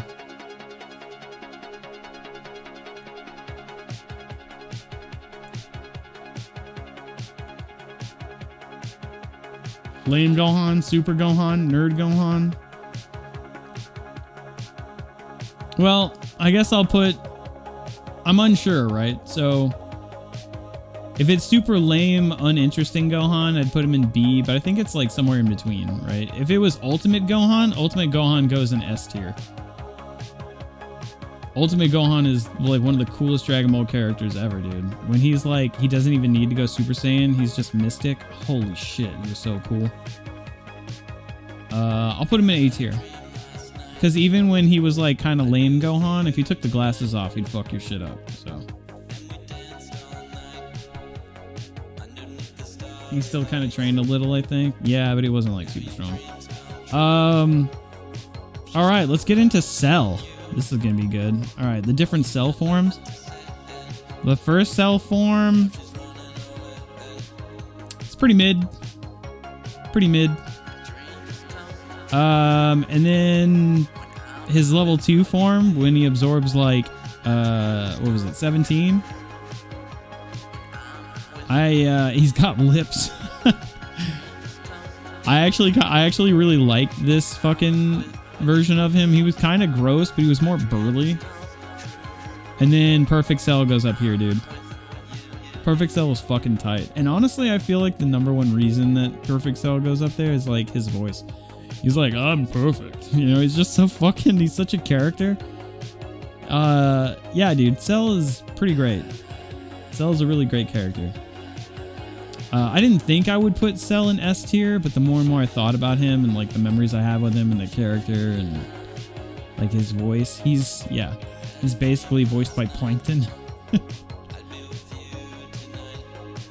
S plus plus plus plus plus plus plus. Cell always has his first form voice. Yeah. He's like, hey, I'm in and he's like, and then he's like, oh, I'm perfect. Hello. Krabby Patties. All right. Who is this? Is this Goten? Is this Goten? Goten never fucking did anything interesting, but I don't hate him like I hate Kid Trunks, so I'm gonna put Goten in C tier. That dude never did a goddamn thing. Holy shit. Imagine just barely even fucking existing. He stalled Boo. Wow, okay. Cool. And you know, I've held taking a piss to the next piss stop, you know. Way to, like, nobody claps for me, you know? More than Yamcha ever did? That's not fucking true. Yamcha did a lot in Dragon Ball. Don't you come at Yamcha like that. Not on this stream. Not in the Lord's house. Where's Gotenks? I don't even see him on. There's a lot of characters missing, I want to be honest. Champa is funny. I like Champa because he's a big, fat, funny goofball. But that's kind of all he is. Put him in B tier. All right. Great Ape Vegeta is fucking rad. Great Ape Vegeta is fucking cool. I kind of wish he'd come back. It'd be kind of sick if like Super Saiyan Blue Vegeta went Great Ape. Like, I don't even know if they've even considered what that would be like. Would it be like Super Baby or some weird shit where his fur is all blue? I mean, I don't know. But that's cool, dude. Great Ape Vegeta is fucking tight. I almost want to put him in S tier. Great Ape, fucking Goku, or is this even Gohan? Either way, they're just like a big monkey. They're just like a great ape. They smash stuff, so it's kind of cool, but it's also like there's not really a lot to them, so it's whatever. All right. Chaozu. Yeah, Yajirobe's not in here either. Put Chaozu in B tier. Honestly, I don't really know that much about Chiaotzu. I think he's a homie. I like him. He sacrificed himself during the Saiyan saga. Against Nappa. I always thought he was really cool. Alright, TN. TN is fucking S tier, dude. Let me explain to you why. First of all, TN is the strongest human on all of Earth. It goes like TN, Krillin, and then I think like Yamcha. Maybe Roshi before Yamcha. I'm not sure. But dude, TN is a fucking badass. And I don't know what it was, but something happened in like Dragon Ball Super where they just gave TN the shaft. Dude, TN was a fucking monster in Dragon Ball. Dude, what a fucking badass, dude. Do not fuck with TN in Dragon Ball. That shit, he was so fucking OD in Dragon Ball. Holy shit, man. He was so OD. And then even in Dragon Ball Z, he didn't give a fuck. He's like, you remember when he was like, he had to use Tri-Beam to like shut down level 2 Imperfect Cell? And he was just shutting that shit down. Oh my god, I didn't give a fuck. And then he fought Nappa and he like lost his arm. And then he went to like King Kai's planet and he trained. And dude, like he deserved better. Tien is the most underutilized character in all of the franchise, if you ask me. Outside of Dragon Ball. In Dragon Ball, they gave him his ups, but like he was badass. And then like they just shafted him for the rest of the fucking series, except for when he fought Cell and like maybe the other occasional moment. But yeah, man, it was a huge fucking bummer.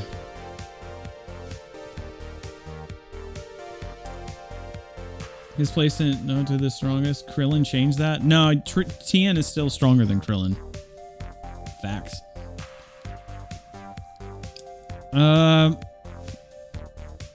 Man, I really want to put Android 18 in S tier. I keep on going back and forth on that.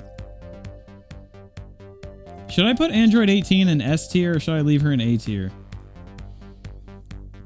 It's like the third or fourth time I've thought about putting her in S tier.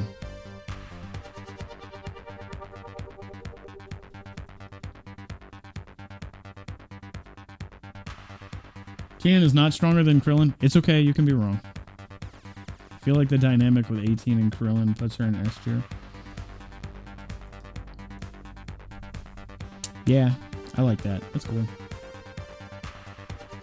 18 as a character is S. Tien still trains knowing that he will not reach the level of Krillin as well.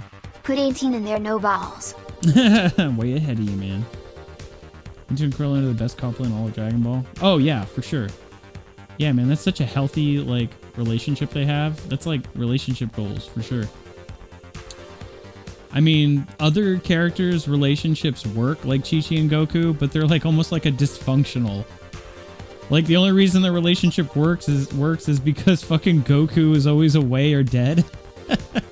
And she just keeps feeding him. That's probably not true. But that, like, from the outside looking in, it really just looks like like Goku's just always away at work. And if they were ever forced to stay home during a pandemic, they would fucking get a divorce. I'm just making jokes. I can respect him for that. Thanks for the list. Good opinions. Thanks. I think so too. Thanks for the list recommendation, Russ. Thanks for hanging out, man. Hope you're doing good. Man, you gotta come and visit me again sometime, man. Let me know when you get some time, dude. Anytime you get a weekend or like a day. Or hell, I could go up there if you want me to come up there and visit you sometime, man. Just let me know. Would love to come hang out again. Let me go ahead and post this in the Discord so I can check it out later. Alright. Burning through these lists. Yeah. Okay, so that's Dragon Ball. Alright, so we've done Zelda Games, Street Fighter Games, Street Fighter Characters, Tekken Games, Dragon Ball Characters, Now the tier lists I have up to do, unless you guys have any other tier lists you want me to do, we got 2D beat 'em ups and hack and slash tier lists, video game consoles, Kusoge fighting games. Oh, we got Tekken characters, right? Did you guys want me to do the Tekken one? What do you guys want?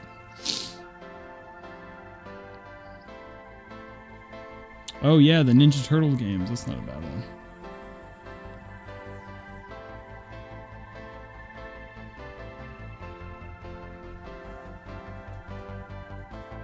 You lean towards consoles?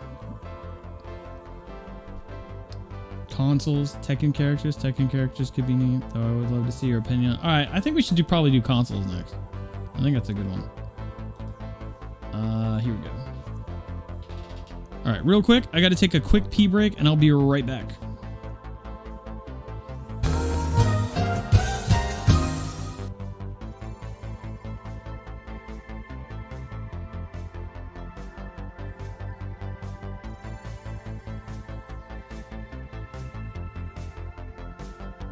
Is that better?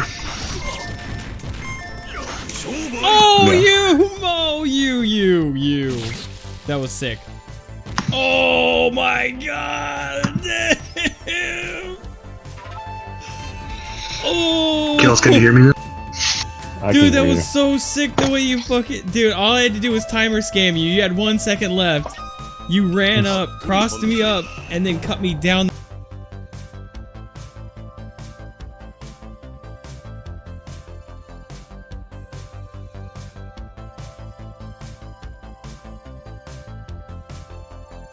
Dude, how sexist of me, right? I was like, I am samurai, most likely a dude. And then I go to this stream, and there's this like really nice girl just like, hi guys, what's up? It's me. I am samurai. And I was like, oh my god, this is fucking adorable. I was like, guys, check this out. And then you had the 2 booty emotes. I was like, oh shit.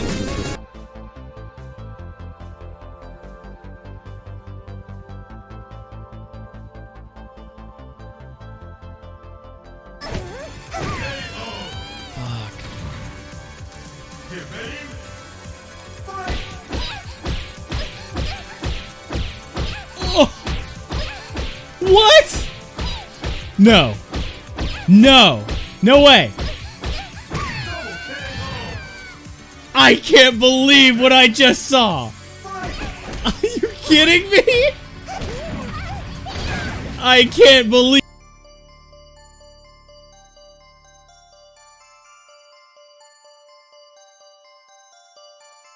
Thanks for the resub. I really appreciate it.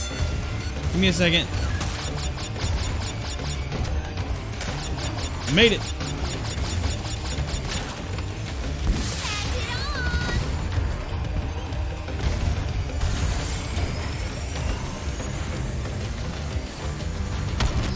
Oh my god. What happened? Holy shit, Vanessa, did you? Oh.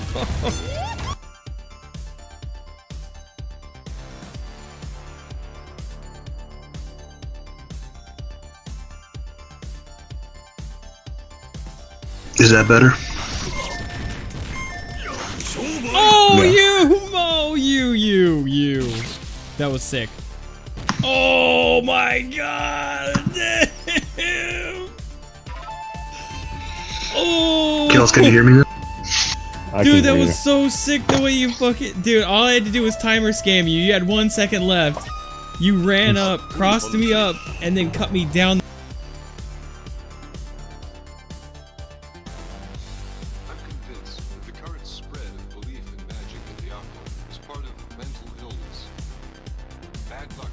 That was perfect. I don't know. gonna go down on my knees for battle and catch me ever down on my knees for battle, down on my knees for battle, down on my stop playing it, goddammit! Down on my knees for battle, down on my knees for battle, down on my knees for battle, down on my knees for battle. Stop fucking repeating it! Down on my knees for battle, down on my knees for battle, down on my knees for battle, down on my knees for battle, down on my knees.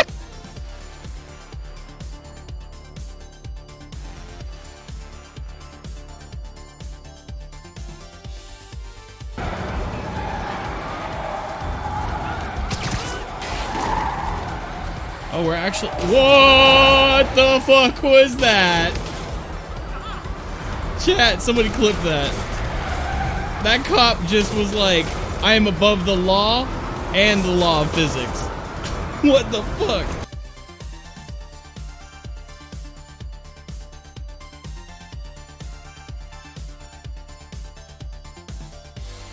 Wait.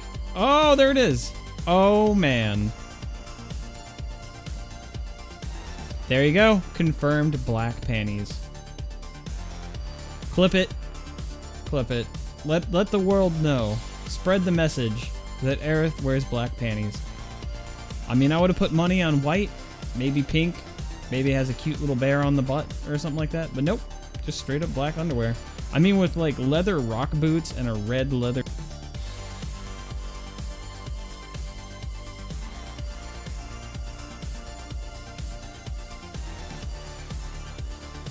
What the fuck? Dude, I found a fucking secret. Oh look, they're jamming again.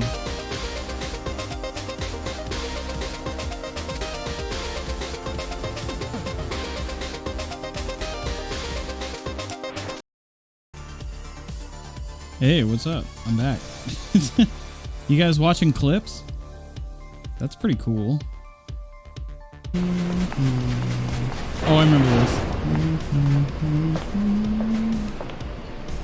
You enter the domain of God. All right.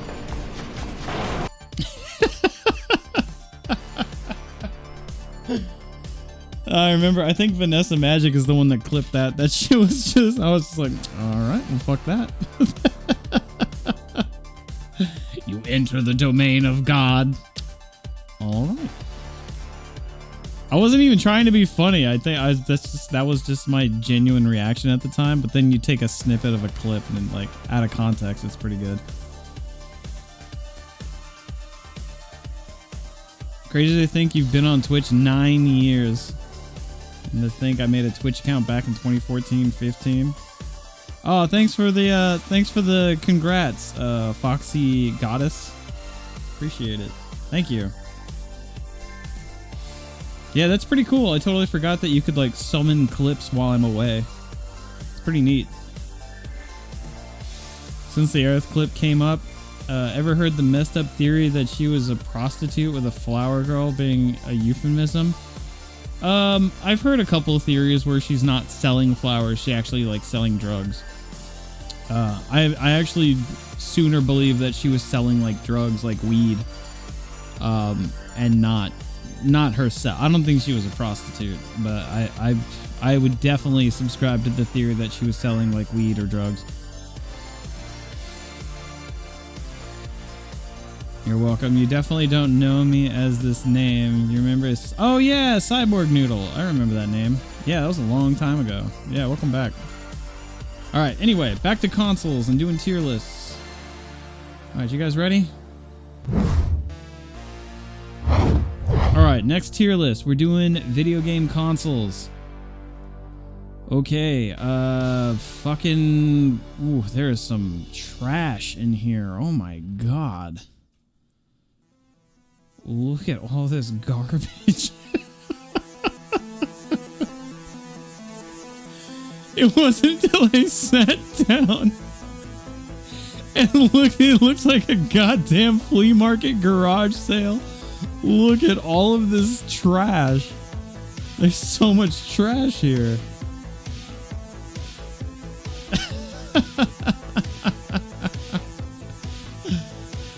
What is this, a flea market? Alright, hold up. Alright. Alright. PlayStation. The fatty PlayStation is beloved. That's a good one. PlayStation 3 is a really fucking great. Oh, these are weird that they have names. Memorable, noteworthy, obscure, forgettable. These are... that's gonna confuse me. What is SAB? Slim PS3 and fat PS3s are both great. This one because it's compatible, and this one because it has less, like, overheating issues and stuff, but these are both great. Nintendo 64 is fucking A tier. Nostalgic. It's got some incredible games. I almost want to put it up here, but like, let's be honest, dude, that joystick gets worn out, and it's a really weird controller. A lot of limitations on the hardware, but I mean, it's still fantastic. I love Nintendo 64. I don't think being A tier is a disrespect at all. This list is kind of fucked up because there's two of the same fucking pictures here. There's two PS3 Slims. What the fuck? It's like the same. What is this? Yeah, there's like doubles in here. What is this shit? What is going on here? One is slightly different. No, there's two of these fucking Xbox consoles. Yeah, I'm seeing a lot of doubles. Yeah, look, there's two fucking... There's like two of everything. What is this?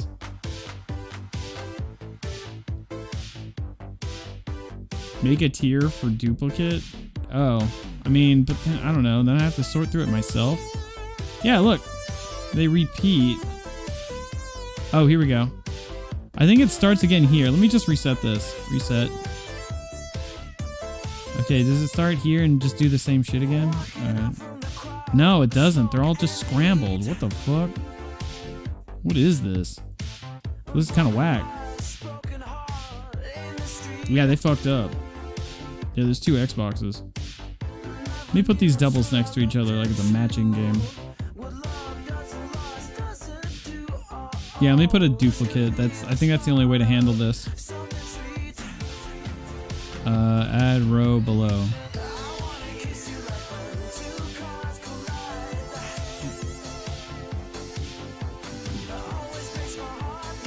Duplicate. Alright, here we go. Duplicate. Right here. Was there another piano? There's like two of everything here. Alright, where's the Nintendo 64 again? Oh, here we go. Alright, nostalgic. Alright. Duplicate. Duplicate. Duplicate. Is there two PS2s? There is. Another duplicate. Holy shit. There's like two of everything, man. Alright, anyway. Let's try to make some progress here. Shit.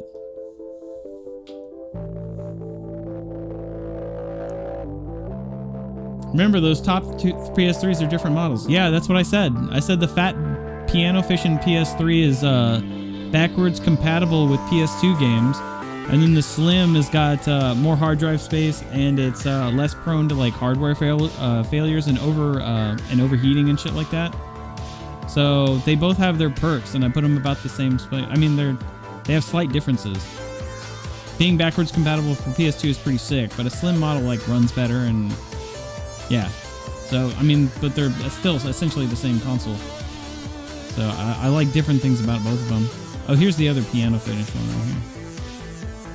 Put that right there. Dreamcast.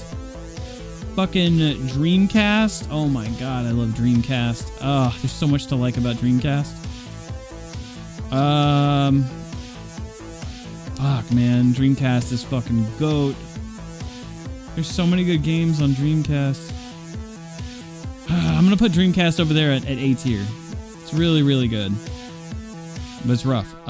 Game Boy SP is fucking top tier as fuck, alright? If we're talking handhelds, like, Game Boy SP is the best. Game Boy SP is the best. Game Boy Advance is also really good. It's just not as good as the Game Boy SP. It doesn't have that little clamshell closing case. It doesn't have a backlit screen. It's more comfortable in your hands, but yeah, all the, like... Motherfuckers don't remember how fucking brutal it was to have to like sit under a lamp. Like if you were in a car ride and you had a Game Boy Advance and you were just like, you could only play like every 3 to 5 seconds as like a lamppost drove by. Shit sucked. Phantasy Star Online. Yeah, Dreamcast is pretty sick. As much as I love Dreamcast, I'd love to put it here at the top, but I just don't think I can. Oh man, Super Nintendo. Super Nintendo's pretty damn good. I'm gonna put Super Nintendo in B tier. I'm gonna put Genesis in A tier because I'm a Genesis boy, dude. I grew up on Genesis. I love me some Genesis. Game Gear is trash. Game Gear is actually ear-bleedingly bad. I fucking hate Game Gear. That sounds like crap. The only playable game on Game Gear that doesn't make your ears bleed and cost you like $25 to operate it for like 4 hours on like 6C batteries is like Columns. Nani? That's like the only bearable game. The jig is up. We know you're pocketing money for the big Sega. Oh shit, they're on to me, boys. Get out of here. We gotta change our names. Oh, that's a dupe.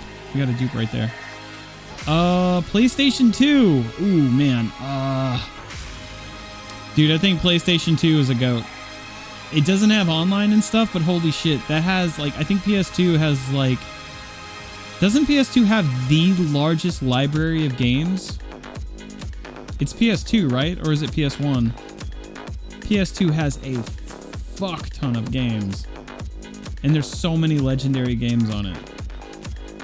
Like, everything. It's so good. I'm tempted to put it in A tier, but like, I mean, fuck, man. The library is just untouchable.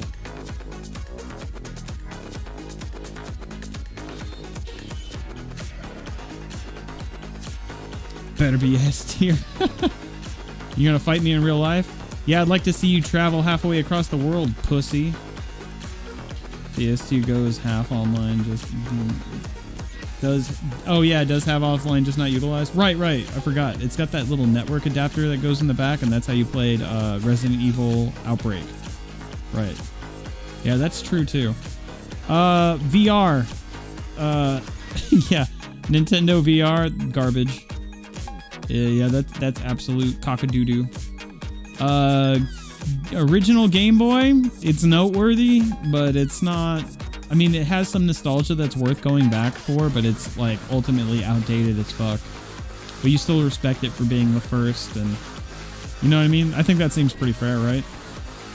I could put it in D tier, but that just seems too mean, because I'd still go back and play some OG Game Boy games, right? Like, when that Ninja Turtles Cowabunga collection came out, I actually spent a good amount of time playing those Ninja Turtle Game Boy games, and they were still really fun and challenging. So. They're dated, but not so dated that they still can't be enjoyed.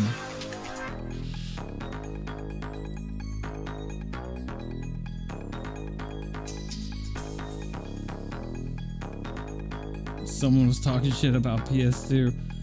Yeah, I think PS2 is actually really forgettable. It's garbage. It's kind of a shit system. Alright, ooh, NES. Okay, NES. Oh, man. Yeah. Yeah, dude, NES is kind of rough, man. I mean, it's...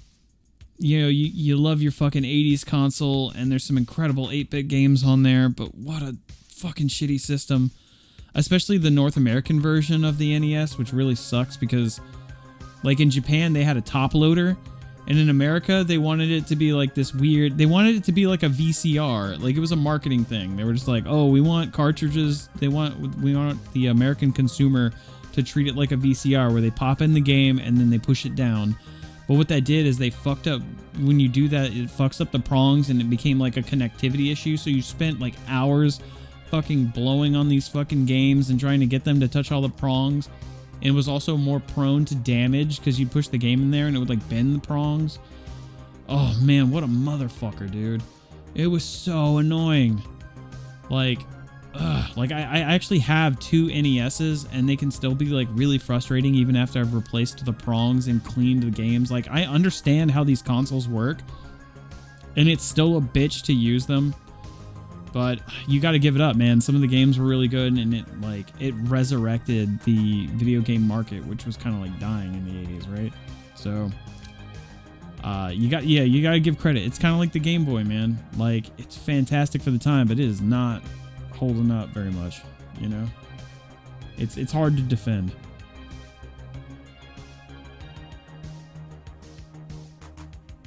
If you can get an AVS system, it's rad. Yeah, well, I mean, it's kind of a different one, right? That's not like it's like the American side loader bullshit.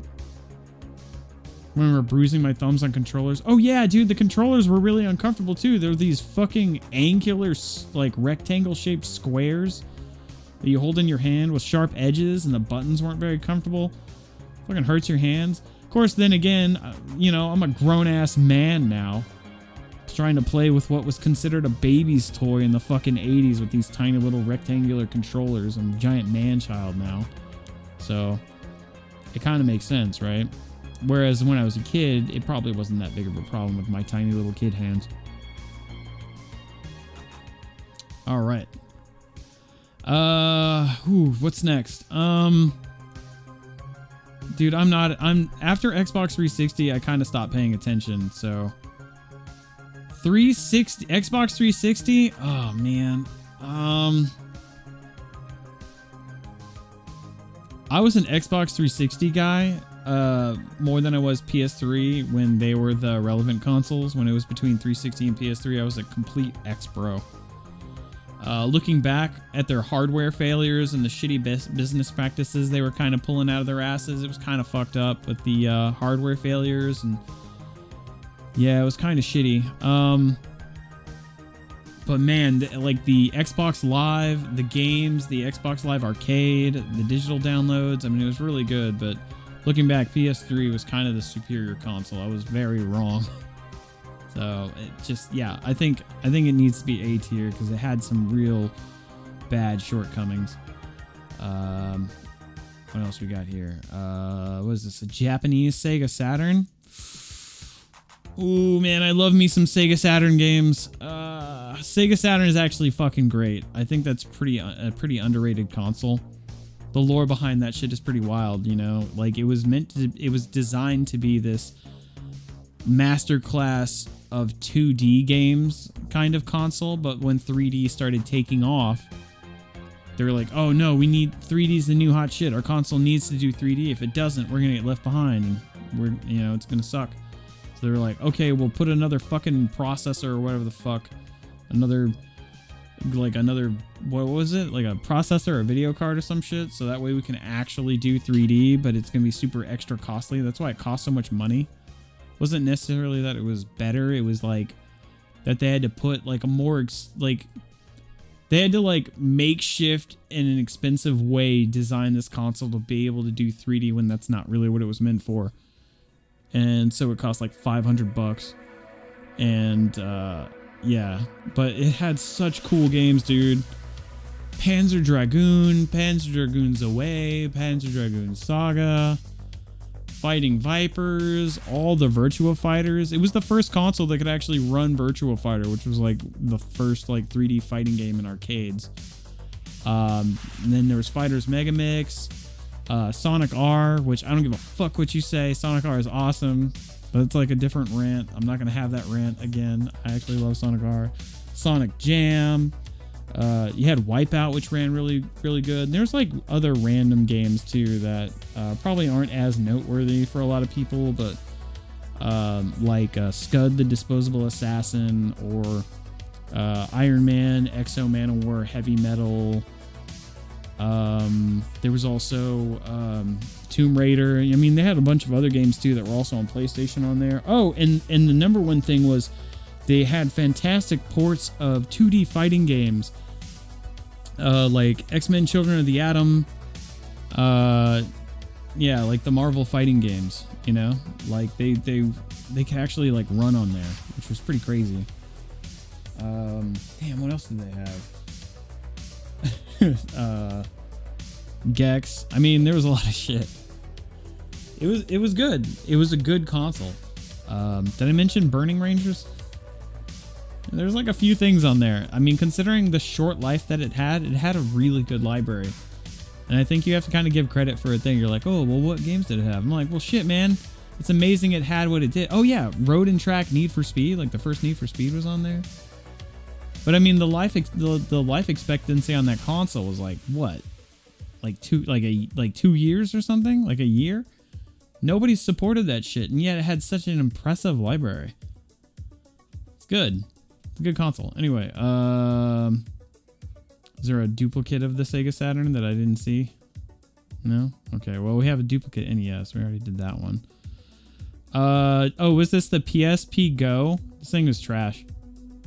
It was like PSP was trying to be a phone at the same time, so you had to like activate this PS Go through a phone provider to be a phone as well, but it was designed for games. Kind of like the N-Gage and other shit. It was this weird chapter in technology where they were trying to tap into the phone market by being a portable handheld that's meant for gaming but could also do those other things so they could hit that casual market. But it was such a brief little blip of like those two things kind of intersecting. I don't know, it was, you know, before phones just, you know, became little pocket computers where you can just put apps on them. So they were just like, I don't know, super fucking weird. It had like no hard drive space, so you'd have to like download a game and it would like take up all your hard drive space. It was like half-baked fucking bullshit. Here comes the GameCube. GameCube is... I think GameCube's B tier. Just waiting for the Zoomers to get mad.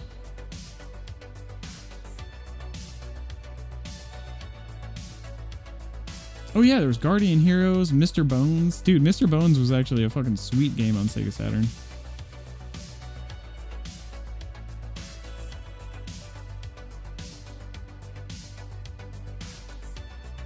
If it wasn't for the hardware failure, I would say 360 was comparable to the PS3. But the PS3 also had a Blu-ray player.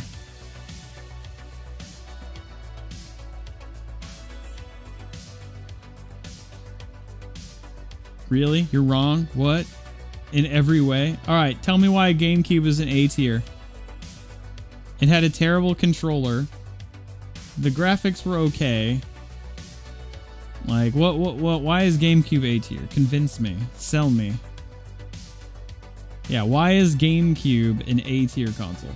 Because Smash Bros. Melee was on it? The control was whack. People will say that's blasphemy because they use it for fucking Smash Bros. But that's just because they were used to playing Smash Bros. On. I think, like, the GameCube controller is like a terribly designed Xbox controller. It's just not as good. It doesn't even have like an L1 and L2. It only has an L1. There's no L2. It's just fucking weird. Or one of those things. It's like missing one of the triggers on the back. Like, why? You know, and it's got that shitty weird layout. It's terrible for fighting games. No, yeah, that too. No DVD support. No online. Lack of third-party support. What banger games were on GameCube? F-Zero GX, Smash Bros. Melee, ports of Sonic Adventure games. Yeah. It was before the Xbox 360 era. But it wasn't before the PS2 era, and PS2 had DVD players.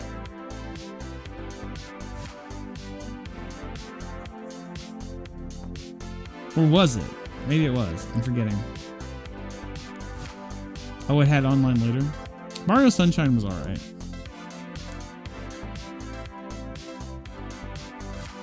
I guess there was Double Dash. Double Dash was alright. Oh, you're right. Resident Evil 4. But yeah, the fact that we're kind of sitting here struggling. Luigi's Mansion. I guess Metroid Prime. There's like a few things on it, but I just don't think it can hang with these other ones. Controller, I mean, like, okay, now hear me out, right? You guys, I heard you out. You're like, dude, GameCube's great for this, and this. Okay, so what do you say when I bring up the fact that the Wii plays GameCube games? And it plays them in HD. And it looks better. And it has online. What do you say to that? We had component cables. It didn't have an HDMI cable. It had quote-unquote HD. It was like, yeah, I don't even think it did 720. It had composite cable, not composite, component, with like the blue and the orange and the red. So it actually played those same GameCube games at a higher resolution. Like it did, if you got the cable for it.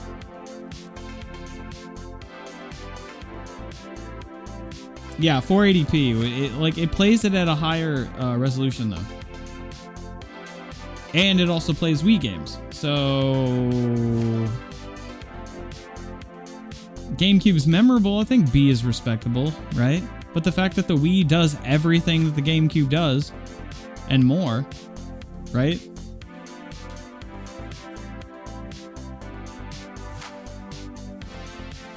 Suck my Wii.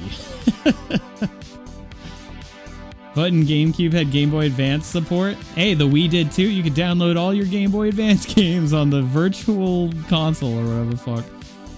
Yeah, you're talking about that GameCube attachment that costs like $80 and you attach it to the bottom of your GameCube. And then you have to have that game, and then whatever the game is on Game Boy Advance, you can play it on your TV.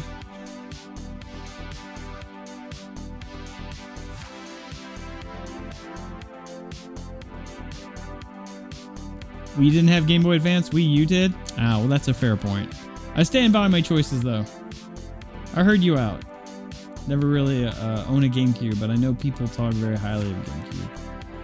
Yeah, there's only like so many games that I think are really noteworthy on there. Maybe like Soul Calibur 2 as well. Soul Calibur 2 you can play as like Link.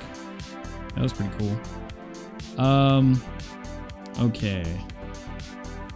All right, moving on. We've got PlayStation 1. Ooh, this is tough. Ooh, ah. Ooh, ah. Ooh, ah, ah. Ooh, ooh, ah. All right, right there. Woo. Yeah, the original PlayStation's really fucking awesome, right? Yeah, I think B tier is fair, because go back to my original point, right? Like, PlayStation, a lot of the controllers didn't have the dual shock sticks with like the two analog controllers, but also PS2 is sitting up there in S tier. Why would you own a PlayStation when you could just play PlayStation games on PS2? Because the PS2 is backwards compatible. You know, I mean, shit, dude. PS2 is just a better PS1, right? I mean, fuck. I still love PlayStation 1. I think it needs to stand right there, but yeah. Anyway. And then there's the PS1 with the fucking screen, I guess. I don't know. I put it in B as well. Portability is nice and all. I need all of you to give me just a bit of your energy.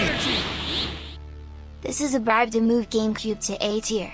Damn, $5 to move GameCube to A tier? $5? Nah, I don't think so. No, I can't be bribed for $5. You can't even buy a Whataburger for $5. And you're trying to buy my integrity for $5. Try to buy my integrity for $5. The fuck? I appreciate the $5, but you insult me. Coming around here. Hey, $5. Sell your soul. Please. Just for that? C tier. What do you think about that shit? You've convinced me it belongs down in C tier. No, I'm just kidding. Put it back. You cock! Alright, here we go. Moving on. I need all of you to give me just a bit of your energy. What about $5 more?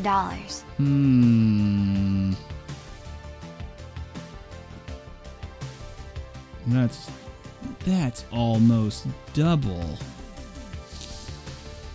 No, I can't be bought. Moving on.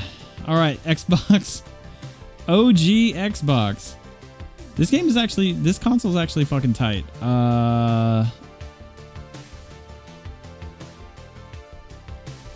There we go. Yeah, I think OG Xbox is A tier. It's got fucking online, some awesome games, dude. It kicked off the Xbox, and like, damn, dude, Dead or Alive 3, the Burnout series. They had like updated versions of like Metal Gear. Shenmue 2 was on that motherfucker. Jet Set Radio Future.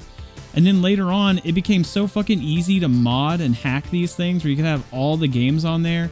You could take music CDs and then burn like soundtracks onto the hard drive, and then some games would support custom soundtracks. And you can listen to your own music while you played the games. Dude, the list goes on and on. That console fucking slapped. Dude, OG Xbox is fucking rad, man. So good. Solid system. If you mod it, you can access online features again and play all the Xbox Live games. Dude, I really need to do that to my Xbox. I would love to do that. The Xbox was going to have the ability to be backwards compatible with Dreamcast games, hence the nickname Dreamcast 2. Really? I don't think I ever heard about that. That's really cool. Oh, that's new to me. We already did Nintendo 64. Damn, the Nintendo 3DS. Fuck, Nintendo 3DS. Is this XL or just regular? Oh, I think this is... Yeah, I think 3DS is fucking great. That's a really good console. I mean, shit, it's still around. Nintendo 3DS has been around for what, over 10 years? And with good reason, dude. That thing is awesome. The gimmick of 3D is really cool, but like mostly it's just a solid console. It's got the clamshell case, so it fits in your pocket real well. You can just close it on the go, so it's kind of like the Game Boy SP. Battery life's really strong. It's got a shit ton of games. I mean, fuck, dude. My only complaint is that with all that extra power and stuff and comfort with holding the console in your hands while traveling, it's a little bit bigger. It's like twice the size of the Game Boy SP. But I mean, that's an easy trade-off. I mean, now that I think about it, man, 3DS really took some awesome notes from the SP.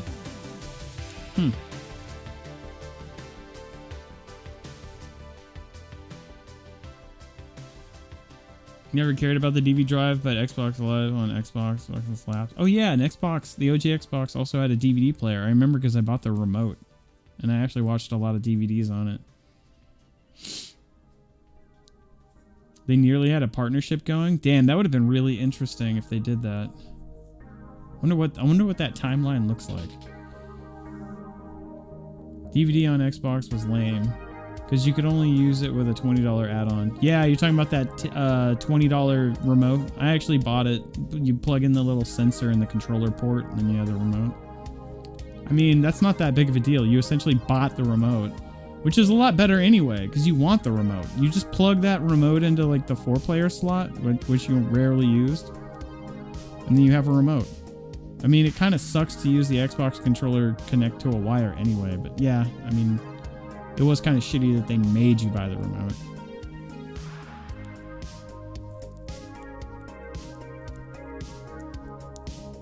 Belongs in F tier. Fun fact, not sure how many games did this, but Van Helsing's DVD, if you put it into an Xbox, had a demo for the tie-in game on the disc you could access. Whoa, that's sick. I didn't know that. That's actually really cool. Yeah, that's pretty badass. Yeah, look at all these doubles.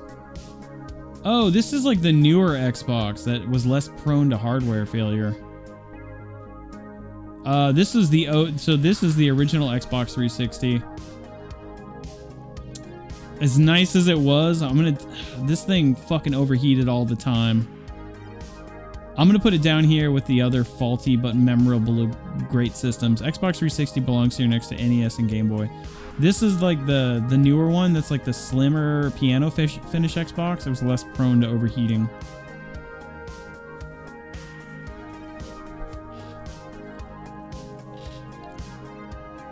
Yeah, crappy storage space too. Yeah, pretty garbo. So this is the Nintendo DS. Dude, I don't know. I feel like the DS, or is this the DSi? Yeah, this is the DSi. My bad. Like, all of these are really good. These are fantastic handhelds. Probably put this one down here. Yeah. No, more here. Here's 500 bits. Put that GameCube in F tier. I'm just kidding, have some bits, bro, lol. Nope, sorry guys, can't be bought. Sorry. You guys don't have enough money for me to put GameCube in A tier.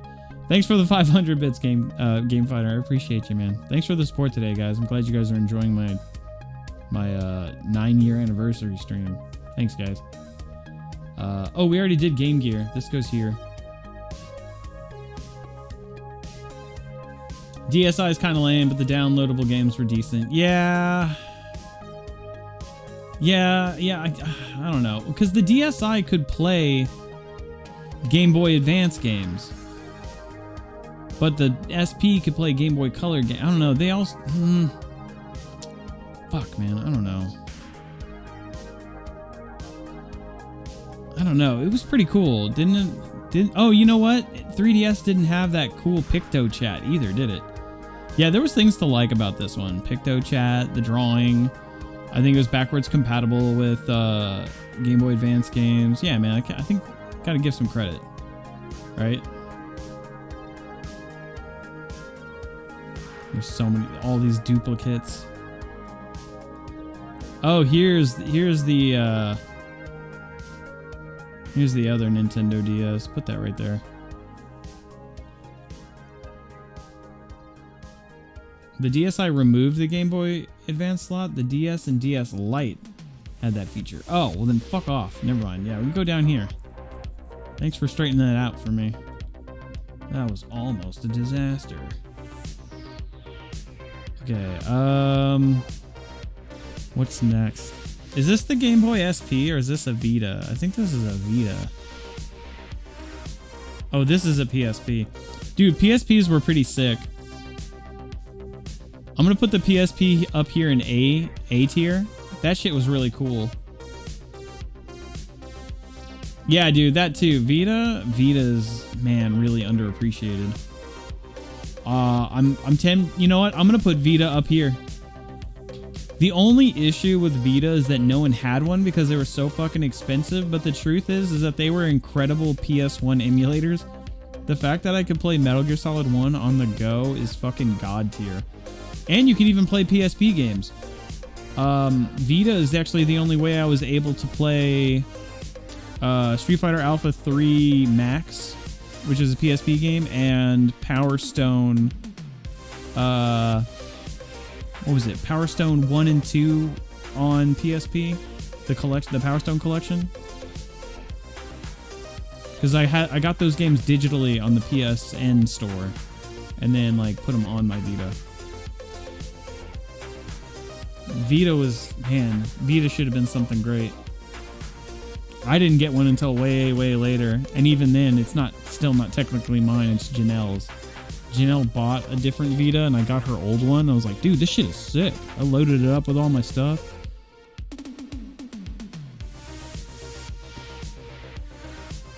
Yeah, and the memory card was also a big problem. Yeah, they were way too expensive. They kind of fucked themselves by being like, you have to buy a memory card, and you have to buy this. And they're like way overpriced.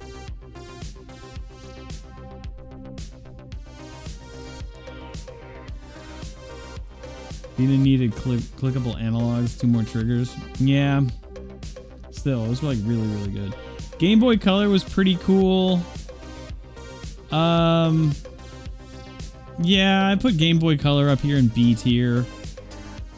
It's nice that it had color. It's definitely a step above the original Game Boy, but it's still very flawed. No backlit screen, only 2 buttons and a directional pad. You know, it's a decent upgrade, but it still has like a shit ton of flaws, and things on it are really dated.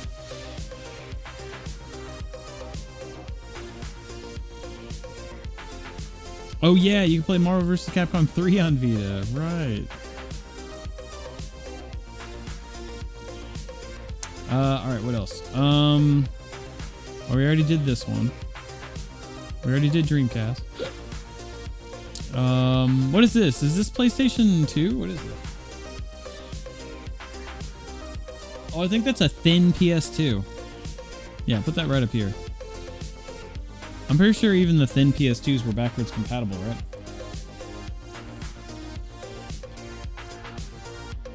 That's not a PS4, that is a PS2. Yeah, it's definitely a slim PS2. Yeah, I don't see any downside from the slims. They're both really good consoles. Oh, where's PS4? Good question.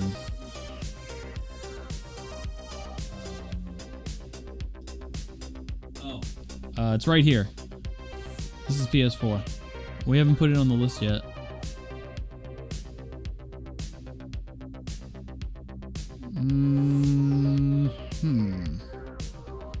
Where does PS4 go?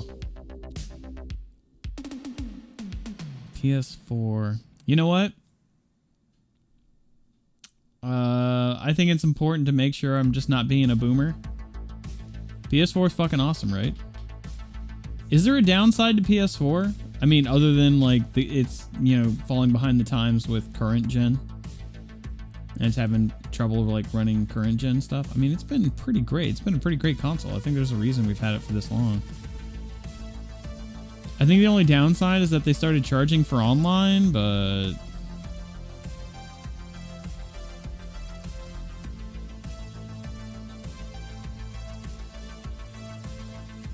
PS4 is slightly behind stuff, but otherwise it's a nice system. They shitted on Xbox One. I think Xbox One shitted on themselves. Before that race even started, they fucking shit the bed. Charging for online is ass, but there's some solid titles for it. Yeah, I think that's where it belongs, dude. It's a really solid console. I think PS4 is actually a great console. Okay, these are all Xboxes, and I can't even tell the difference between them because Xbox marketing is garbage. I don't know the difference between an Xbox One or an Xbox One S or an Xbox One Scorpio Series S X, fucking Turbo HD Remix. Like, I don't have any of these, so I can't even really rate them. I don't even know I don't know the difference between any of these three are. Like, they just fucked themselves because they gave all their shit weird names. And I don't know the difference.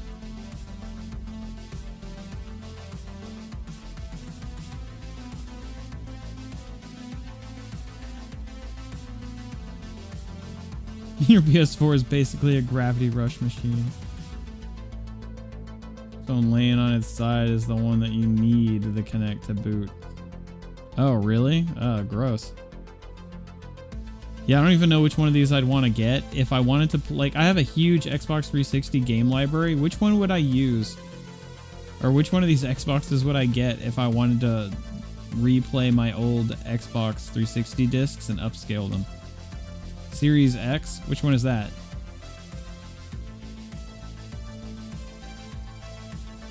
An Xbox 360, no joke. No, the 360 only plays them in like 720, but the newer Xbox will upscale them. The white Xbox there is Series S, but I want Series X. The one that looks like a fridge is the one I want for upscaled Xbox 360 games, so I want this one. This one? Oh, next to the PS4, okay. Genesis over NES. Hell yeah, Ted Bob. That's what I'm saying, buddy. Oh, yeah, this is the one that needs it. That's on its side. Yeah, all these Xboxes can suck my dick. I guess I'll get one of these at some point. Like, in another 5 years, when these Xboxes are in pawn shops for like $100, I'll probably pick up one just so I can play my upscaled older games.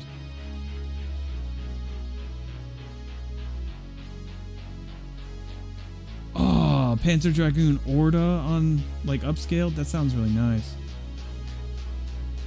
Or rather a $400 PS5 for exclusive than a $500 Series X. Oh, yeah, dude, I'm not talking about getting one now, dude. It would definitely be down the line when they're obsolete. Just so... Oh, I have one now. Nice. When they're super fucking cheap and nobody wants them.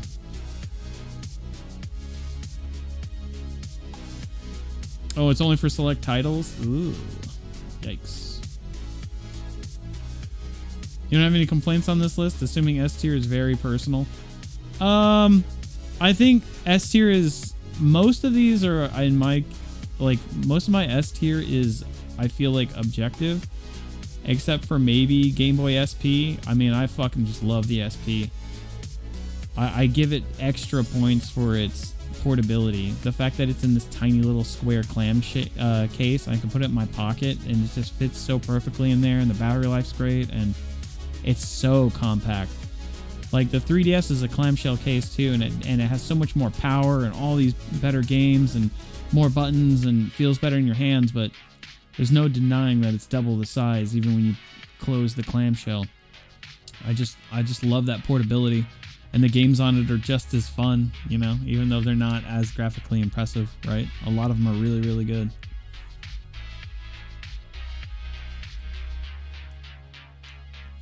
Only exception, I'd personally move Game Gear up higher. Game Gear sucks. I stand by that. Game Gear sucks. Game Gear is trash, dude. I can't justify putting that. There's not a single game on there that you couldn't play that doesn't make your fucking ears bleed. Columns is the only game on there that doesn't make you fucking get a headache or make your ears bleed. Streets of Rage 2 sounds and looks like shit. All the Sonic games look and sound and play like shit. Oh, it's so garbage. I don't know how anybody could play that for, well, like the brief fucking 3 hours you have before the thing dies with 6C batteries in it. Thing sucks.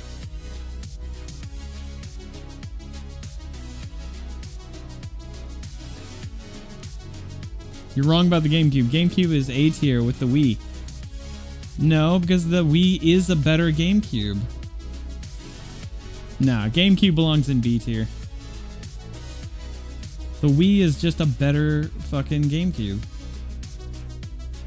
It literally has a GameCube built into it, and you can play it at a higher resolution. I just don't, yeah. And you can even plug in a GameCube controller if you want that controller. It's literally a better GameCube.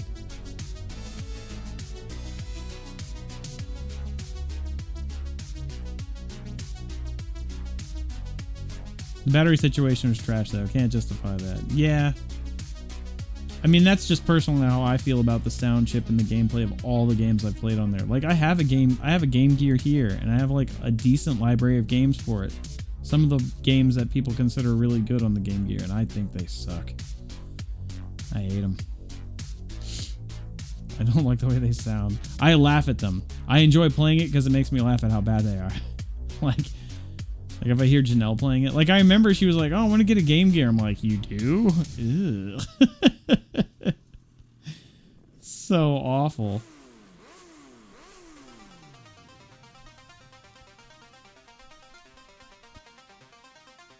GameCube has superior digital output? Wii is trash?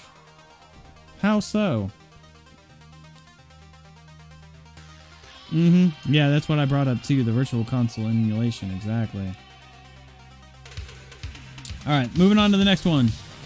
What is this, like an Atari or something? Put it in obscure. You know, it's old, but you gotta respect them classics or something. I would sooner probably play Atari before any of these motherfuckers.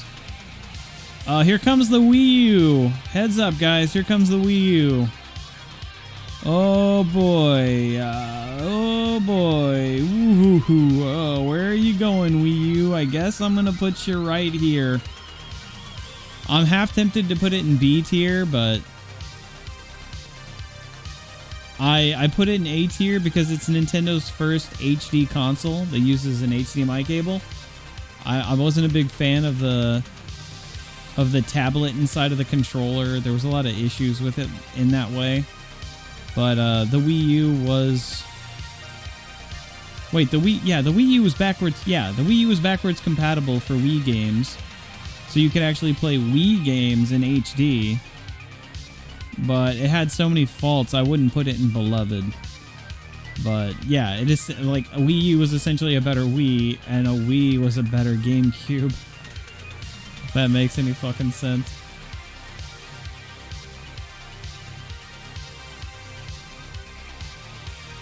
Yeah, the Wii U is pretty great. I think it's funny because people look back and they're like, wow, the Wii U is amazing. But dude, for like 8 years, everyone's like, wow, the Wii U is trash. Like, it's funny how that works out, man. A lot of times people don't appreciate those kind of consoles at the time. They're like, this console sucks. And then like years later, like, oh my god, it was actually amazing.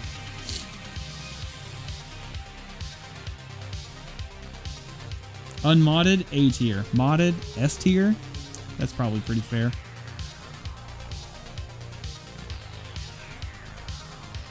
Yeah, there was also some like cool implementations using the controller with the tablet. Yeah. I do not have a PS5, so I can't rate it. Nintendo Switch. Okay, these are all consoles I do not have. I don't have any of these, but I do have a Switch. And I'm going to put the Switch...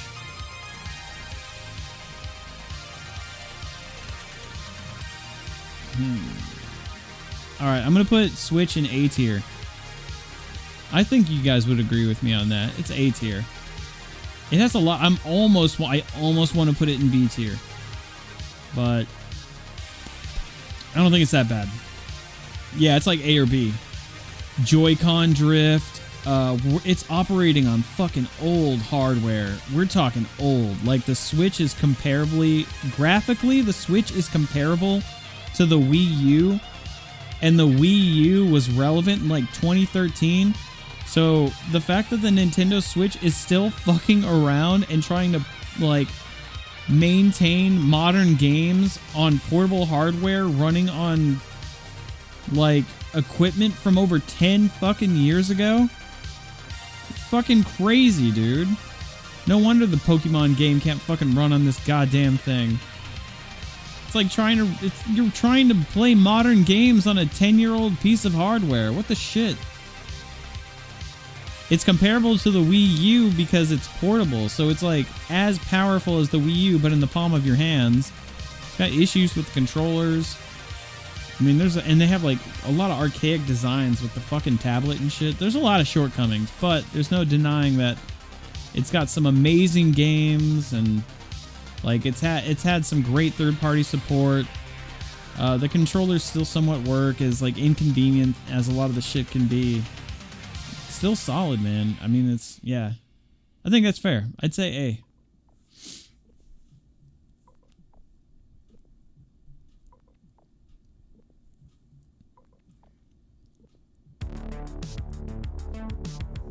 We have the OLED Switch. Oh, yeah. I think Janelle has the OLED Switch. The system itself is poopy. I can run all their games on my aging 1060 at higher frame rates and resolutions. Yeah, no shit. Yeah. Anyway, okay, so that's consoles. Let me see if I can get this on here. The console tiers. Just close this. There we go.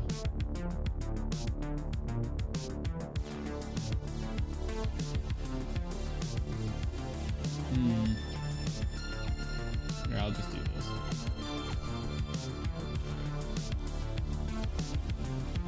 Alright, posting it in the Discord. Bam. Alright, on to the next one. Video game. Alright, so we've done Zelda games, Street Fighter games, Street Fighter characters, Tekken games, Dragon Ball characters, video game consoles. Now Tekken lists that I can do. Unless there's another list you guys want me to do. We got 2D beat 'em ups and hack and slashes, Kusoge fighting games, Tekken characters. What do you guys want me to do next?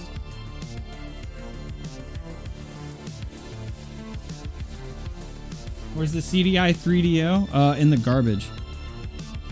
In the trash.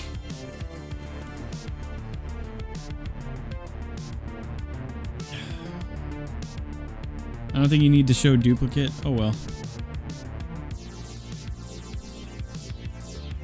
Tekken characters? Ooh, Resident Evils. I feel like I've done that before.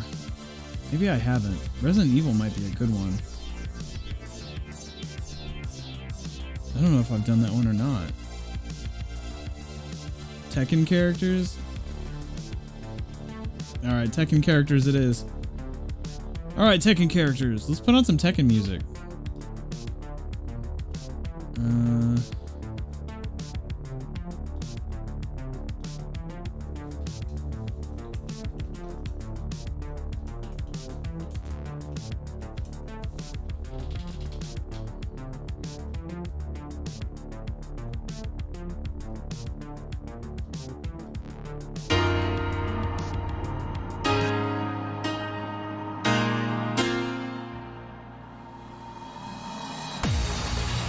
Alright, here we go. I have done Resident Evil? I thought so. Here we go. You ready?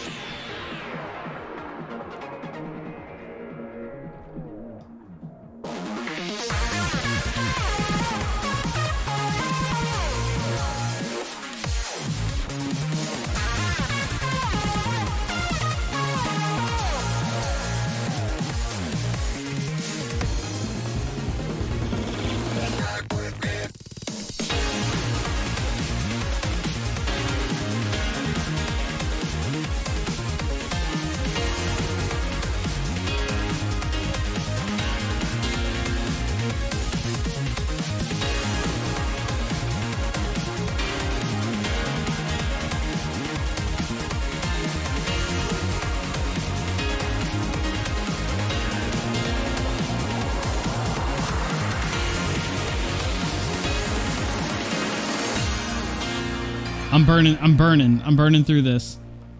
I'm burning. I'm hauling ass. I'll discuss these after I've placed them. This is the only way I can do this. I have to rapid fire this shit or I'll be here for fucking 4 hours. Fuck you, Negan, you piece of shit. Fuck you, Negan.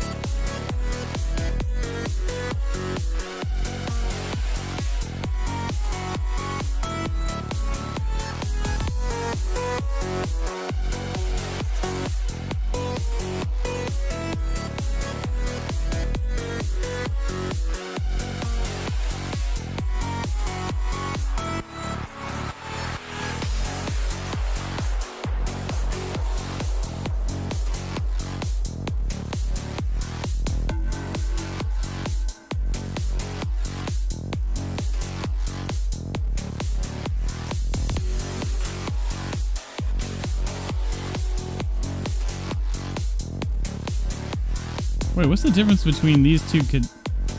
What's the difference between these two? I thought these were the same character.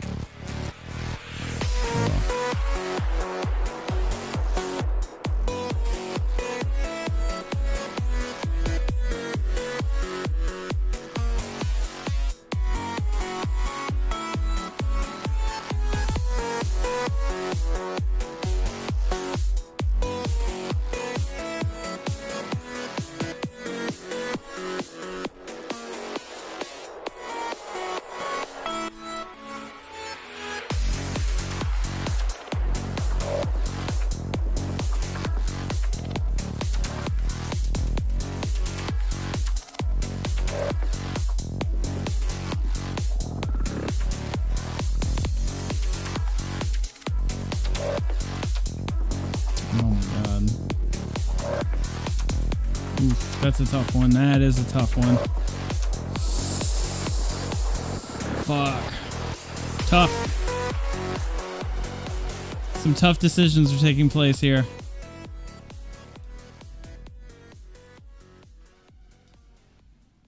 I'm making some tough choices, man.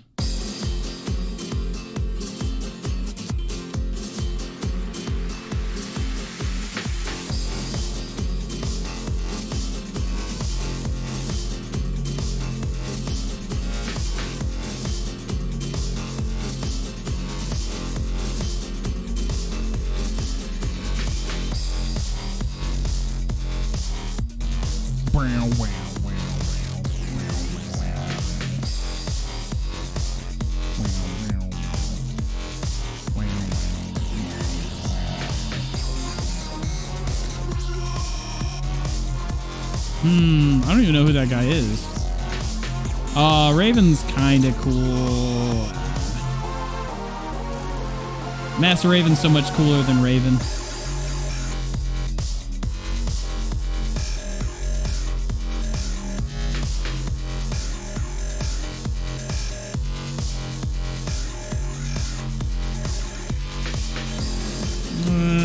I've never been a big fan of Jax, to be honest.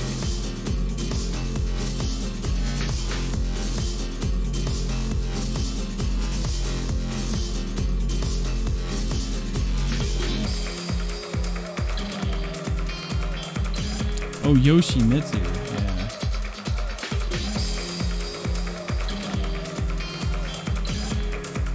Mokujin.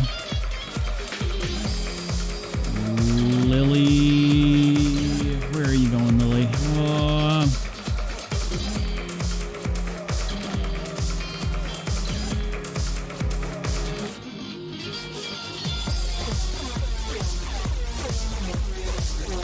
Okay. This is like old school Jax, right? Okay, I don't know who these characters are. I don't know who these three are. All right, I think I think this is it. Devil Jin in the dirt. Devil Jin's okay. I don't know. Some of these can be moved, all right? I just rapid fired these, okay? Chloe in S tier, I'm not gonna lie, I half did that because I knew it would piss people off. I like the idea of David Markel sitting there going, oh, she's such a bad character, meh, you know? Sort of gives me a little bit of life.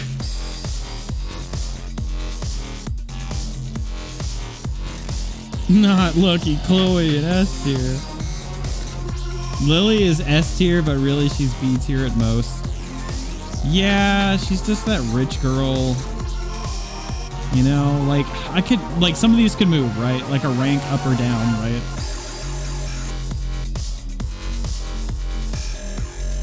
Raven is C tier. Dude, that's so harsh. Come on, man. He's like Blade. Why would you do Blade like that? Like, this isn't like a tier list, like how good they are in the games. This is how much I like the character, I guess.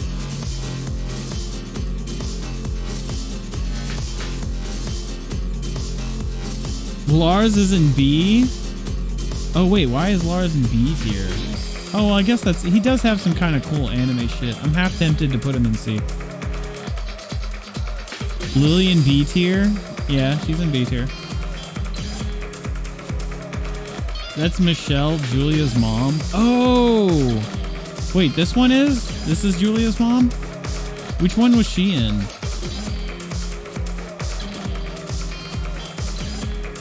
Yeah, I know Maximilian hates Lucky Chloe too. I don't know about these other two. I don't know who these guys are. This looks like Paul with a haircut. They were in Tekken 1 and 2 and also Tag. Oh, well, I mean, I don't hate her design. Just put her in B. She doesn't have much of an impact on me. It's kind of whatever. Who is this? Who's this Mamacita? See, not even you guys know who these two fucking characters are.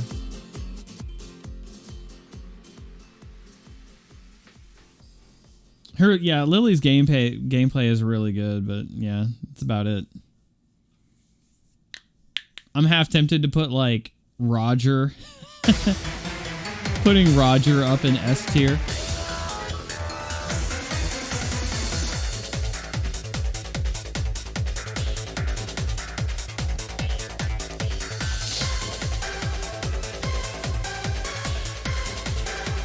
He looks like MJF. I have no fucking no clue. Yeah, I think I feel pretty good about this list, man.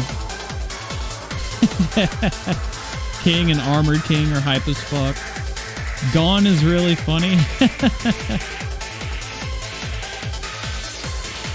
Yeah, this is Julia when she's doing like professional wrestling and she's so fucking hype.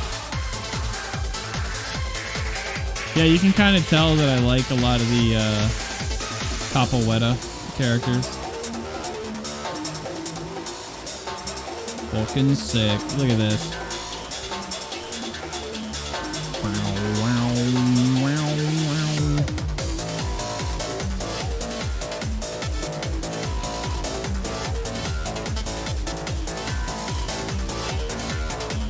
All right, any complaints?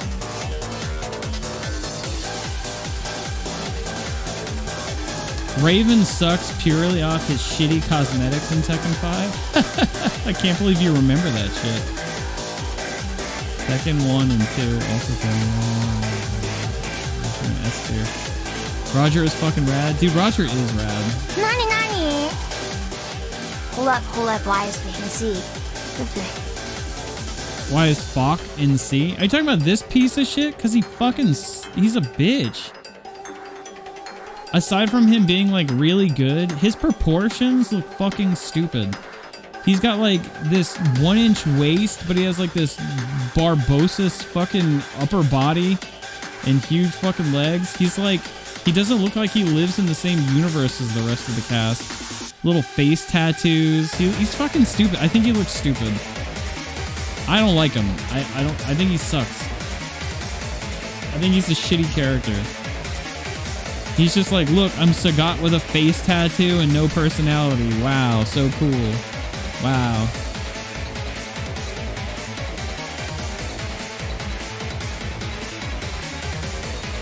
Why you put Slim Bomb above Bob? You a fat hater? Yeah, I am. What are you gonna do about it?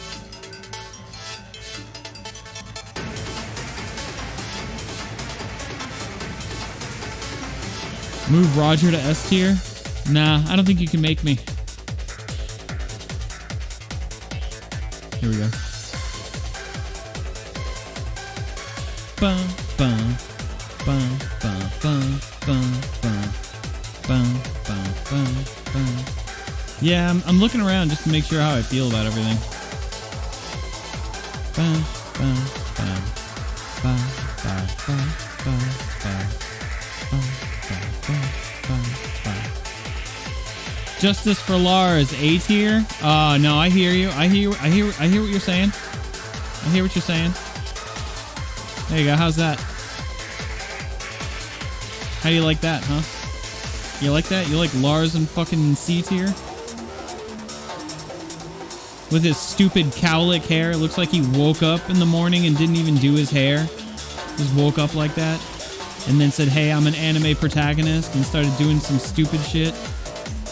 And then he was like, "Oh, what do you mean I'm not relevant as a character? No, I'm half Mishima blood. I'm one of the Mishimas now. Please care." Nobody cared.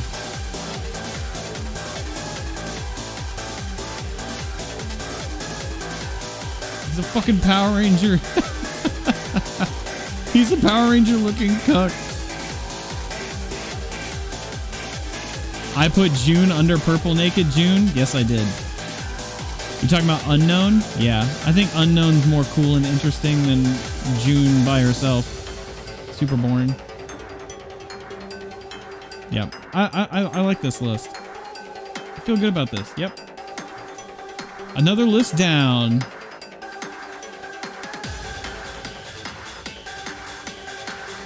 Stay mad.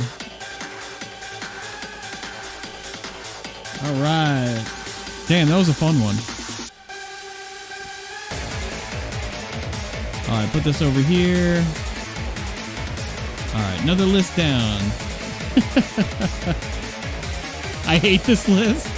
Yeah, be mad. I hope it eats away at you. I hope it eats away at you as you sleep. If Tifa was on this list, if Tifa was a playable character in Tekken, dude, she'd be S tier easy. Your top Tekken S character is fucking Akuma. Yeah, and I'd do it again too. Oh wait, you know what? Oh, I forgot you were here, Happy Poop. Hold on, let me do you a favor. Boom, right next to Gigas. You know, I'm gonna put her right between fucking Gigas and Negan. How do you like that shit? Yeah, I think that's where she'll stay. Not even mad? Well, shit, what's the... You're not mad, what's even the point? Alright, moving on. What's the next tier list? What do we got going on? We got 2D beat 'em ups, Kusoge fighting games, and if you guys have another suggestion for a tier list, what would you guys like me to rate?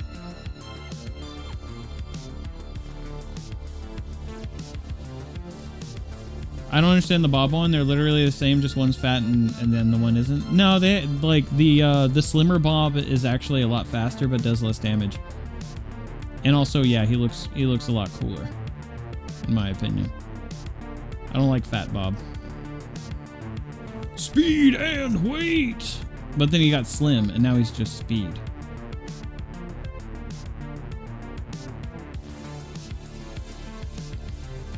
I think I already did a Resident Evil game tier list, but I don't know about character. That would be kind of a weird one, because characters are different in each game. Like, Chris in Resident Evil 1 is so different than he is in Resident Evil 6. And then, like, even more different in Resident Evil, like, 8 or whatever. It's just fucking weird. It's hard to be consistent. I hope you stub your toe. Damn, that's fucked up. Can't believe you'd wish that upon me. Final Fantasy characters? Oh, I don't know if I'm the guy to ask about Final. I've only played like what, Final Fantasy 7 and 10. Not like there'd be like 90% of the people I wouldn't know who the fuck they are. I've only played like 2 Final Fantasies. You want to see the beat 'em up list? Oh yeah, Mortal Kombat might be a good one too. All right, let's do beat 'em up. Beat 'em up. One above all. All right, let's pick out the god tiers. I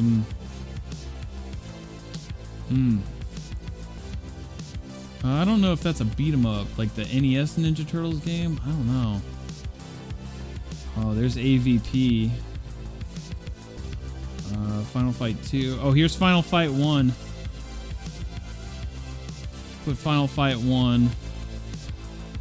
One above all? Oh, is that like just the fucking peak? Is that like the untouchable goat? Maximum Carnage with its God tier soundtrack. Yeah, with all the music that it ripped off from other like 80s and 90s rock bands and then turned it into chiptune. No, for real though, Maximum Carnage is fucking sick. I love Maximum Carnage. It's hard as hell. I don't think I've ever actually beaten that game though. Alright, Streets of Rage 2 obviously goes up here. And I think at the end, once I've placed them all, I think that's when I'll decide if there's the one that's above all of them. Streets of Rage... Was it Splatterhouse? Oh, Splatterhouse. Okay, I never really played Splatterhouse. Dude, AVP is really good. Probably put AVP up there. Separation Anxiety is really cool. The graphics aren't as good as Maximum Carnage, but it's got co-op. And it's still really fucking fun. I'd probably put Separation Anxiety in B tier and Maximum Carnage in A tier. Because the beat 'em up is so good, but damn, it's fucking hard. It's brutal as shit. Ninja Turtles, Turtles in Time. I'm going to assume that this is the Super Nintendo version. And probably put it up here, S tier.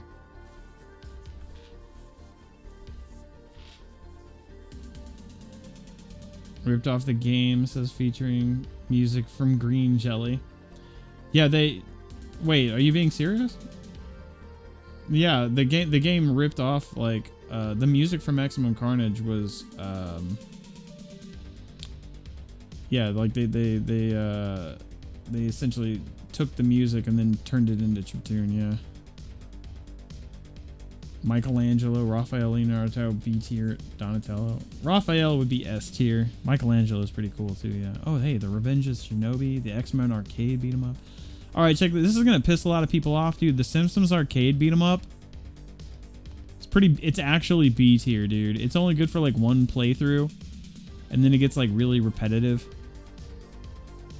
I don't know. This is gonna start getting pretty tough. This is gonna get pretty hairy, actually. Castle Crashers is really damn fun, but it gets old fast. I don't know. Maybe C tier, actually. Once you get past all the poo-poo, funny, haha humor, it's definitely a Newgrounds Flash game turned into a video game, but it's still really, really fun. But every time I try to go back and play it again, I can't, so probably more C tier. This isn't really a beat-em-up so much as a Metroidvania, but I never really played Michael Jackson's Moonwalker. Altered Beast is pretty fun, but I don't know. It's okay. It's kind of dated. Altered Beast is kind of dated. The Cowboys of Moo Mesa. This game's actually pretty fun.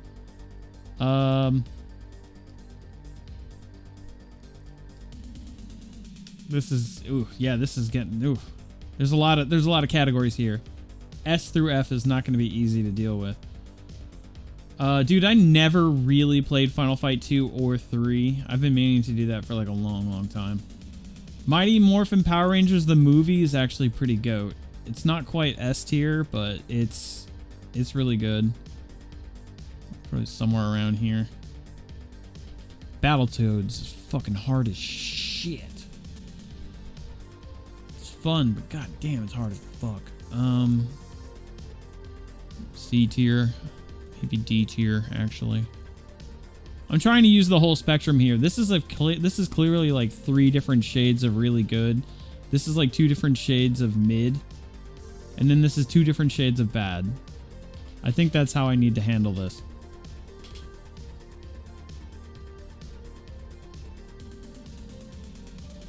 Simpson Beat'em Up is fun when you're waiting for your food at a restaurant, but on its own, it's not super great. Fun, but pretty bare bones. Yeah, exactly. Like, as beat-em-ups go, in Simpsons, there's not even, like, different jumping attacks. You just jump in, and then, like, it's a knockdown attack, you know? Like in Final Fight, you can do, like, a move where you can jump into a combo, and there's, like, sweet grab setups. It's much more engaging gameplay. Simpsons gameplay is really simplistic, and even when you do, like, Team Supers, it's kind of... Yeah. Oh, my God. Oh, dude, they have Ninja Turtles, Turtles in Time reshelled. They don't even sell this game anymore. I have it on Xbox 360. This game fucking sucks. Teenage Mutant Ninja Turtles, Turtles in Time, reshelled was so bad. Oh my god. They were like, let's take Turtles in Time and give it really ugly looking 3D models and worse gameplay. And just really fuck it up. I had to lean in to make sure that was the right one. Yeah, that was pretty bad. I don't know what this is.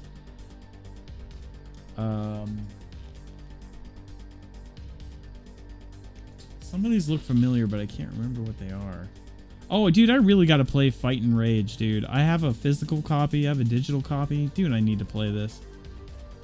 Comic Zone. I'm not even sure if this counts as a beat 'em up, but fuck, dude, Comic Zone is so good.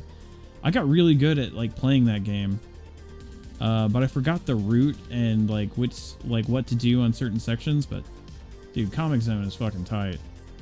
Ooh, Phantom Breakers. That's a pretty good one. Phantom Breakers is probably a really solid mid-tier game, I'd say. Okay, yeah, I think I'm starting to cement what I'm doing here. Oh yeah. Yeah, dude, Comic Zone. Yeah, okay, I'm starting to cement my foundations for what I like here. Streets of Rage 1, probably A tier. Streets of Rage, I almost want to put it in S tier, but all right, Streets of Rage 3, where is that? Where's Streets? Oh, there it is. Streets of Rage 3, I'd probably put in B tier. Dude, the Death of Superman, as much as I have like nostalgia for this game, it's not the best beat 'em up. But there is some cool stuff you can do in that game, but it's really fucking hard. It's almost as good as Maximum Carnage, but not quite. I'd put it right about B tier. Yeah, it's weird that Beautiful Joe is in here. I don't know if this should really count. Some of these I don't know if I'll include. Oh, I have this game, but I haven't played it yet. One of my friends bought me a physical copy of this game on Switch for my birthday. I really need to play it. Oh, Punisher's really good. Oh man, there's some good ones in here. Muramasa Demon Blade. That game is beautiful.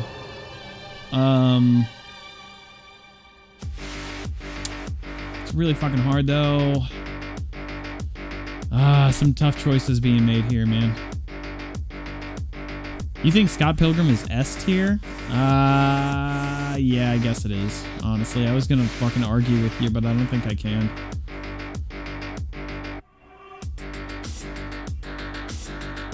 Comic Zone is really fun, and it's kind of hard at first until you just know where to go.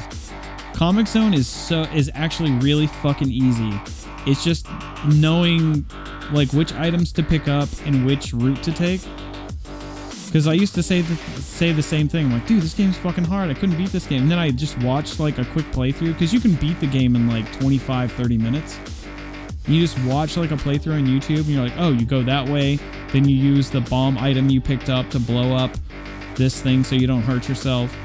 And like, there's gimmicks. It's like a gimmicky difficult. Like once you know what to pick up and do and like where to go, it's fucking easy. You just beat the shit out of all the enemies and take a certain route. So yeah, Death of Superman is very boring. Yeah, it kind of like drags ass on some of the levels where it like really overstays its welcome. But I like that you can like play the other Superman. Like you can be like Superboy and the what's his name, the Eradicator or whatever, the one with that yellow like visor sunglasses. TMNT Arcade. Oh man, maybe I should put that in S tier. I think TMNT Arcade might belong in S tier. Next to Turtles in Time. Those are both, I love both of those games so much. X-Men Arcade. X-Chicken. Master of Magnets. I think X-Men Arcade is pretty good, but it's flawed. It's definitely flawed. I'm tempted to put it in S tier, but it's pretty simplistic. It has the same issues that like Simpsons does, I think. Maybe Simpsons belongs a little higher, or X-Men belongs a little lower. It's kind of, I don't know. A and B is a pretty blurred line.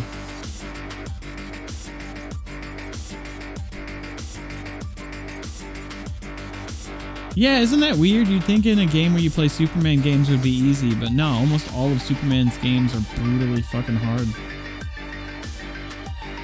Yeah, Odin Sphere and Muramasa Demon Blade are both more like Metroidvania style action adventures, and there's a lot of questionable games like that in here, right? Like here's Dragon's Crown. Dragon's Crown I'd say is S tier. That's an S tier fucking beat 'em up right there. Dragon's Crown. I don't know what Blades of Fury is. What is this? It says Perfect Crown. Don't think I've played this one. This one looks familiar, but I can't read it or know what it is. Don't think I've played this either. What is this? Combat Tribes. Never played it. POW. Sounds familiar, but I don't think I've played it. Oh, Batman. I've seen YouTubers like review this, but I've never played it myself. Kung Fu Master. Rival Turf. Never played that. Oh, here's Odin Sphere. Dude, I've been meaning to play Odin Sphere like for 8 years now. I got the collector's edition. I still haven't played it. I fucking should really do that. Haven't played this.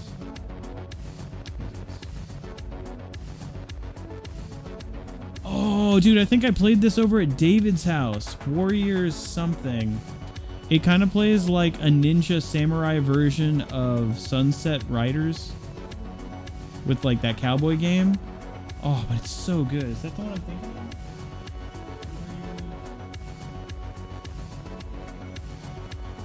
Yeah, dude, I think that's it. Dude, this game was fucking so good.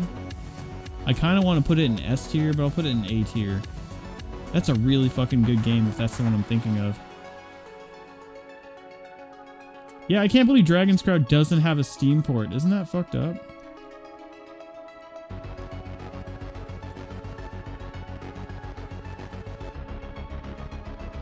Have I played Charlie Murder? A little bit. I bought it for like super cheap on Xbox Live Arcade, and it didn't really like appeal to me.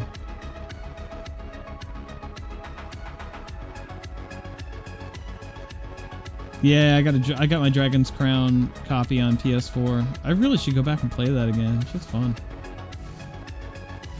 Yeah, it's on Vita and PS3 as well. Try right-clicking and opening the image in a new tab. Okay, hang on.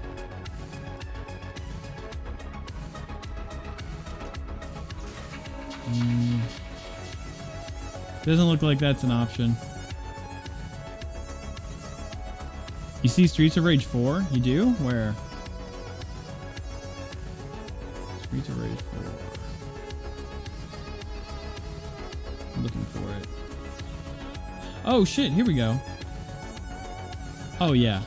Dude, Streets of Rage 4, fucking GOAT. It might be up here, to be honest. Streets of Rage 4 is fucking sweet, dude. I love that game. Oh hey, oh yeah, Undercover Cops. That girl almost looks like Hitomi from Dead or Alive. This one's pretty okay, actually. It's okay. I put it in C tier. Oh, is this Guardian Heroes? Oh, this is Guardian Heroes, the one that was on Sega Saturn, right? This one's really good. Probably put it in C tier. Not bad. It's like pretty mid. Little dated in some areas, but...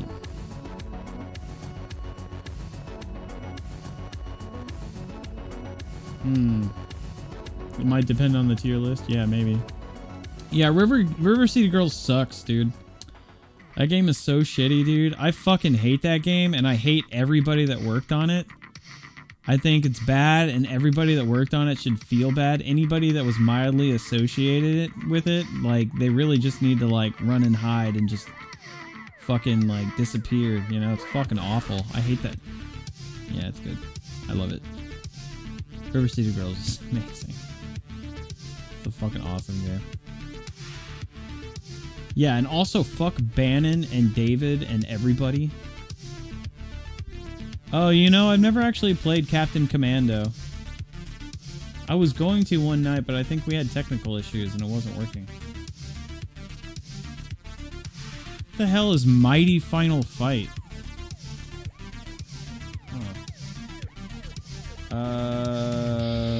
Let's see. Manhattan Project.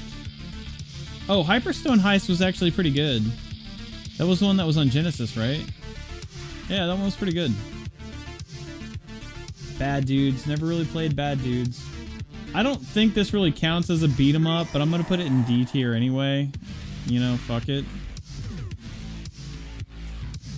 What else? Oh, is this Strider 2? Ooh! Some of these are pretty questionable as beat 'em ups, but man, Strider 2. Man, Strider 2 is sick. I don't know if I put it in A or B. I'm gonna put it in A, I guess. The graphics are pretty dated in a lot of ways because of the 3D they used, but man, there's a lot of cool moments in that game. I'm gonna put it in A tier. Fuck it. Just fuck it. Yeah, fuck it. I don't think I've played this. Mighty Final Fight is an NES game. It has chibi versions of the characters, and it is more goofy.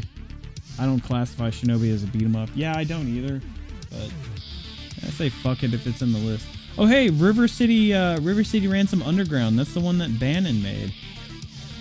I really liked it, but I also struggled with it. It had like a lot of what do you call? It had a lot of issues gameplay wise where you didn't know where to go because it would like tell you for a quick second and there's no way to know. It's kind of like old school NES. It lacked like quality of life things to make the experience more smooth and fun. So I'd probably put it in about B. I think I put it in B. It's not as good as the other River City Ransoms, but I like the combat. Maybe I'll put it in C tier, actually. Because it was fun. It was fun juggling enemies and picking up money and shit like that. Yeah. There was some issues. You'd miss dialogue, like miss fight. Like you'd be in the middle of the fight and there'd be important dialogue going on and you would miss all of it. And then there's no way to go back and see what you missed. There was like a little frustrating things about it.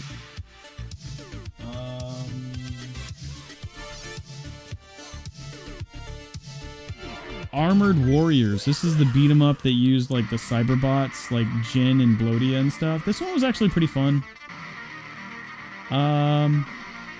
Yeah, it was pretty good. It was a good time, but I don't know if I'd really want to play through it again, you know. Ninja Turtles arcade game. For an NES port of the arcade game, this one was actually pretty okay.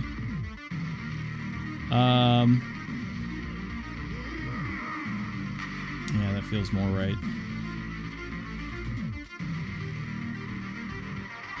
Remember playing that game with me?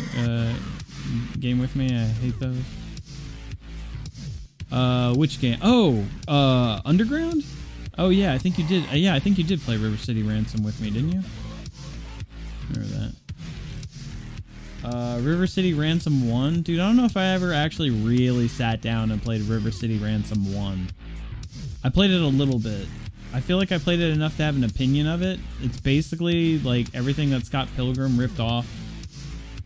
I probably put it up here. It's like, so it's still like a really amazing game, especially for its time. It's got like incredible legacy. Man, these are starting to get a little bit more difficult. I know I played Golden Axe, and honestly, I'm not that big of a fan of Golden Axe. Golden Axe 2 was about the same for me. Like, I don't think they're shitty. I don't know. They just don't appeal to me. I don't know why. Is Growl on this? It'd be cool if Growl was here, but I doubt it. Oh, is this the Sailor Moon arcade game beat 'em up? Dude, that game is fun. I like that one a lot. Like, I still like to go back and play that one with the supers and the beautifully animated, like, supers that you could do. You get, like, different levels. It's a little simplistic in the gameplay, but it's good enough to keep it engaging and fun. So, yeah.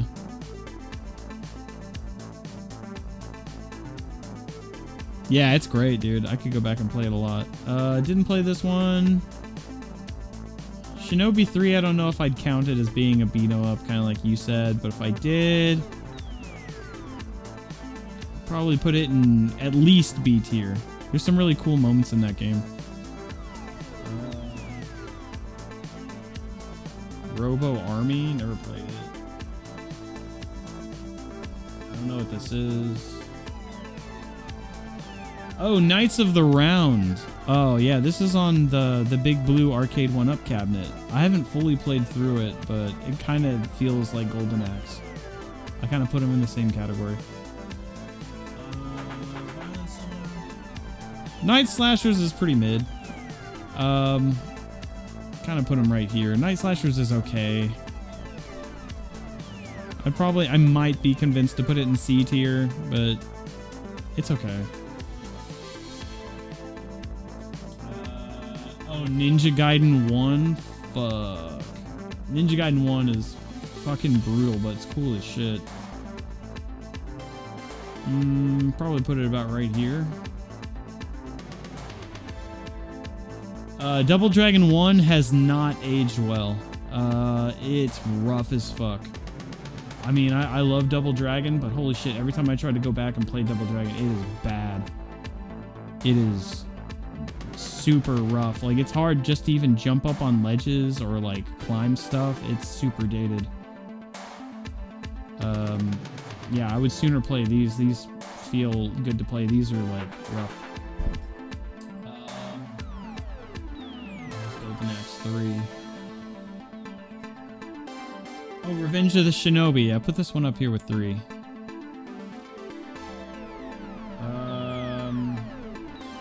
Manhattan Project?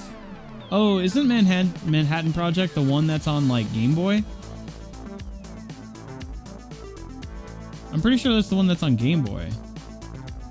That one's pretty okay. It's really fucking hard, but probably put it on E.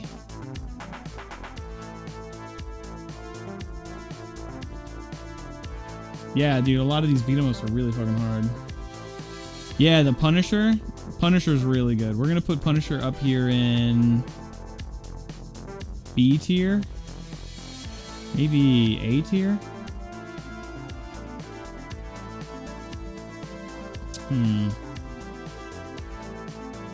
Maybe, what do you think? I don't know. Probably A tier. Yeah, it probably belongs in A tier.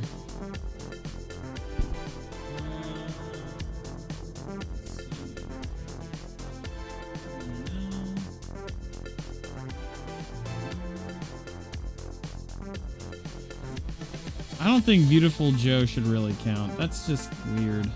I can't really put that in the category. I'm not even trying.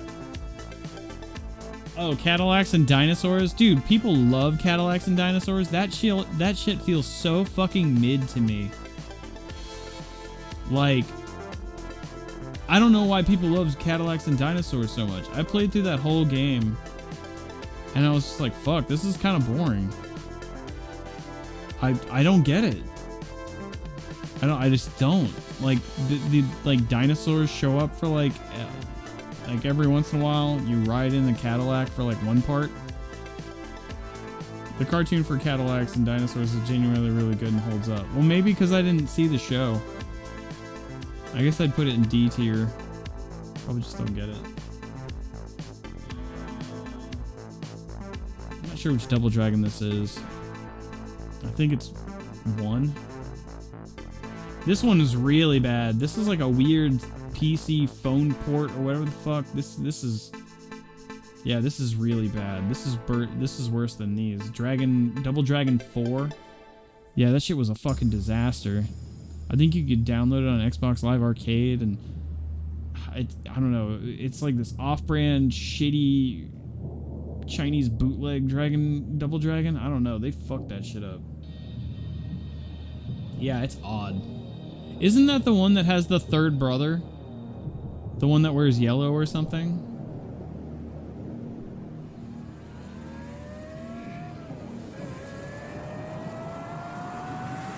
Ever seen the weird 3D Double Dragon 2 remake?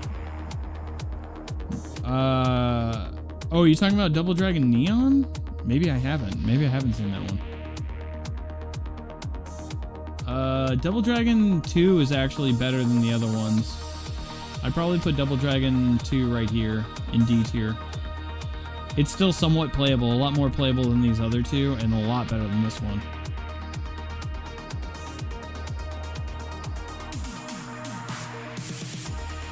Sen Goku, don't think I played that one.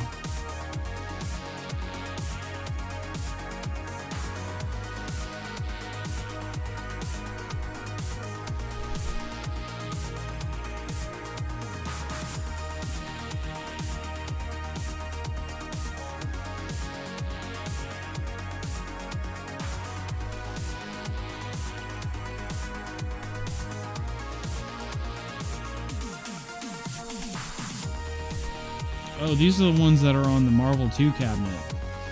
Or the Gems and Mutant Academy. This is Marvel, Captain America and the Avengers. Oh, and this is Strider 1. Strider 1's still pretty good. I don't think it's as good as 2, but it's just really, really hard, but it still holds up, I think. Probably put it down here, actually. It's kind of flawed, but it's still like a really, really good game. And then we got Battletoads and Double Dragon. I don't know if I remember this one. Okay. Starting to narrow it down here.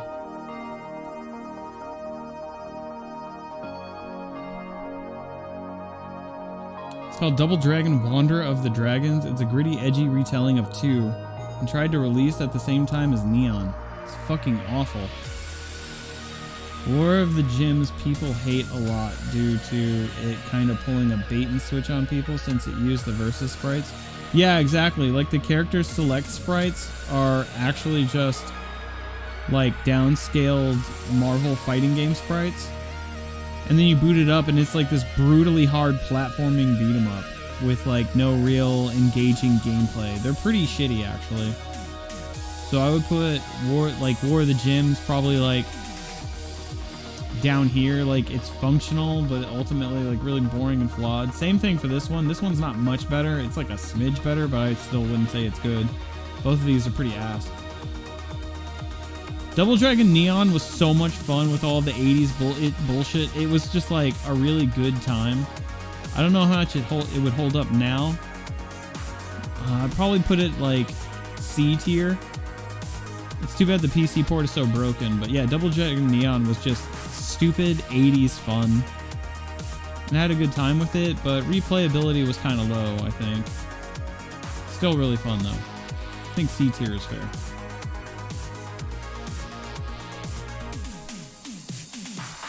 That's a screenshot of Wander of the Dragons in sub chat. Bear in mind when you look at it, it's released on Xbox Live Arcade in 2013. Well, here, let me look it up.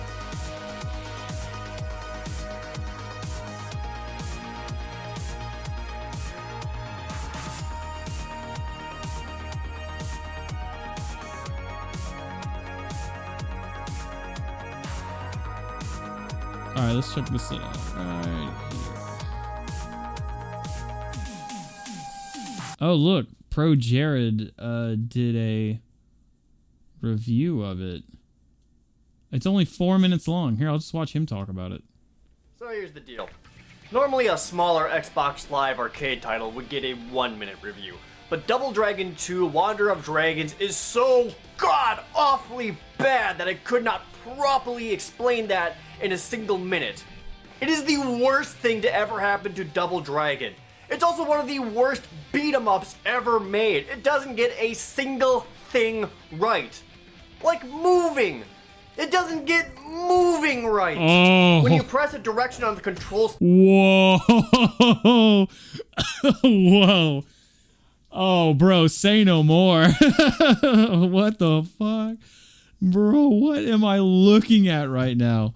What is this horrendous dog shit of a game? What? Oh my god, I'm offended. Holy hell. Right.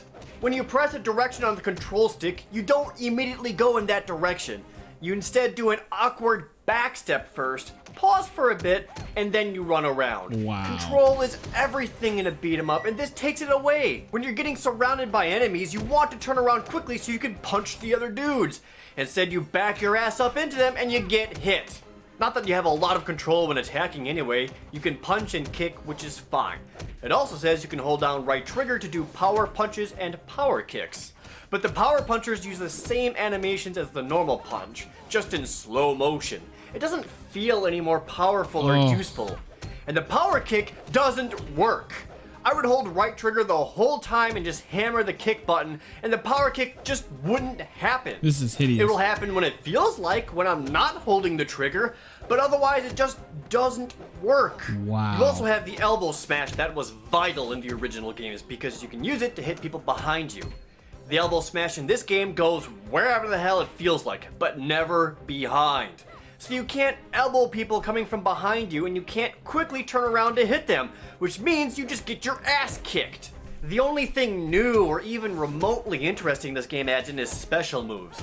The Hurricane Kick is in it, but so is a new forward Hurricane, a Fireball, and some sort of combo thing. In order to use these, you have to build up a super meter. Every 4 hits in a combo builds it by 1 segment. So then why is it that the entire meter disappears from nothing? How am I supposed to use these life-saving abilities if the mechanic for them doesn't work? And the thing is, sometimes the ability to use these powers just comes back on its own from nothing. But here's the best part about these superpowers. The game tells you not to use them, because it'll turn your virtue into a vice or some crap like that. So if you use a super move once, just once at any point in time in the game, you get the bad ending. Wow. So don't do anything that could possibly resemble fun because they'll punish you for it. Wow. Of course, I didn't really care about getting the bad ending when I was already having a bad beginning. Do not think that at any point in this gameplay that the game looks fun, because it's not. The movements are all jerky and the character models are so ugly. I can't tell if the dudes have comically large arms or comically tiny heads, and their attempts at making the female characters sexy is just appalling. Even the breast jiggle physics are bad. Ugh. None of the bad guys are interesting. Instead of having different guys having different attacks and styles, they're all the damn same. And it's hard. Ball-bustingly hard in an unfair way. How are you supposed to be able to react to people when they can hit you during your stand-up animation? You get knocked down repeatedly until you die. The only way I was able to beat some standard enemies was because continuing makes you do a damaging shout. And this is the worst part of the Double Dragon remake. Billy and Jimmy do two things and do them really well. Punch and kick people. So why the hell would you limit the only thing they can do by giving them a stamina bar? This prevents the player from doing the one thing they play this game for. Hitting dudes. And if you get hit by an enemy, you lose stamina. So you get back up and you can't attack because you're tired. And then you get hit down to the ground again, and this cycle repeats until you lose. This game is a joke. It's pathetic. A terrible attempt at using a familiar name to try to sell garbage. It's made by a bunch of people that you've never even heard of, and they're going nowhere fast. And it doesn't even have online multiplayer at all. It's terrible, it's bare bones, and it has absolutely no redeeming qualities to it whatsoever. Double Dragon 2 Wander of Dragons is one of those few games that's actually deserving of a 1 out of 10. It's atrocious. Nobody buy it. Just don't. I would rather watch the movie. Wow. Holy shit, that's bad. Wow, dude. God damn. That... Oh. It's almost like you'd have to go out of your way to make it that bad. Like it was a bet. I can't believe they sold that for money, dude. Could you imagine buying that and not getting your money back? That's crazy. That's like if I went to like a fast food place and ordered a burger and then they just handed me like a drawing of a hamburger. You didn't give me anything. That's not a video game. That is like an unfinished... You know, that's like if you threw the ingredients at me. Oh, here's some bread and, like, some change. Go buy a patty. Like, what the hell? What is this? This isn't a fucking game. Wow. That was so bad. You know what's funny is that I think I had actually, I think I remember seeing that. And I was like, oh, this looks terrible. You could tell from the screenshots. I think I remembered on Xbox Live Arcade seeing that and go, oh, man, another Double Dragon? I didn't know there was another Double Dragon. And then I checked the screenshots, like, this looks hideous. Like, there's no way in hell I'm spending money on this. Yeah. Am I planning to play this? Fuck no, dude. Hell no. Play on next stream. I bet you this doesn't even sell anymore. I bet you for whatever money people would be they would make from scamming people into buying it because of the Double Dragon name and realizing they're about garbage, it's probably not worth it, considering they'd probably get a lawsuit from people for just taking their money for an unfinished product. That is so brutally bad. I would sooner play Sonic 06 before I played that dog shit. It's supposed to come out in 2011, but shelved for 2 years. Fucking yikes, dude. That shit was ugly. Alright, so yeah, beat 'em ups. Here we go. The Strider reboot, that's like a Metroidvania from 2015. I don't consider it a beat 'em up, but you know, it was really good. I'd probably put it up here in B tier. It's really good. Dungeon Fighter Online, I think this is the MMO, or it could be the Xbox 360 arcade version. Either way, it's a really good time. I'd probably put it up here in D tier. Depending on which version of the game you're talking about. I'm going to assume it's the Xbox Live Arcade version, but yeah, Dungeon Fighter Online. Double Dragon 3, I can't remember if Double Dragon 3 was any better than 2. I think they're about the same. I'm going to put it in D tier next to 2, because I'm pretty sure they played about the same. I know that 2 was a lot better than 1. Captain America and the Avengers. This game is really good. Shit is pretty iconic. I kind of want to put it in A tier with like maximum carnage. Yeah, I think it belongs up here. Let me put this here, actually. I don't think Power Rangers is that good. Yeah, I feel better about that. Alright, I'm trying to remember. I had Battletoads and Double Dragon. This one was a lot better than these. I'd put this one right here, and I think this is the arcade game. I don't think I played this one. I did play this one, though. Alright. And then if I had to choose one from the S tier to be one above all else, that's a tough call, man. Final Fight, Streets of Rage 2, Alien vs. Predator, Scott Pilgrim, Dragon's Crown, Streets of Rage 4, River City Girls. I think if I had to choose one beat 'em up that's just like the best out of all of these, I think I'm gonna go Streets of Rage 4. That's a tough call, man. River City Girls is amazing. Dragon's Crown's beautiful to look at. It's super fun to play with friends.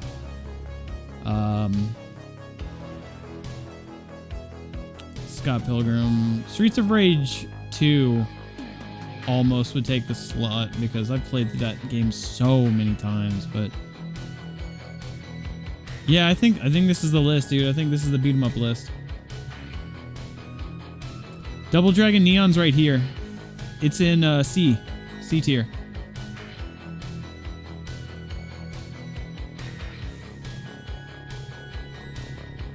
Really feel sad with Double Dragon, like the Saints Row reboot. Yeah, kind of like that, but not nearly, but like much worse than Saints Row.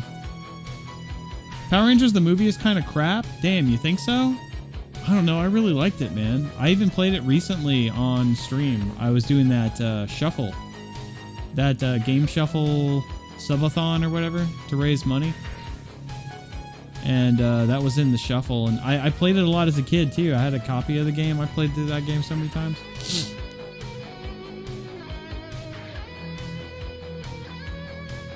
Avengers, assemble!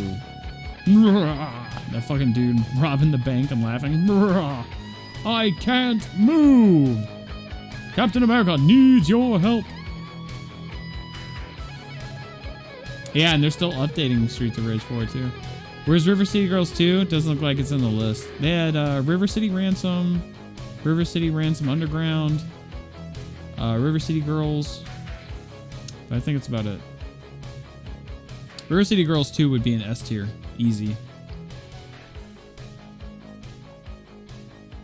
Compared to the Mighty Morphin Power Rangers game by Natsume, it's just weaker. Is that the one that was on Super Nintendo? I don't know if I played that one. That might be true. Yeah, I think I played that one a little bit, but not enough to have like a real opinion. I really wish I had played Fightin' Rage so I could put this somewhere on the list. Oh well. Alright, here we go. Another tier list down, chat.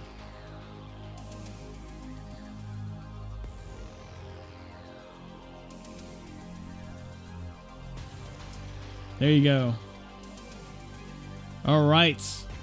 So we've done Zelda games, Street Fighter games, Street Fighter characters, Tekken games, Tekken characters, Dragon Ball characters, video game consoles, 2D beat-em-ups. Now I just have Kusoge fighting game tier list. Is there another list you guys want me to see? Is there any other tier lists you guys want me to do? Tonight's the night. If you're like, hey, what do you think's better? Tonight's the night. I'll rate the stuff and I'll rate the things. Oh yeah, the main girl. Yeah, the one with the big bouncing titties and Fightin' Rage. Yeah, that'd probably be my main character.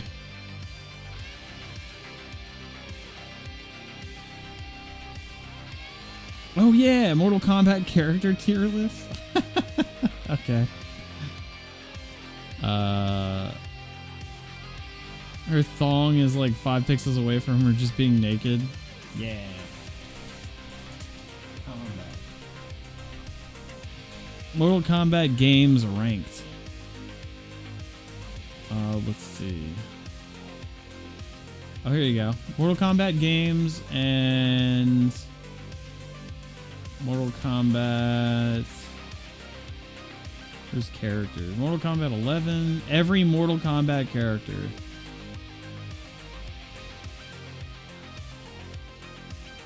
Oh, jeez. Oh, fucking Kratos from God of War is in here? Oh, man. What the hell? I don't recognize a lot of these guys. I'm not a Mortal Kombat guy. Flash? Oh, it includes DC. Like MK versus DC. Ooh. Yikes. Mortal Kombat games. Mortal Kombat. Maybe this is a better list. Well, at least it doesn't include the DC characters.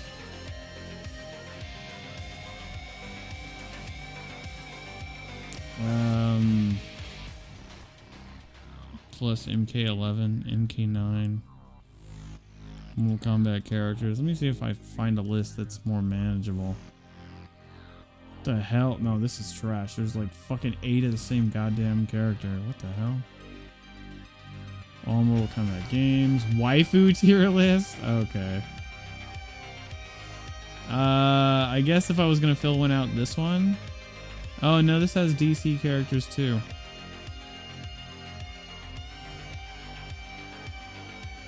I don't know. I don't know about this character list, guys. This is kind of sketch.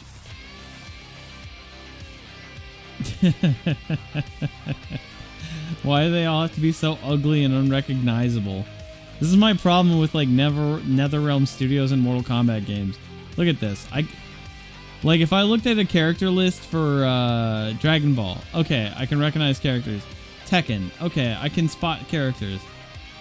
Street Fighter, yep, that's recognizable. I know who that is. Then you come over to Mortal Kombat, everything's just fucking ugly. The fuck am I supposed to find anybody in this shit show?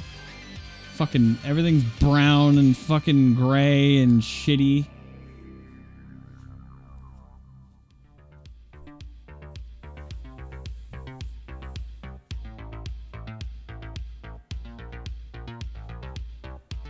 Melina's S tier, debatable. And just do the games. Yeah, I think I'm gonna skip the characters. Let's not do these. These are terrible. I don't like these at all. Alright. Let's see. Alright, Mortal Kombat games.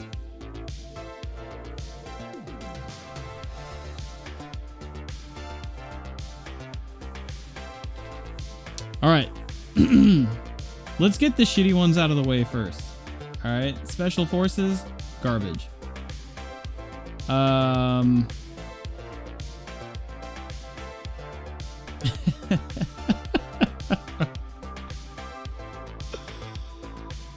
Ultimate MK3 is really good. I love Ultimate MK3 so much.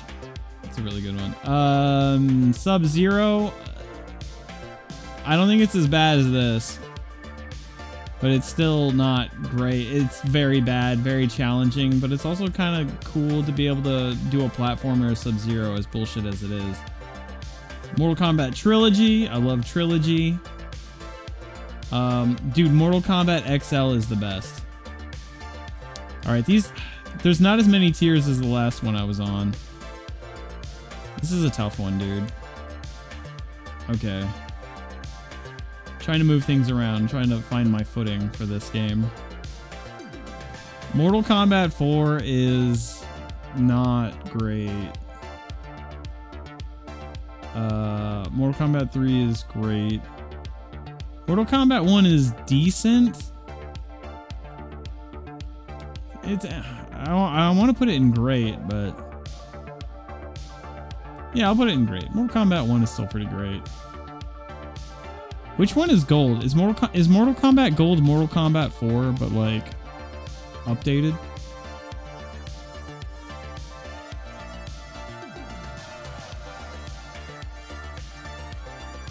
Vanilla MK3 is poop.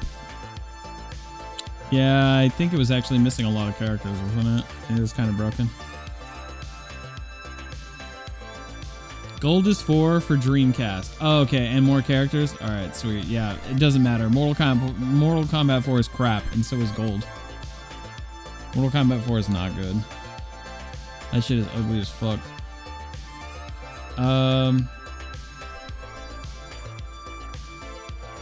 Yeah, I don't think it's that fucking bad. Mortal Kombat versus DC is fucking dog shit too. That game is really unfun and hard to play. I really tried to play that game, but it is so fucking shitty. Oh, dude, Mortal Kombat Deception? Dude, I actually really like Deception. I'll put it in great. Mortal Kombat 2's really good. I'll put Mortal Kombat 3 down here. I like Mortal Kombat 1 more than regular Mortal Kombat 3, I think. Mortal Kombat 9 is decent. Actually, it's kind of great. Yeah, 9 was really fun, wasn't it? Vanilla MK3 has no Scorpion? Wow. Trash. No, I'm just kidding. That's still pretty bad, though.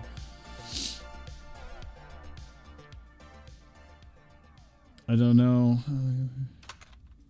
Yeah, Deadly Alliance. I really like Deadly Alliance. Hey, what's up, Zidane? It's been a long time. Yeah, I don't even recognize the name. Welcome back. MK9 is your fave? Introduced X-Ray. That's true. It did do that. Mortal Kombat Deception was the sequel to Deadly Alliance, wasn't it? Armageddon was actually pretty good too. That's the one where you can make a custom character, right? I think it also had like a special mode that was like Puzzle Fighter or like Mortal Kombat Kart, and like Mortal Puzzle Combat or whatever the fuck they called it. Was that Armageddon, or was that Shaolin Monks? Or was that Deception? I forget. Deception has Harikiri's, aka the you didn't win move.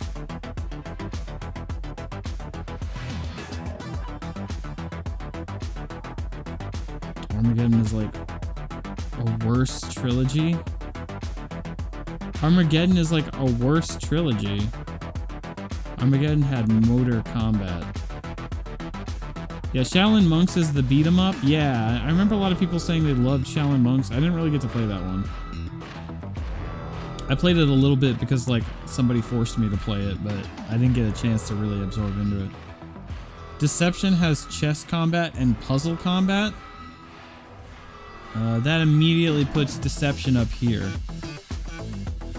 Just for the puzzle combat. Armageddon, I think, is the one where you can make a custom character.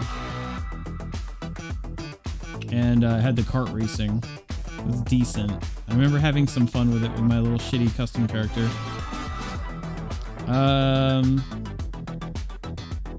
I'd probably put Shaolin Monks over here in decent for like a beat 'em up. I thought it was okay. It definitely was above average for a beat 'em up.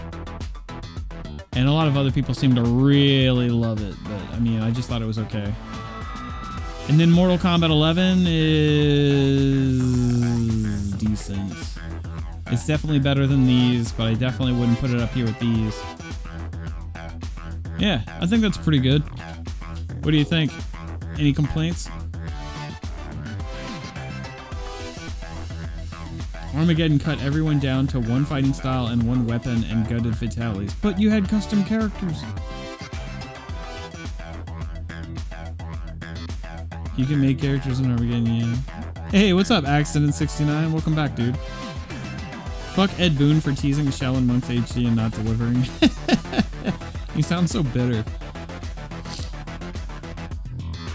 Yeah, I'm not a Mortal Kombat guy, so I'm sure this list would piss some people off. As the resident MK guy, I approve. Nice. Alright, cool. I got your blessing. Decent list. Yeah, I feel pretty good about this. Here we go. Mortal Kombat, baby. Mortal Kombat tier list completed.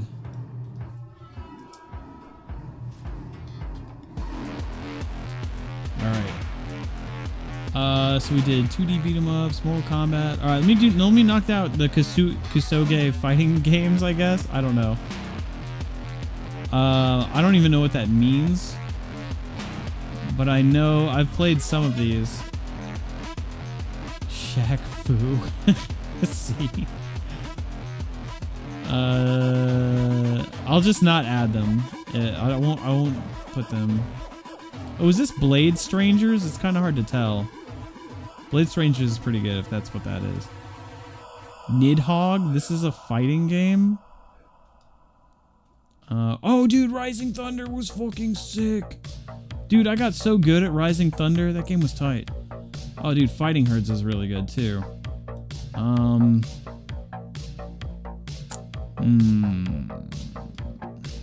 Fuck. Chaos Code was pretty mid. It was alright. Skullgirls, that's the fucking goat. I might have to move some things around here. Yeah.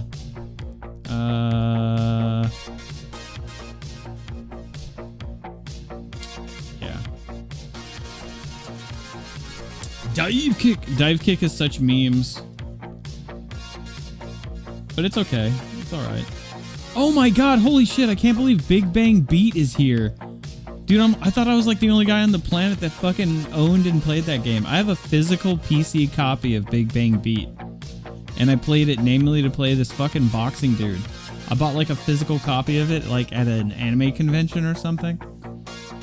Dude, I should really fucking bust that out. That game is fucking awesome. Fantasy Strike, I didn't really fucking play. Or Golden Fantasy. I did play this. I remember I got a key for it. It was okay. Put it about right here. Actually more, maybe. Yeah, like that. That's fine. Blaze Blue Cross Tag is... It's really pretty to look at, but man, it's super unbalanced, man, and kind of annoying. It probably belongs in S tier, but I'm just salty at that game for a lot of bullshit, because there's only really like 3 playable characters in that whole fucking roster. And it shits on the whole game, as pretty as it is.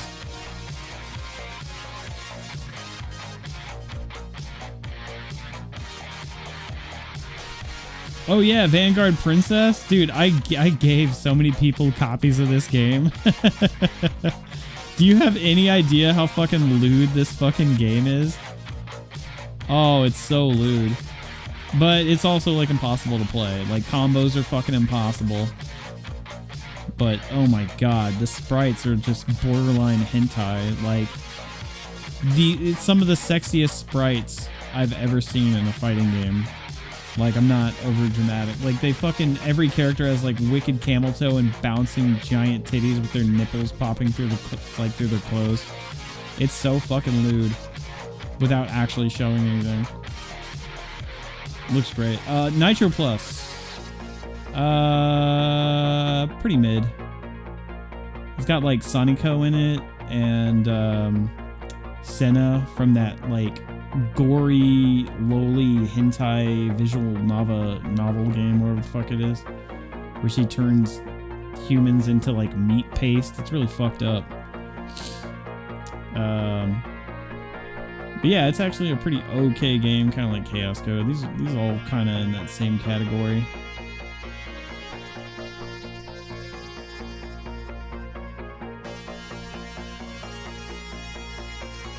All the low kicks. Yeah, Seiya no Yuta. That's the game I was... Yeah, that's the game. Yeah, it has 2 characters from Senran Kagura. Oh, wait, no. Nitro Plus Blasters only has... I'm pretty sure Nitro Plus has my favorite character from Senran, which was... the chick with like the 6 katanas. What's her fucking name? Starts with an H. Was it Homura? And then also Heart from Arcana Heart was playable. Sonico was playable. Yeah, they had a lot of cool DLC characters. I think they only had the one Senran character though. There was a Senran character in Blaze Blue Cross Tag where you could play as the ice chick, Yuri, or I think her name was Yuri. Or Yumi. One of those. Under Night and Rebirth is pretty good. Put it in A tier. It really belongs up here, if I'm being honest. Yeah, that feels about right. Didn't play this one, didn't play this one. Blade Arxis. Fuck, that rings a bell. Can't remember, though. I probably have to see it again. I can't read whatever this one is. I don't know what this one is either. Oh, I have this one on Steam. This one's pretty good. It's kind of hard to play, but it's almost like an anime King of Fighters in a way. In like tone and everything. It's pretty solid. Yeah. About here. It's kind of hard to play. Yeah, I put it about there. Oh, hey, look. Street Fighter the movie, the game? Why the hell is this in here? That's bad. That's a poopy game. Slice, dice, rice. Don't know what this is. Oh, is this Punch Planet? I hadn't played Punch Planet. Arcana Heart. Okay, Arcana Heart's pretty fucking good. I actually was at a party recently and I was playing with one of my friends. He brought it and he was trying to get everybody at the party to play, to like learn how to play Arcana Heart. So we all just kind of picked characters and we're messing around. And yeah, there's some like really cool strings and combos and dash cancels and Arcana combinations. It's really fun. I don't know what this is.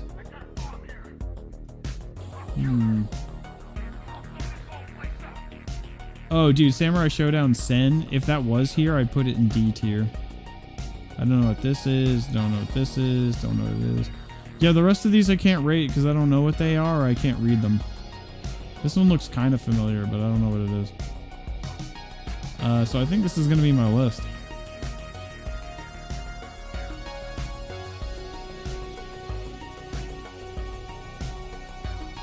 The Silver Japan one is Akatsuki Blitz. Oh, that's the one where it has the Nazi tank. Yeah, that's the one where you could play like a Nazi and like a Nazi tank, and they were like a guest character in Blaze Blue Cross Tag. Yeah.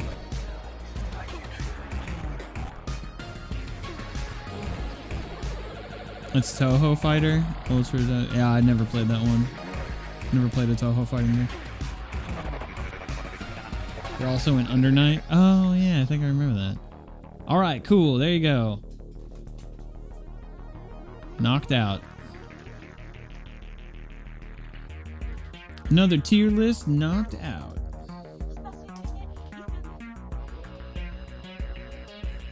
All right, chat. You guys got any more tier lists for me? We got Zelda, Street Fighter games, Street Fighter characters, Tekken games, Tekken characters, Dragon Ball characters, video game consoles, 2D beat 'em ups, Mortal Kombat games, Kusoge fighting games, and that's it. You guys got any more lists for me?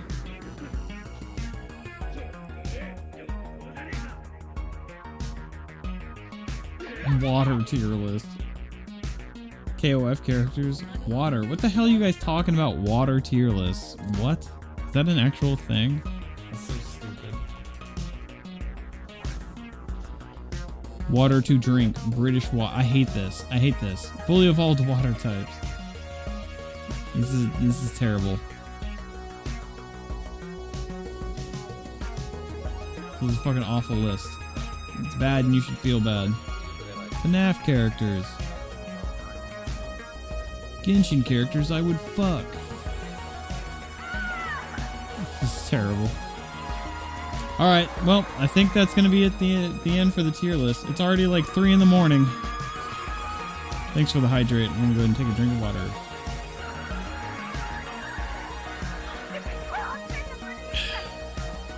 Fatal Fury characters. Nah. I think that's going to be it for today, guys. I think we're good. It's about 3 a.m. Been streaming for like almost 6.5 hours. I think we had a pretty fun bonding experience for my 9-year stream anniversary. I really appreciate you guys hanging out with me. Thanks for 9 years of coming back to watching me be a has-been streamer.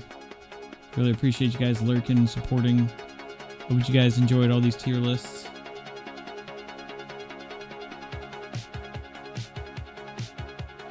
Yeah, GG's, guys. Thanks for hanging out. Sonic? We actually already did Sonic. Yeah, I dedicated like a whole stream to every Sonic game ever. Battle Athlete. It's actually in my VODs if you want to go check it out. Alright, let me find somebody.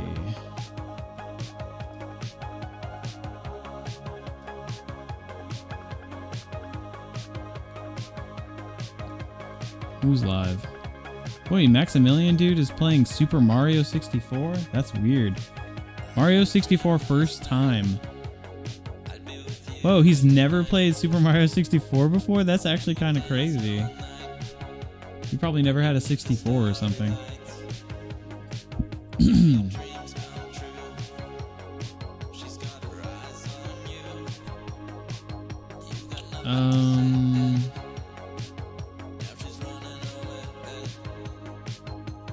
Where am I gonna send you guys?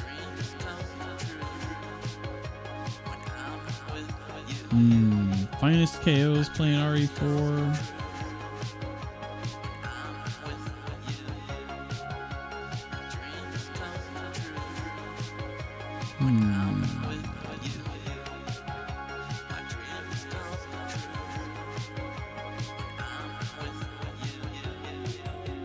Cat Link's playing RE4. I'm gonna send you guys over to Cat Link, I think.